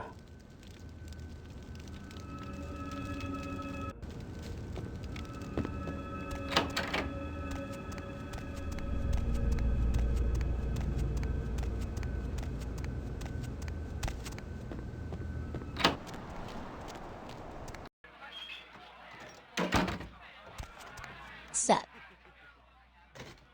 You killed all of them? You. Huh. So I guess you want me to thank you or something? Damn it. Thanks, okay? We're cool for now, but just don't go bragging to everybody about it.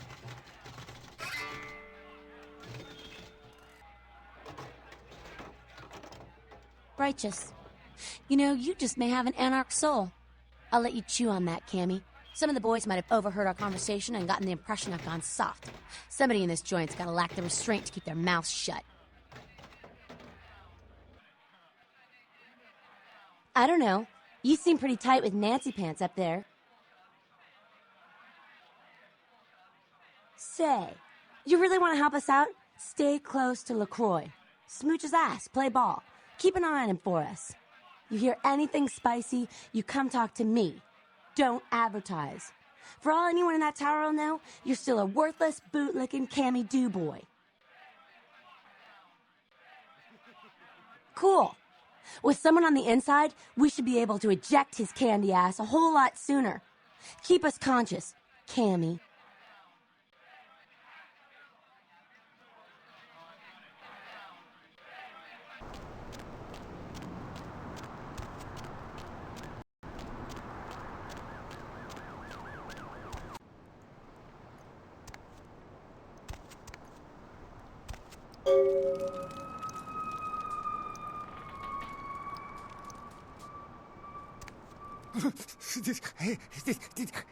Did you see it?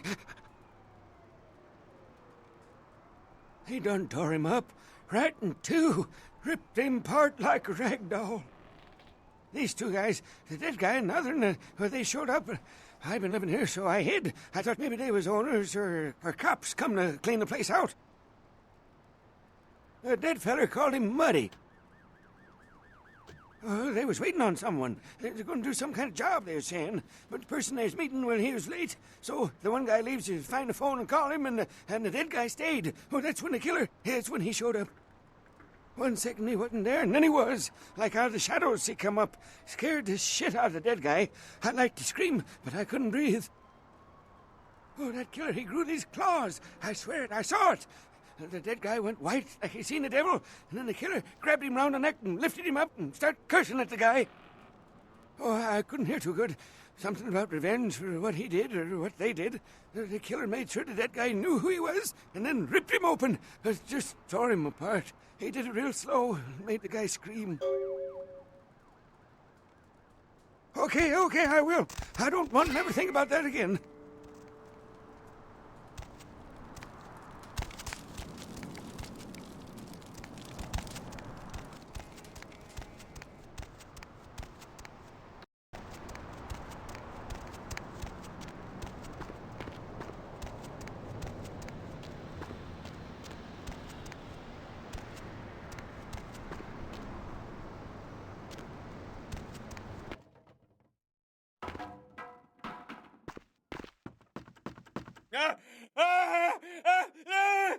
Help me! Help me! It's got them. It's coming for me now. It's coming for me.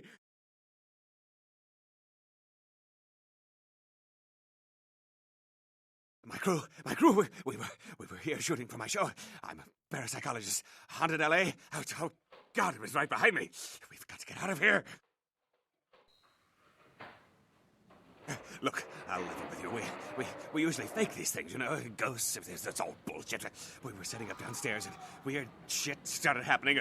My crew, they all started disappearing. I don't know what's happening. No, don't go down there. We've got to get out. It's coming. It's coming. It's coming.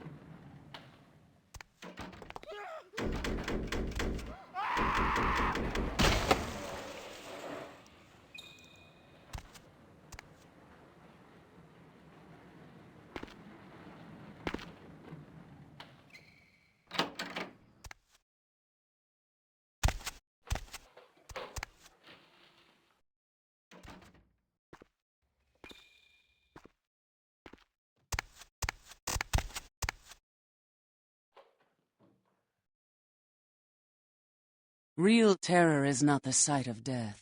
It is the fear of death. What is the fear of death? Terror of the unknown. Is it these eyes you peer into? No, I am not the unknown. You and I are closer kin than you and it were.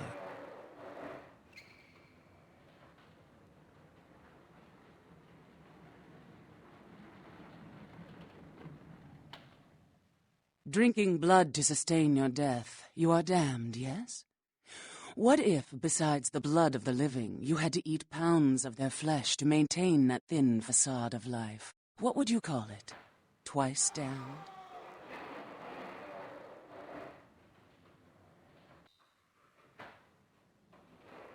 My birth name I tell no one.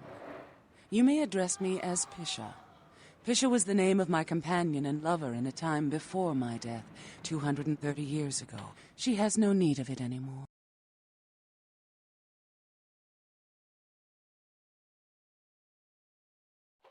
My stay in this city is transitory.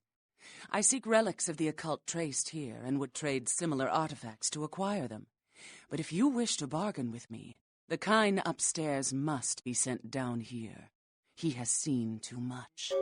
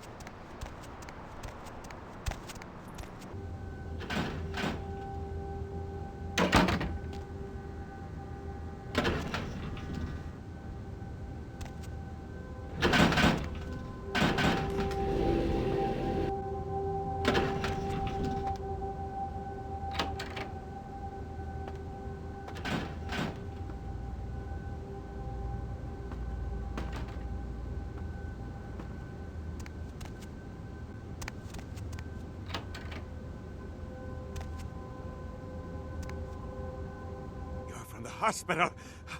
But my crew, are they... Really? A joke?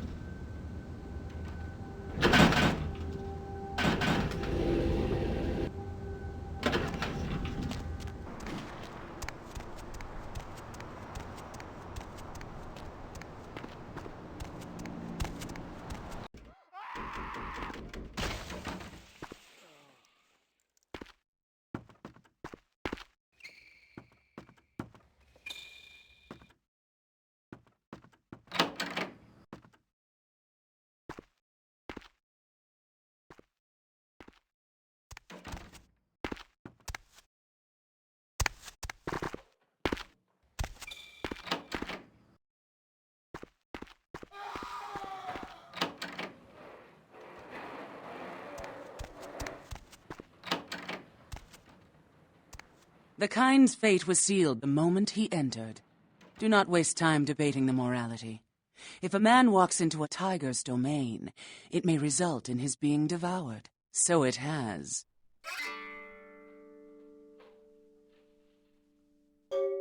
The Museum of Natural History housed one. Of that, I'm certain. I did investigate the grounds, but I've concluded it was stolen along with that sarcophagus.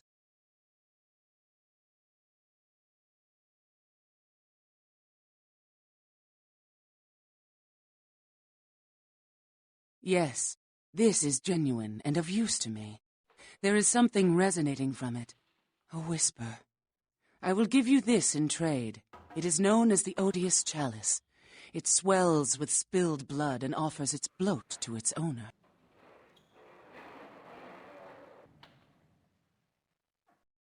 Yes.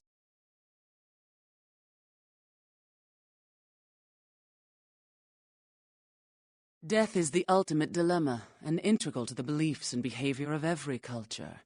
Life is bore on the corpses of the dead.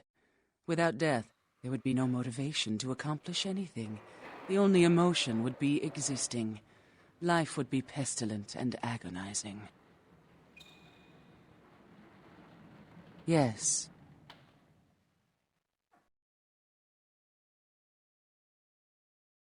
It is used to communicate with certain entities otherworldly. It is a tome called the Voce del Morte. Should you find yourself within the walls of the Giovanni, seize the opportunity and take it, for they will make sure you never have another.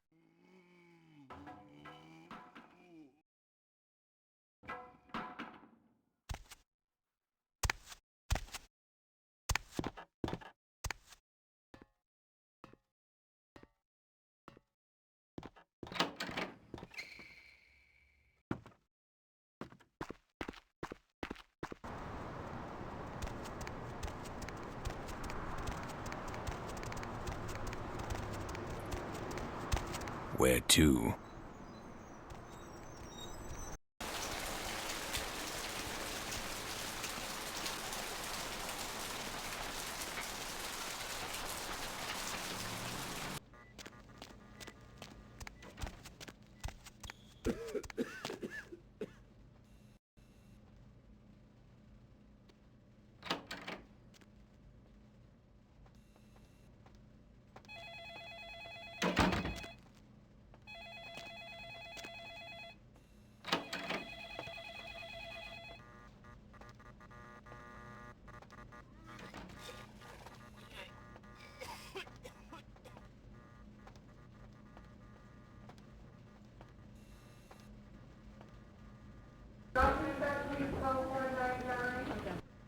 This area is for hospital staff only.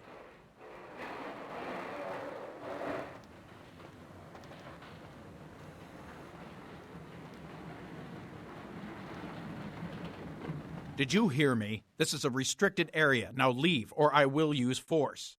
Dr. Stoddard, the operator, please. Dr. Stoddard, the operator.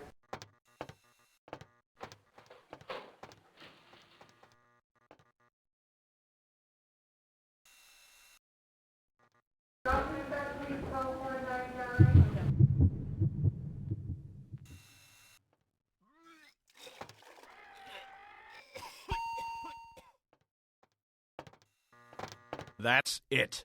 This is your last warning.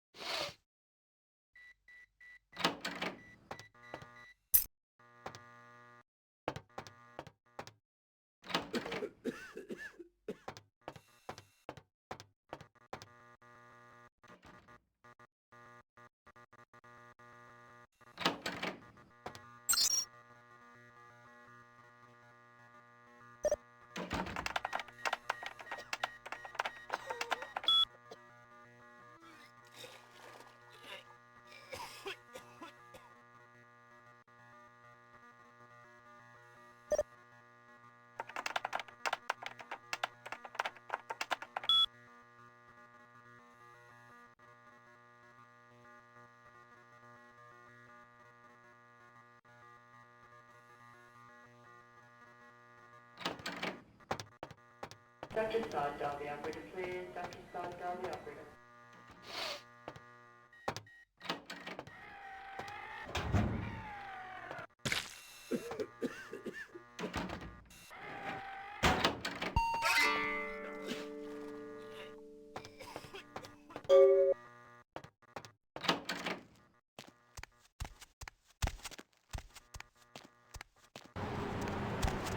Where to?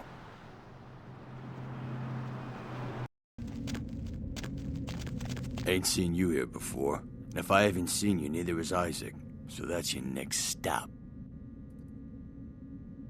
Isaac's in the jewelry store at the end of the street. Consider yourself invited.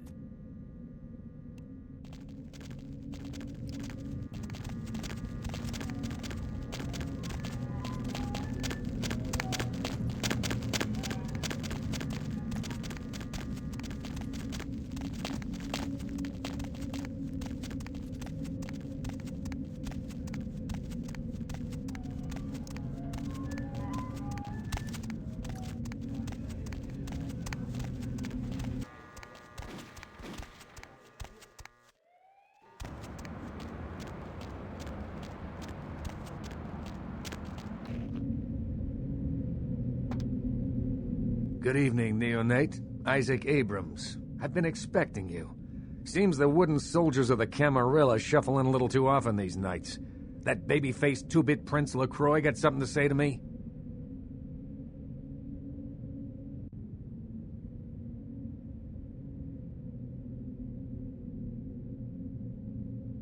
Very courteous of you to stop by.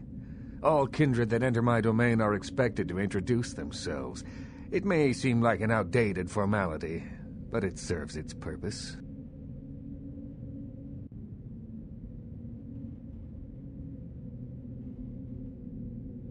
It gives me the opportunity to personally welcome visitors to my domain.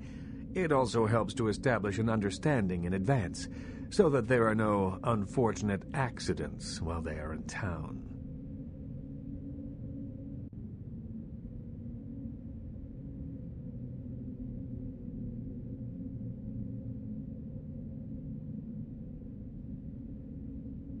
Call me old-fashioned, but this is my barony, and as is tradition, a token of respect must be paid.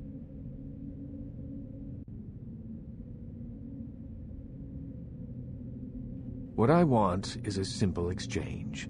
Last week I paid for a certain item, a movie, and this evening I got an email saying that the seller is ready to deliver it. Unfortunately, he's become a bit paranoid all of a sudden. Won't meet me in person, won't drop it off, won't even answer his phone. Says he'll send the location of the pickup to a computer in the nearby internet cafe tonight. You see where I'm going with this?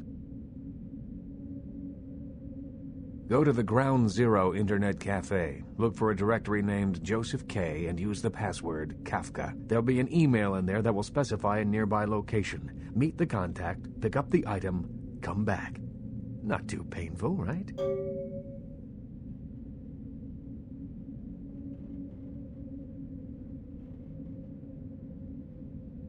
Excellent.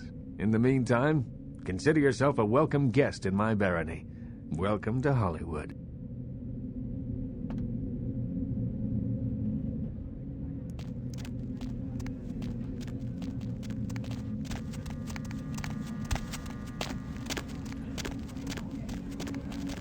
Oh my gosh, is that you? Everyone was worried sick about you. When you didn't show up and didn't call and nobody knew anything about what happened to you, we thought you were dead. Are you okay?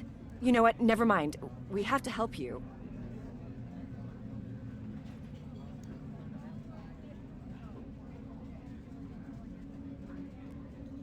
It's me, Samantha. Don't you... Did you suffer amnesia? Is that it? Let me make a call. We'll get everybody together. We can talk. Maybe you'll remember something. The important thing is that they know that you're alive. Come on, this is serious. I know it's you. Don't you recognize me? It's me. It's Samantha. What happened to you?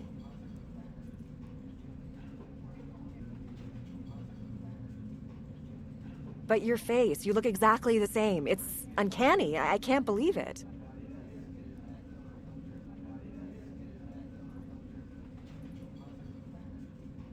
Yeah. Sorry. My mistake.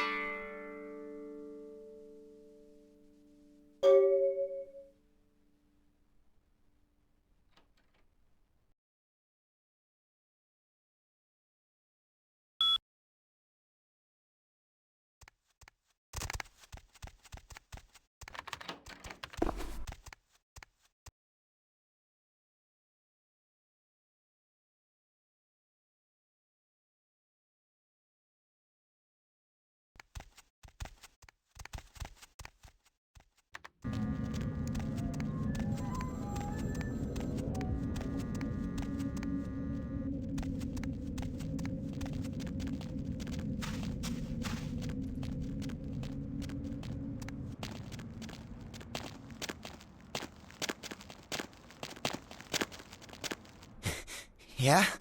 What do you want? Yeah? I mean, what? Who the hell is Isaac? I don't know anyone named Isaac. Get lost, pal.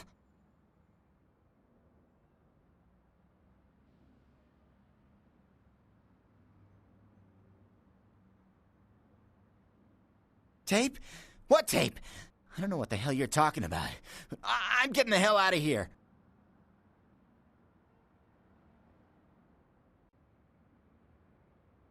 All right. Sorry. It's just that... I mean, something is... I just want out of this whole thing. I don't want anything to do with that damn tape. I don't know. I mean, when it comes to video, I've seen everything. And I do mean everything. But this thing, it's sick. It can't be real, but it is. I know it. It's real, and it scares the hell out of me. Oh, you have no idea. It's disgusting. That girl, the things that are happening to her. It just ain't right, man. It just ain't right. No. Something's wrong. Something's after me. I swear to God, something's after me.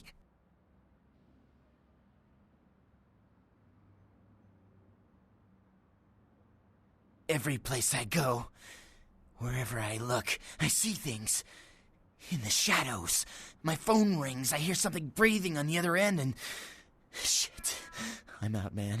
I'm out of this whole thing.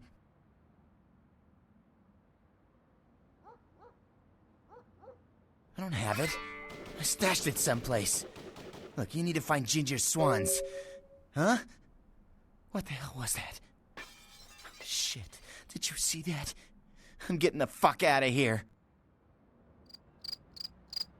What the... Oh, Christ! Ah!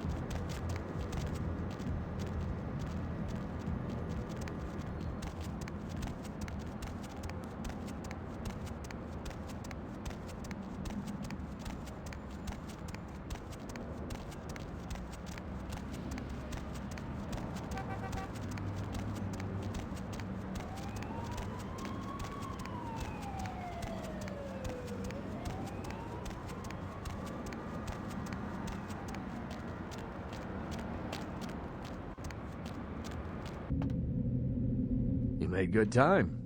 Hand me the item. I didn't doubt you'd find this, and I apologize if I was overly imperious before. A reflex action. I get a lot of young blood in here forgetting their place. I'll assist you as reasonably as I can with your task. But first, this tape. I'm in a hurry to find out what's behind all the hype, so get comfortable. I do have a feeling that whatever's here may be of use to both of us.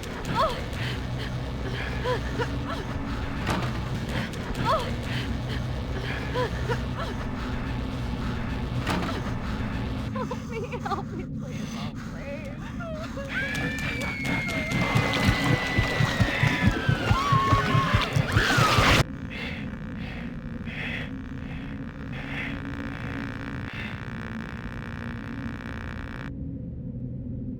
It's more disturbing than I was led to believe. You can understand my concern now, can't you?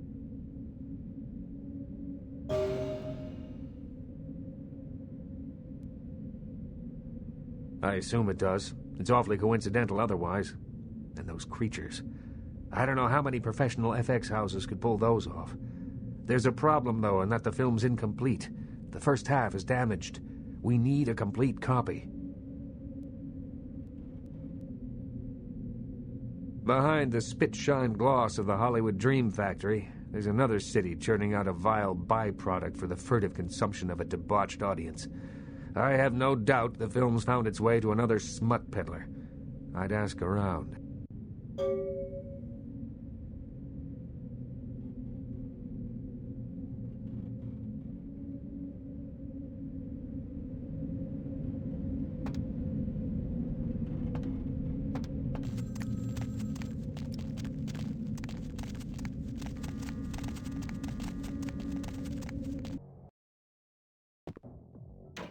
Hey, you slick.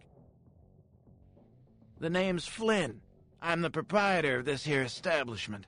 Anything you want, you can get at the sin bin. Depraved ain't a four-letter word here. You know what I'm talking about? Yeah? What do you want to know?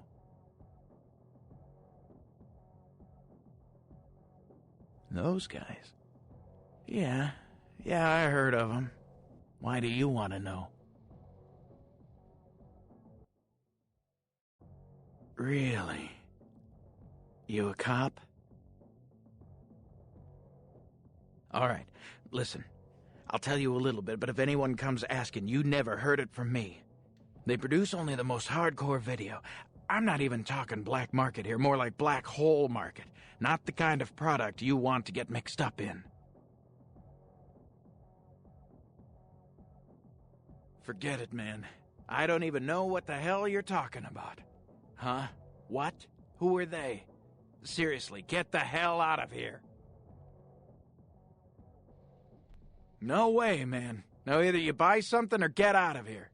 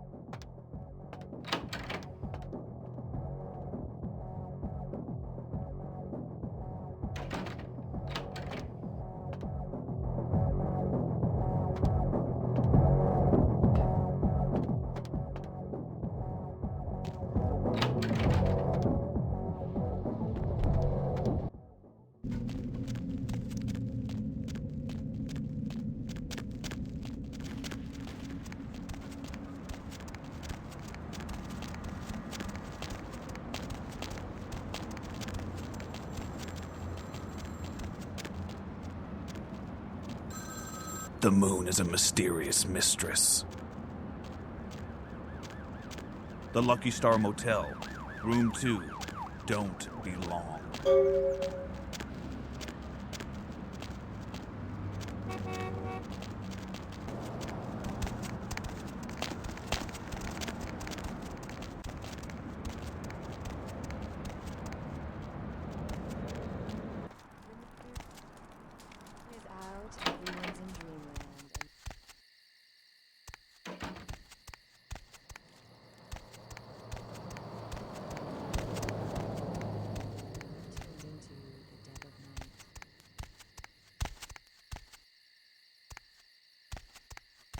to fall asleep?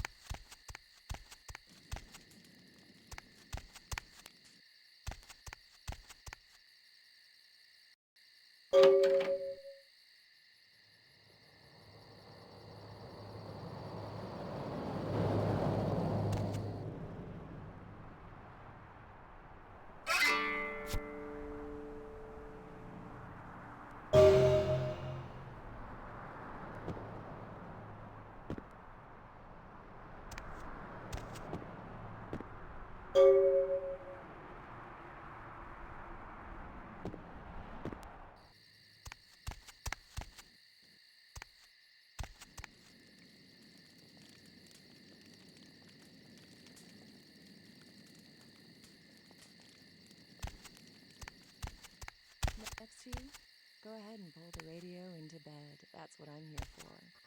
And hey, why don't you call me? Area code 3243 KL5 Catch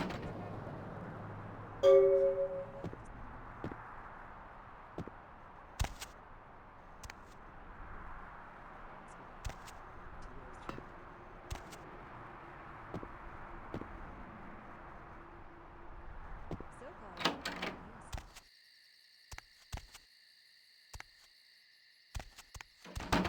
Are there any scientists out there listening to this?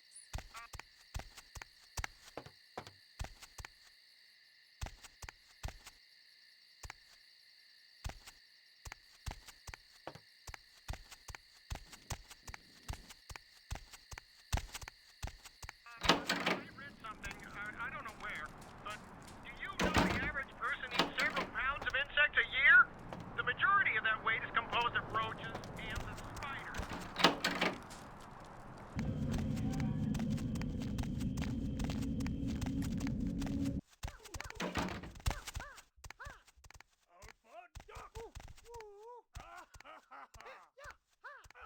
Fire spin! Fire spin! Joker!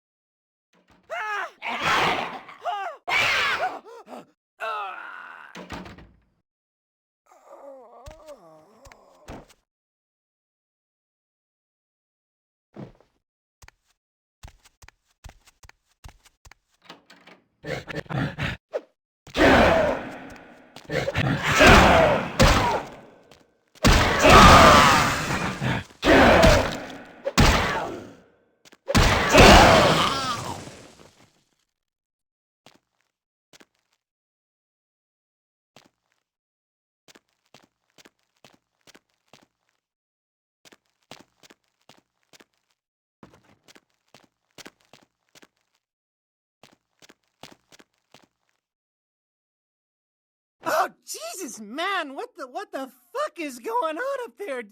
Dead, everyone slaughtered. Oh, God. Shh. Don't make any noise. They'll hear us. Yeah, I mean, no. Fuck it. Yeah, I'm with DMP. You 5-0? Yeah, I know, but we didn't make that shit. I mean, one of the guys stole it, found it in the creepy house in the hills. We just copied it and put our names on it. Worse than anything we ever did. Worst thing I ever saw.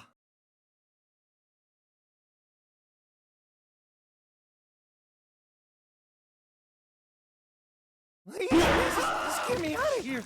Oh, no. Ah!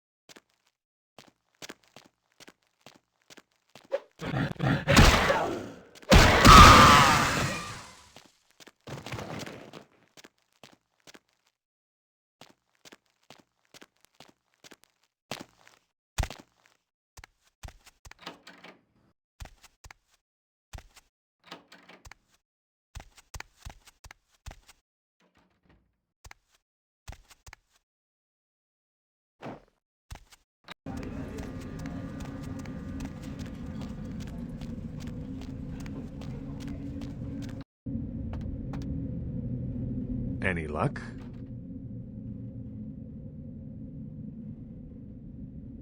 Then this is no doubt the work of a fiend. Hand me the tape. There might be something on it that will give us some insight into what its motives are.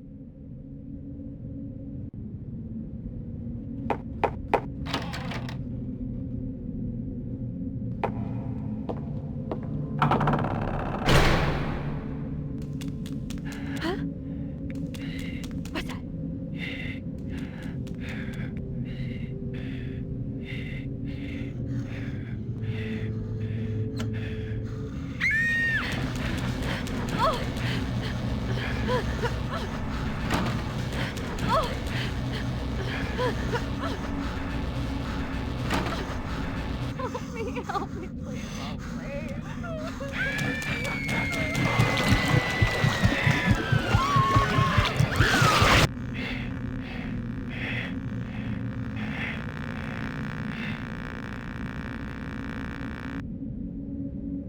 The house in the tape. I know it.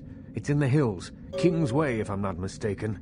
My guess is that the fiend that made this tape is using these creatures to hound the Nosferatu, which would explain their sudden absence. They're trapped.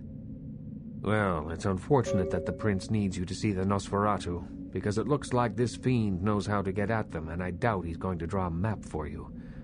Looks like King's Way is your only way in, unfortunately.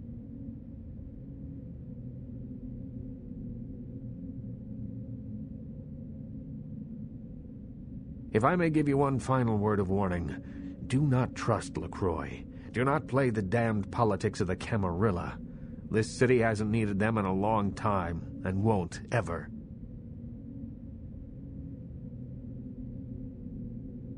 That's for you to decide. I only know who you can't trust.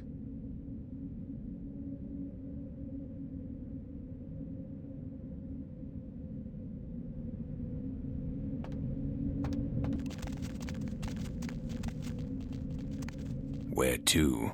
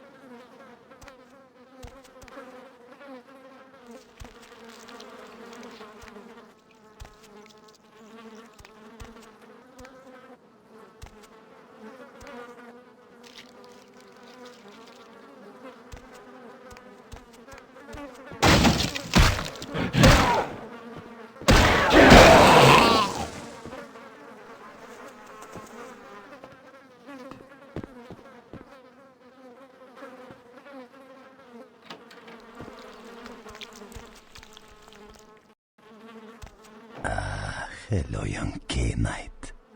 I see your face is not so lifeless.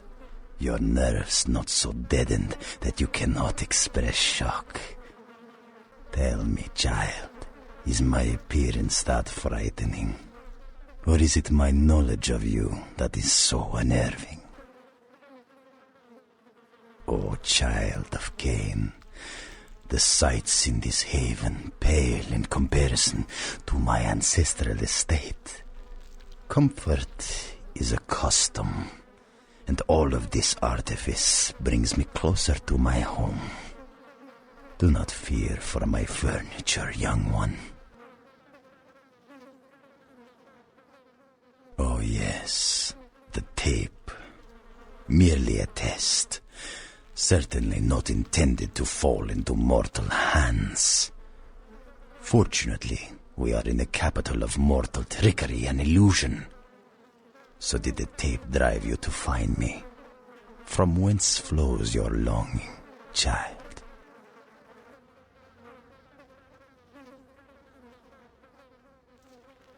To gouge out the eyes of the Camarilla. The sewers are clogged with my creations. I will kill or drive the Nosferatu from their pestilent nests.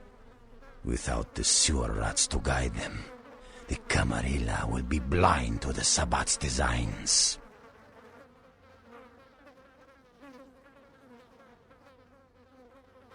It is not for me.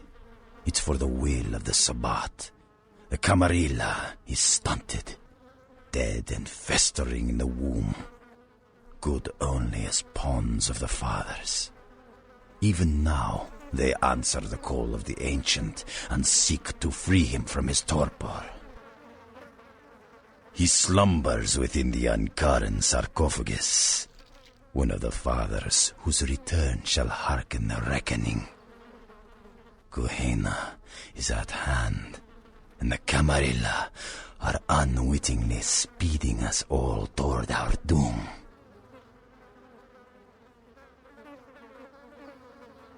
Blessed creatures!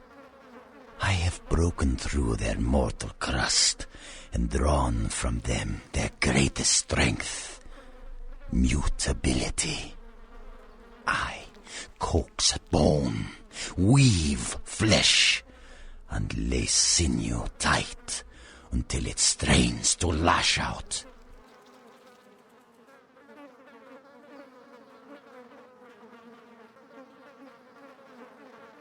Illegals, mongrels, half-bloods, and caitiff, the bane of society, kindred and kin. They are as of little consequence to authority as they are to me. It is a culling of sorts.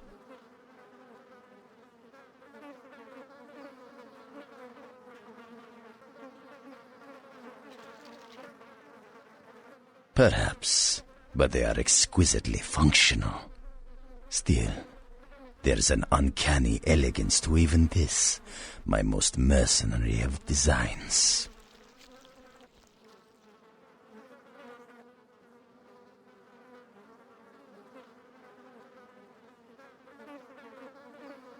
Now, Camarilla whelp, let me see you fight your nature in the face of those who have embraced their beast.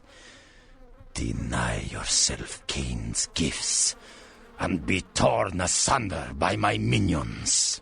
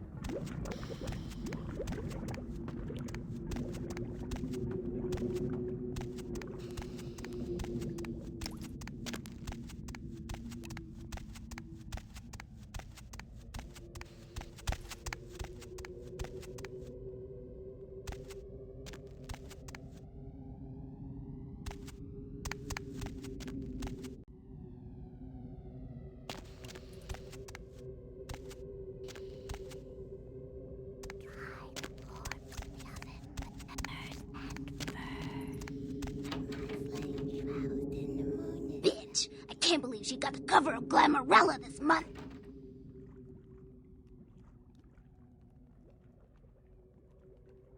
I mean, just look at her. Too fat, big teeth, and her complexion. Does she wash her face with a cheese grater? I mean, like anyone ever knew who Tawny Sessions was before I left the scene. She'd still be a fluff girl at Vivisection, making $10 a stiffy if I was still around. Ugh. Tawny Sessions is a wannabe face girl with no talent whatsoever and scabby little knees. Do you know she got Model of the Year? Before I got here, she would have had a hard time making the catalog for Jacques Penet. Oh, right. You probably don't recognize me with this whole Texas Chainsaw Massacre thing I've got going on here. My name is Amalia.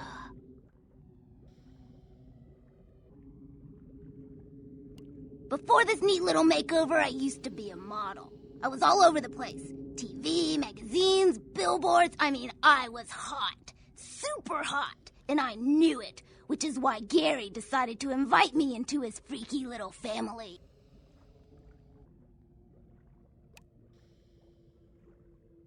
Nosferatu have a sixth sense of humor. Sometimes they feel that their victims, namely moi in this particular case, have an overabundance of vanity and need to be taught an important life lesson. Well, I had just won Guy Magazine's The Most Ridiculously Hot Chick in the Known Universe award, and when I came home after the ceremony, lo and behold, Gary was sitting there on my couch with a martini in his hand. You fill in the blanks. Yeah, the lesson is life is a cold-hearted bitch, so now I get to be one, too. You get that? You need to write it down? I don't want to kill her. That's too quick and painless. I want to ruin her name in the business for good. I want to dig up something on her that smells so bad even the tabloids will think twice about printing it.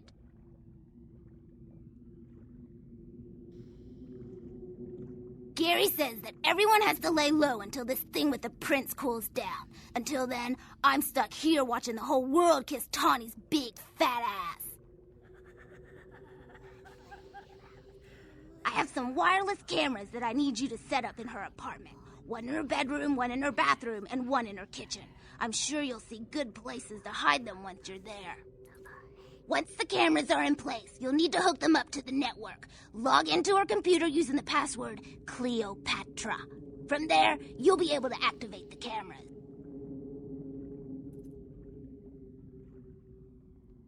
Look, I'll definitely make it worth your while if you do it right. But listen, I don't want her dead. I want her to suffer. Get in and get out without her knowing about it. Understand? You will? Great. Here are the cameras. She lives in Hollywood, an apartment building right across from the Lucky Star Motel. I had someone here dig up a spare key to her apartment for me. Take that, too. Maggots love you. Trust me.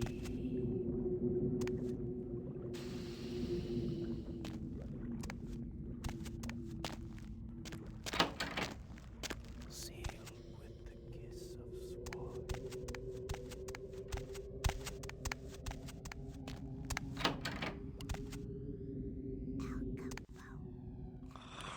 What the? Oh, you did not just try and run a trace on me. All right, take that. Oh, yeah, I hope you backed up that server tonight. Boss is gonna be real pissed when his mom starts getting love letters from porn sites. What? Oh, yeah, hold on a sec. Oh, my God. Are you kidding me? What are you using for security down there at Trash 80? Guys, it's called encryption. This is too easy. I'd let you off the hook, but stupidity always brings out the asshole in me. All right, yeah. Just 1 minute. No, nothing to worry about. Just a harmless email. Not a self-replicating embedded virus or anything. Wow, you really opened it. I can't believe you just opened it. What kind of a freaking idiot just opens it? What? Oh, yeah, sorry. The name's Mitnick. I'm in charge of computer systems, network security, that kind of thing. You're the new kid, right? LaCroix's boy. Surprised you actually made it down here.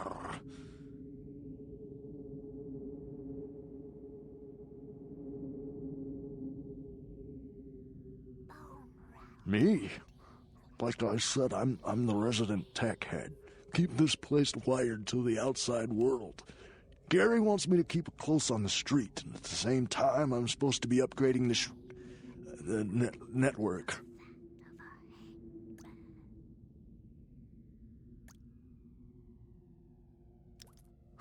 Nothing. Forget about it. Like I said, just some network stuff.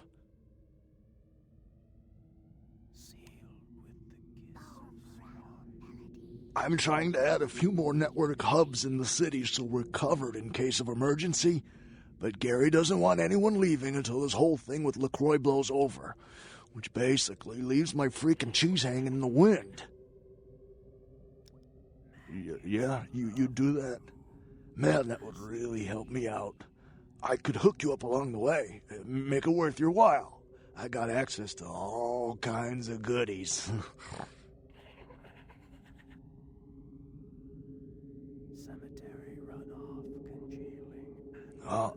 I need a little time to set things up. Technical details. I'll send an email to your haven and tell you what needs to be done. That's all you need to know for now.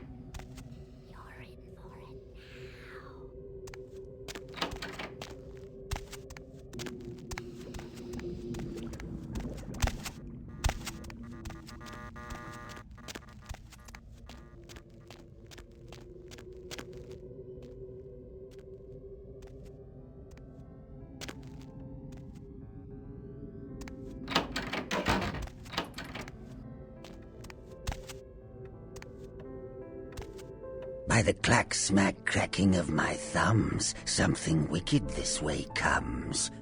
I don't remember seeing you on the guest list for the dinner party. We're having a wrap party for the Misfits, about 40 years late.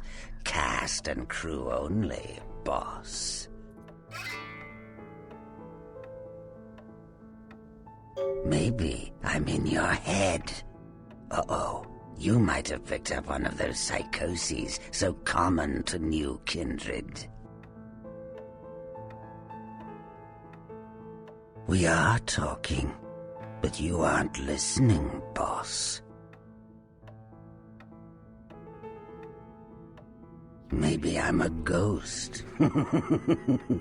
Oh, come on. Don't tell me you just stumbled down here. What I need to know is why you're here.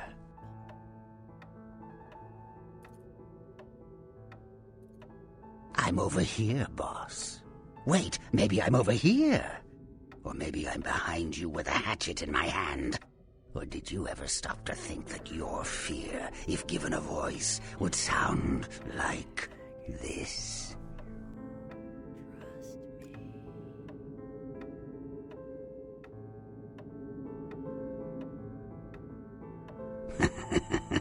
I don't know, boss. You tell me. After all, I didn't crash your party. You don't say. Wake up, boss. Who do you think you're dealing with? Why else would LaCroix send you on this snipe hunt? Oh, that's right. I know you work for the prince. Because I like the sound of my own voice. It's not every day we get visitors, boss. I needed to hear it from you. You're a long way from home, and neither the Prince nor Isaac nor Nines have any domain down here. Tread carefully.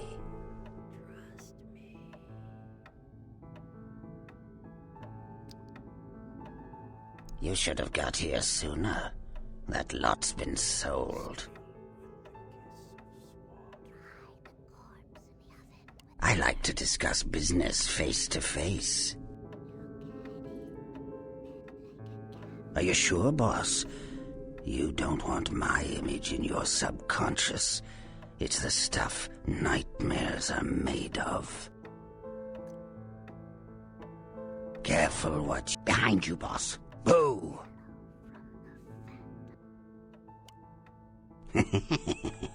Quite atrocious, isn't it? I like looking at it in the mirror. Builds character.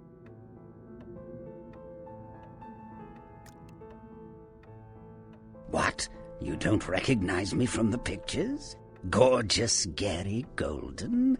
Don't tell me you missed Pirate Town or Tap Hotel. Little before your time, eh, boss? Well, those days are long past. Nowadays, it's just Gary.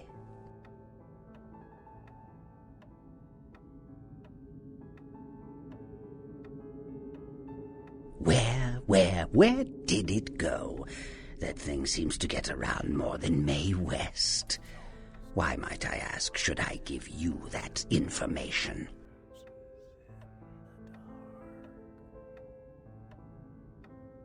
Oh, my hero. Had it not been for that damn Shamisi, you'd still be searching under rocks for us. It was hardly a favor, but I know where your prince's prize is. There's very little that doesn't leak down into this place. Tell me, boss, you ever gone up against a Kuei Jin?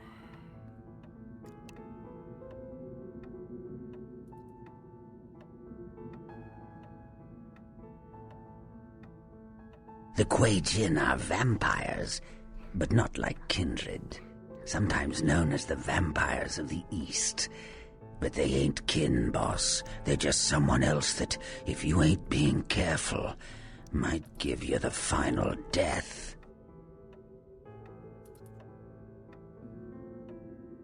Even for old Gary, there ain't much more to tell. You see, I sent an agent, Barabbas, to snoop around Chinatown, do a little hacking, make a few contacts. But he hasn't been calling lately, and it's breaking my heart.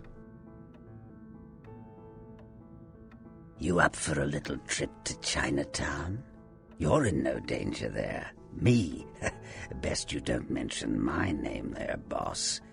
That's the going rate for my info right now. You get our chum back from Chinatown, I'll give you what you need.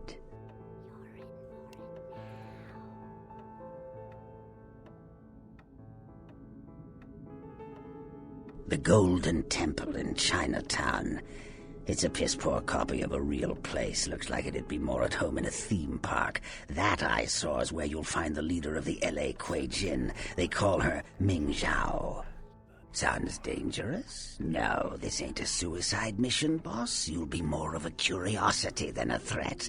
Talk to Zhao, ask her where my boy is, and get him back. Once he's safe, I'll tell you everything you need to know about the sarcophagus.